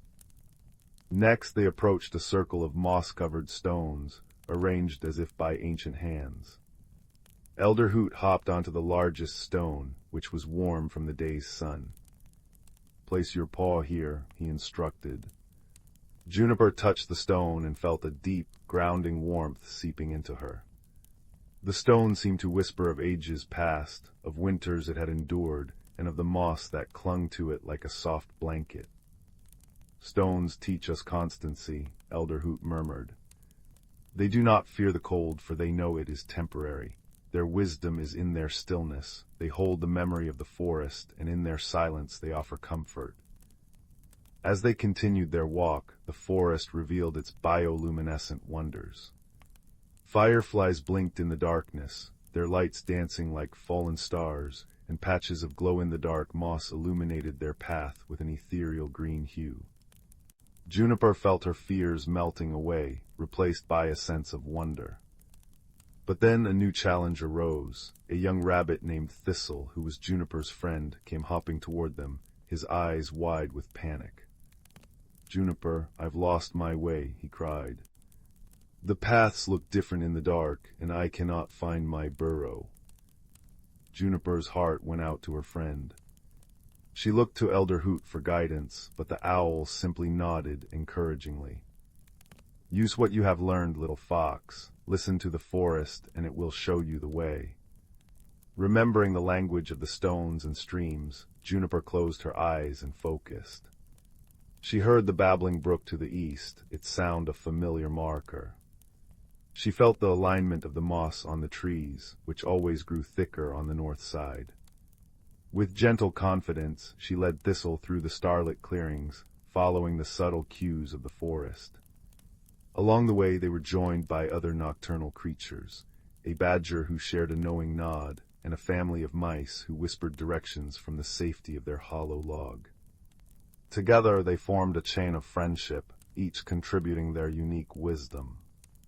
When they reached Thistle's burrow, safe and sound, the rabbit nuzzled Juniper gratefully. "Thank you," he said. "I was so scared, but you made the forest feel like home again." Juniper realized that in helping her friend, she had forgotten her own fears. The forest had not felt silent or cold. It had been alive with connection and care. Elder Hoot, who had watched from a distance, glided down to join them. "You see, Juniper, the magic of the forest is not just in its cycles, but in the hearts of those who dwell within it. Winter is not a time of loneliness. It is a season of gathering, of stories shared by firelight, of roots deepening in the earth, and of friendships that warm the coldest nights." As he spoke, the first snowflakes of the season began to fall, drifting down like feathers from the sky. They landed softly on Juniper's fur, each one a tiny crystal of peace. The forest transformed around them. The bioluminescent fungi glowed brighter against the white snow, and the trees stood in serene silence, their branches adorned with icy lace. The babbling brook slowed its song to a gentle hum, and the wind whispered promises of spring. Juniper felt a deep contentment settle over her. She understood now that the cycles of rest and renewal were not something to fear, but a natural rhythm that held its own kind of magic. Elder Hoot led them back to the grandfather tree, where they huddled together at its base, sheltered by its mighty roots. The owls shared tales of winters long past, of how the animals would gather in harmony, and how the snow blanketed the forest in a hush that allowed for dreams to grow. Juniper listened, her eyes growing heavy as the sounds of the night, the soft crunch of snow under paws, the distant hoot of other owls, and the steady breath of the wind, lulled her into a state of tranquil peace. When the first light of dawn tinged the horizon with pale pink, Juniper awoke to find the forest blanketed in white, sparkling under the rising sun. Elder Hoot was gone, but his wisdom lingered in the air like the scent of pine. Juniper knew that winter had arrived, but instead of dread, she felt a quiet excitement for the days ahead, a time to rest, to reflect, and to cherish the warmth of community. As she made her way home, the forest seemed to whisper its gratitude. The stones felt warmer beneath her paws, the streams hummed a gentle farewell, and the trees swayed in a dance of approval. Juniper carried with her the understanding that every ending is a beginning in disguise, and that even in the deepest silence, the heart of the forest beats on, full of magic and hope. And so, under the watchful eyes of the moon and stars, the ancient forest settled into its winter slumber, cradling all its creatures in a cocoon of peace, waiting patiently for the renewal that spring would bring. Deep within the heart of the world lay the ancient forest of Lumenwood, a place where moonlight wove itself into the very fabric of existence. Here the night did not bring darkness, but a soft, silver-touched glow that painted the world in shades of pearl and shadow. The air hummed with a quiet magic, the kind that settles in your bones and whispers of forgotten dreams. On such a night, a young fox with fur the color of autumn leaves found herself unable to sleep. She padded softly through the mossy undergrowth, her paws making no sound on the velvet carpet of fallen pine needles. Above her, the branches of the elder trees swayed gently, their leaves murmuring secrets in a language only the forest understood, a soft rustling that spoke of faraway winds and starlit journeys. She came to a clearing where moonlight pooled like liquid silver, and here she paused, listening. The forest was alive with sound, the gentle patter of dew beginning to form on leaves, the distant babble of a stream conversing with smooth, water-worn stones, and the occasional soft hoot of an owl from the highest branches of the great oak, the oldest tree in Lumenwood. It was this owl that the young fox sought. She had heard tales of his wisdom, of how he understood the secret languages of all things, the whispered stories of stones, the singing of streams, and the deep, slow dreams of trees. As if summoned by her thoughts, a feather-soft sound rustled above, and the owl descended on silent wings to perch on a low-hanging branch. His feathers were the color of twilight, and his eyes held the patience of countless seasons. "You are restless, little one," he said, his voice like the stirring of leaves in a gentle breeze. The fox nodded, her whiskers trembling. "The forest feels different tonight. There's a tension in the air, like the world is holding its breath." The owl blinked slowly. "The seasons are turning. Autumn's gold is giving way to winter's slumber. The forest knows it is time to rest, but change is always accompanied by a certain quiet unease." He gestured with his beak toward a cluster of glowing mushrooms that pulsed with a soft, blue-green light. "Watch," he whispered. As they watched, the bioluminescent fungi began to brighten and dim in a rhythmic pattern, casting dancing shadows on the tree trunks. It was a language of light, a silent conversation between earth and root. "They are sharing memories of summer," the owl explained, storing its warmth and light for the long sleep ahead. The young fox tilted her head. "But how does that help? The cold will still come." "Ah," said the owl, "that is where the magic lies. The forest does not fight the cycles, it embraces them. It understands that rest is not an ending, but a gathering of strength." As if to illustrate his point, a soft rain began to fall. Not a storm, but a gentle shower that kissed the leaves with a sound like 1,000 tiny bells. Each droplet carried with it the promise of renewal, whispering to the roots below of the life they would nurture come spring. "Listen to the rain," the owl murmured. "It speaks the language of hope. Each drop is a story waiting to be told to the sleeping seeds." The fox closed her eyes, and in the gentle percussion of rain on leaves, she heard it, a soothing, rhythmic melody that eased the restlessness in her heart. "Come," said the owl, spreading his wings. "There is more to see." He led her to the banks of the whispering stream, where the water chuckled over smooth, dark stones. The fox watched as the stones seemed to absorb the moonlight, glowing with a soft, internal radiance. "The stones remember," the owl said.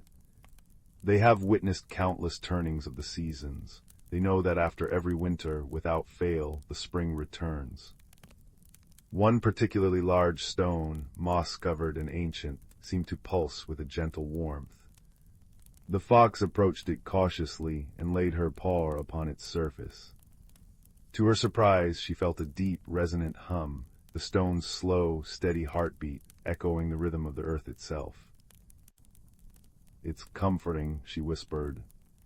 The owl nodded. "That is the wisdom of the stones. They teach us constancy, patience. They remind us that some things endure through all changes." As the night deepened, the rain ceased, and the clouds parted to reveal a tapestry of stars. The clearing where they stood began to shimmer as thousands of fireflies emerged, their golden lights weaving intricate patterns in the air, a living constellation mirroring the one above. "The fireflies write the stories of the night sky upon the air," the owl explained. "They are the scribes of the starlight, reminding us that even in darkness there is beauty and guidance." The young fox watched, mesmerized, as the light patterns shifted and danced. She noticed how they sometimes formed shapes she recognized, a curling fern, a falling leaf, a snowflake, each a promise of the season to come. "I think I understand now," she said softly. "The unease I felt, it wasn't fear. It was just the forest preparing to dream." The owl's eyes gleamed with approval. Exactly so, the tension you sensed is like the moment between breaths, necessary, natural. Without the quiet of winter, the exuberance of spring would have no meaning. As they stood together in the starlit clearing, the forest seemed to sigh contentedly. The wind picked up, rustling the leaves in a soothing lullaby, while the stream continued its gentle babbling, a constant, reassuring presence. "Remember this night," the owl said, his voice growing softer as the first hints of dawn tinged the eastern sky with pale rose and lavender. "Remember that rest is not emptiness but fullness in waiting. That darkness is not absence but a different kind of presence." The young fox nodded, feeling a peace settle over her that was as deep and sure as the roots of the ancient trees. She watched as the bioluminescent fungi gradually dimmed their lights, storing their glow for another night. The fireflies settled among the dewy grasses like fallen stars. "Thank you," she whispered to the owl, but when she turned, he had already taken flight, a silent shadow against the brightening sky. Alone but not lonely, the fox made her way back to her den. As she curled up in her soft bed of dried ferns and moss, she listened to the waking forest, the first birds beginning their morning songs, the gentle creak of trees stretching in the dawn light, the distant murmur of the stream still sharing its stories with the stones. And she understood, as she drifted into a peaceful sleep, that she was part of something vast and beautiful, a cycle of rest and renewal that would continue long after her seasons had turned. The magic of Lumenwood wasn't just in the glowing mushrooms or whispering trees. It was in this understanding, this deep, abiding peace that comes from knowing that every ending is a beginning in disguise, and that even in the deepest rest, the world is dreaming of new wonders yet to come. Outside her den, the first snowflake of the season drifted down, catching the morning light like a tiny prism before settling softly on a moss-covered stone, a perfect, quiet promise of the peace that winter brings. In the serene village of Willow Grove, nestled amidst rolling green hills and surrounded by whispering woods, lived a gentle soul named Lyra. Lyra was known for her caring heart and love for nature, yet she often felt a whisper of unease deep within her, a longing for something she couldn't quite name. This feeling was like a tiny pebble in her shoe, persistent and urging her to change, though she feared the unknown. Lyra lived in a quaint, ivy-covered cottage at the edge of the forest. Her days were filled with the simple joys of tending her vibrant garden and listening to the melodies of the wind as it danced through the leaves. The villagers adored her for her kindness and often sought her wisdom, but Lyra secretly wondered if she was missing out on a greater adventure. One crisp autumn morning, as the golden sunlight poured through the canopy of trees, Lyra decided to wander deeper into the forest than ever before. She followed the path as it wound like a playful ribbon through the woods, the air rich with the scent of pine and earth. It was there she met a creature unlike any she had ever seen, a small, shimmering dragon named Finn. Finn was a curious and cheerful dragon, his scales glistening with a spectrum of colors that shifted and changed like the sky at sunset. He had been watching Lyra for a while, drawn to her gentle spirit and sensing her inner turmoil. With a voice as soft as a summer breeze, he greeted her. "Greetings, dear Lyra. I am Finn, a guardian of these woods. I sense you are seeking something, perhaps even without knowing what it is." At first, Lyra was startled by the dragon's presence, but his warm eyes and gentle demeanor quickly set her at ease. "I don't know," she admitted, her voice barely louder than a whisper. "I feel as though there's something more I should be doing, something I should become, but I don't know what it is." Finn nodded knowingly. Change can be daunting, but it is through change that we grow. Perhaps a journey of discovery is what you need.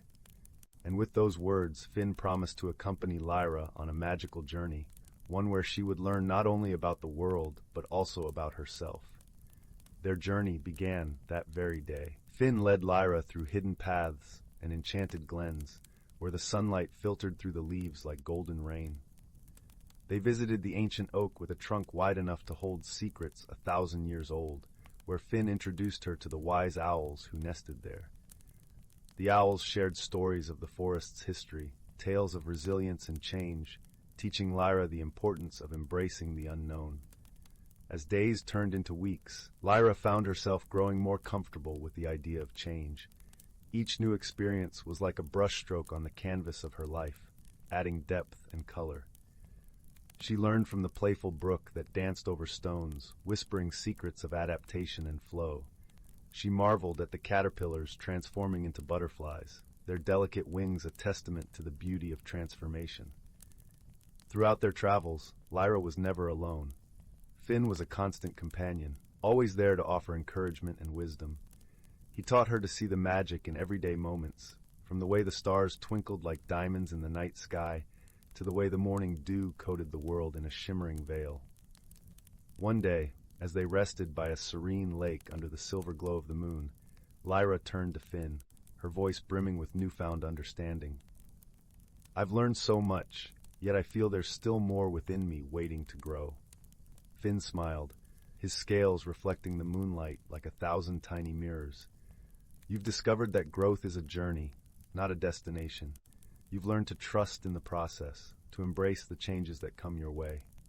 With Finn's guidance, Lyra realized that the unease she once felt was not a burden but a gift, a call to explore, to learn, to grow.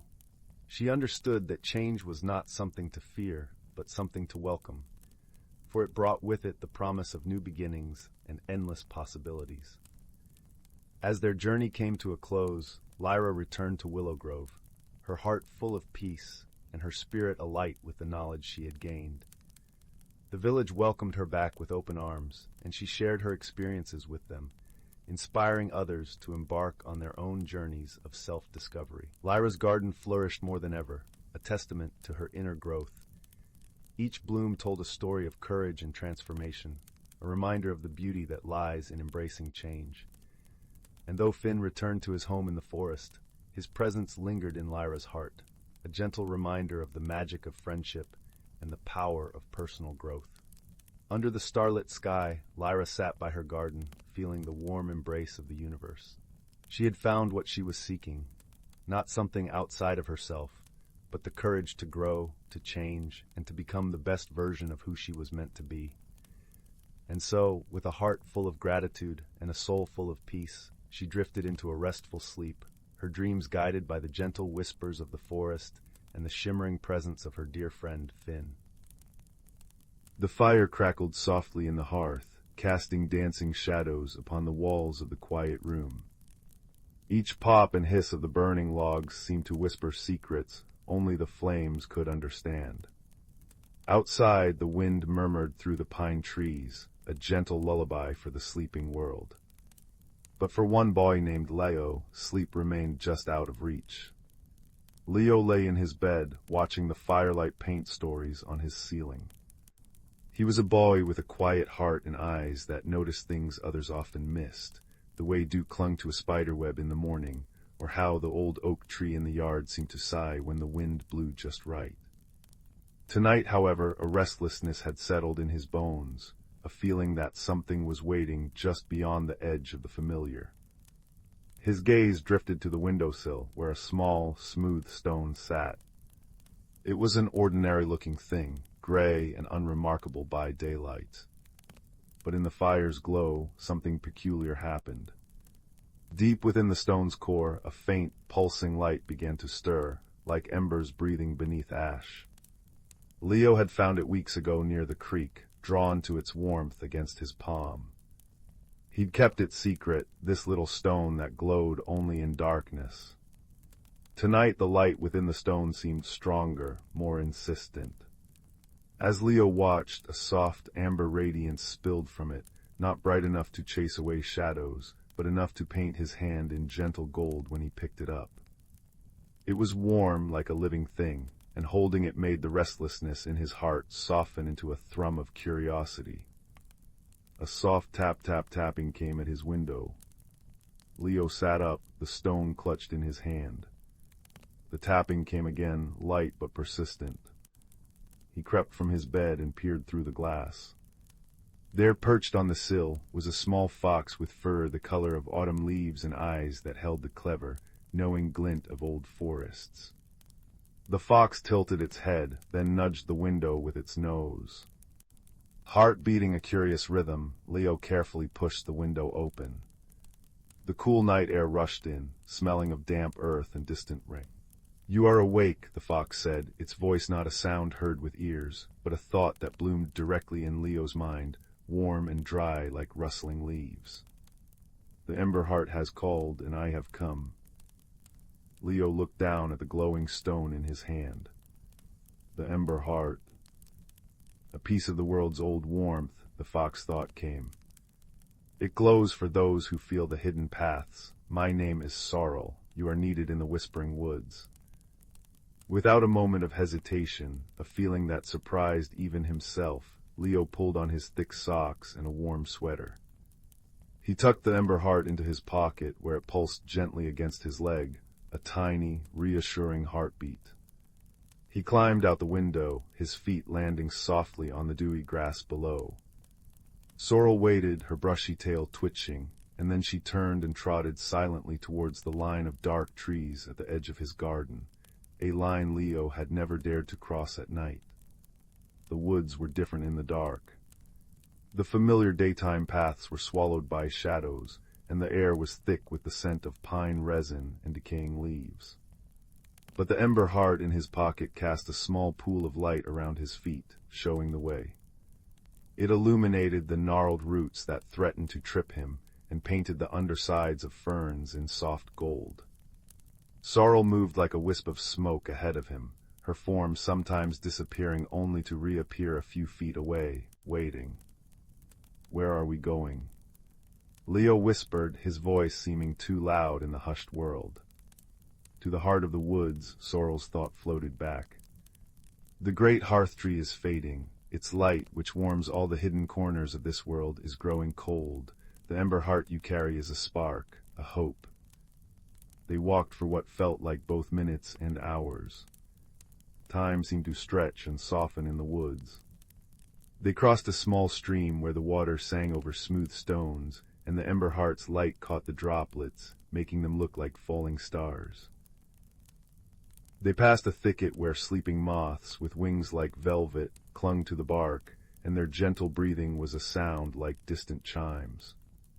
Finally, they arrived in a clearing Leo had never seen before, even in his daytime explorations. In its center stood the most magnificent tree he could have ever imagined. It was vast, its trunk so wide that 20 children holding hands could not have encircled it. Its branches spread like a canopy over the entire clearing, but they were bare, silvery, and skeletal against the night sky. And they should have been filled with leaves, but instead they were hung with thousands of tiny, crystalline pods, each one dull and gray like extinguished lanterns. Beneath the tree, the air was still and cold. The usual comforting sounds of the forest, the chirping of crickets, the scuffling of small creatures, were absent. It was a silence that felt heavy and sad. "This is the hearth tree," Sorrel said, her thoughts subdued.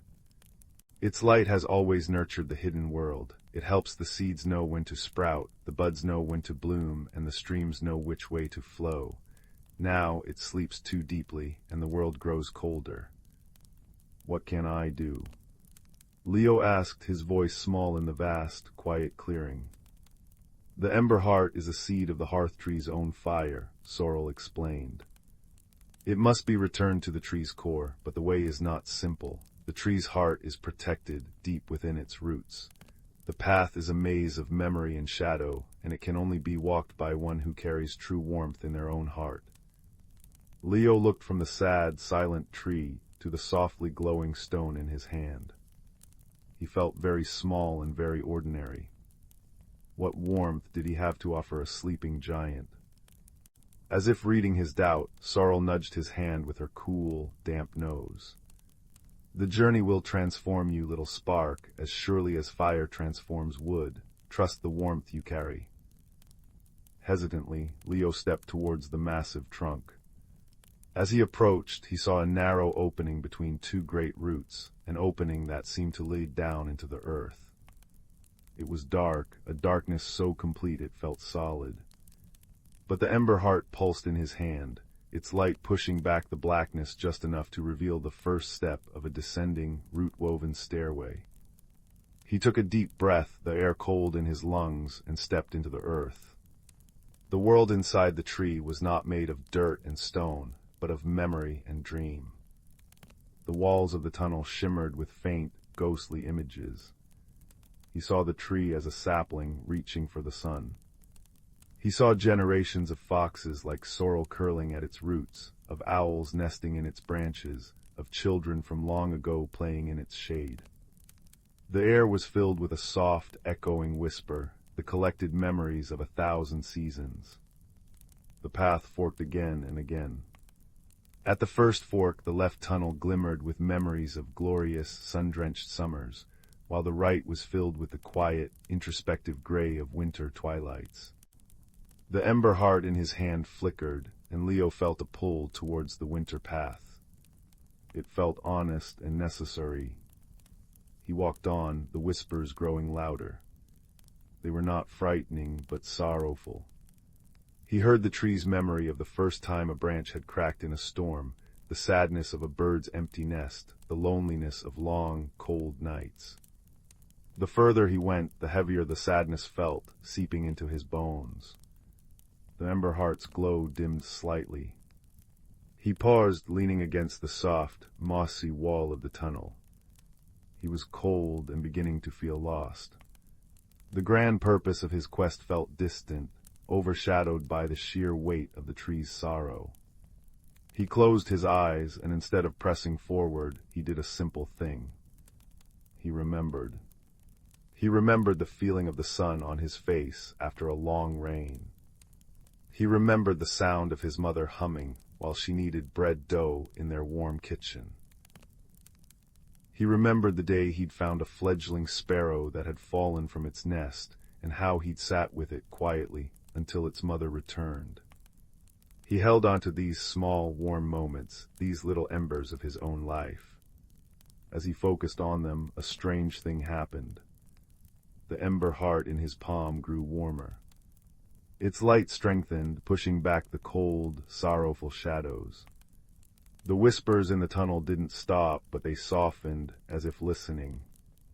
He continued, and the next fork offered a path shimmering with the vibrant energy of spring growth, and another that held the deep, slow contentment of an autumn harvest. The ember heart pulled him towards the autumn path. It felt steady and true. The journey through the root maze was a slow unfurling, a gentle mystery that revealed itself not in dramatic reveals, but in subtle shifts of light and feeling. Leo wasn't just finding his way, he was learning to listen, to the tree, to the stone, and to the quiet warmth in his own chest. He learned that the right path wasn't about avoiding sadness, but about balancing it with joy. It wasn't about ignoring fear, but walking with it. With each step, the connection between his own heart and the ember heart grew stronger, a cord of gentle light linking them. Finally, the tunnel opened into a vast, cavernous space. This was the heart of the hearth tree. In the center of the chamber was a pedestal of woven roots, and upon it rested a large, crystalline vessel, like a great stone bowl. But within it, where there should have been a roaring fire, there was only a pile of gray, cold ash. The air here was the stillest and coldest of all. Leo approached the vessel, his footsteps echoing in the profound silence. He looked at the ember heart in his hand. It was glowing brighter than ever, its light a steady, confident gold. This was the moment. But as he reached the pedestal, a figure emerged from the shadows. It was not a monster, but a wisp of concentrated shadow and cold, shaped like a man, with eyes that were empty pools of stillness. It was the guardian of the cold, the embodiment of the tree's deep sleep. "Why have you come?" the guardian asked, its voice the sound of frost forming on glass. "The sleep is peaceful, the silence is safe. Your little spark will only bring change, and change is pain." Leo's courage faltered. The creature was right. What if he failed? What if his small spark was not enough? The warmth in his chest flickered. but then he thought of Sorrel waiting faithfully above. He thought of the silent gray pods in the branches, and the cold streams, and the seeds sleeping in the frozen earth. He thought of the memories of sunshine and laughter he had seen in the tunnels. This wasn't just about one tree, it was about an entire world waiting to wake up. He looked at the guardian not with anger, but with understanding. "Change can be hard," Leo said, his voice clear in the cavern. "And silence can feel safe, but warmth helps us grow, light helps us find our way. The pain of change is better than the silence of never changing at all." He didn't fight. He didn't shout.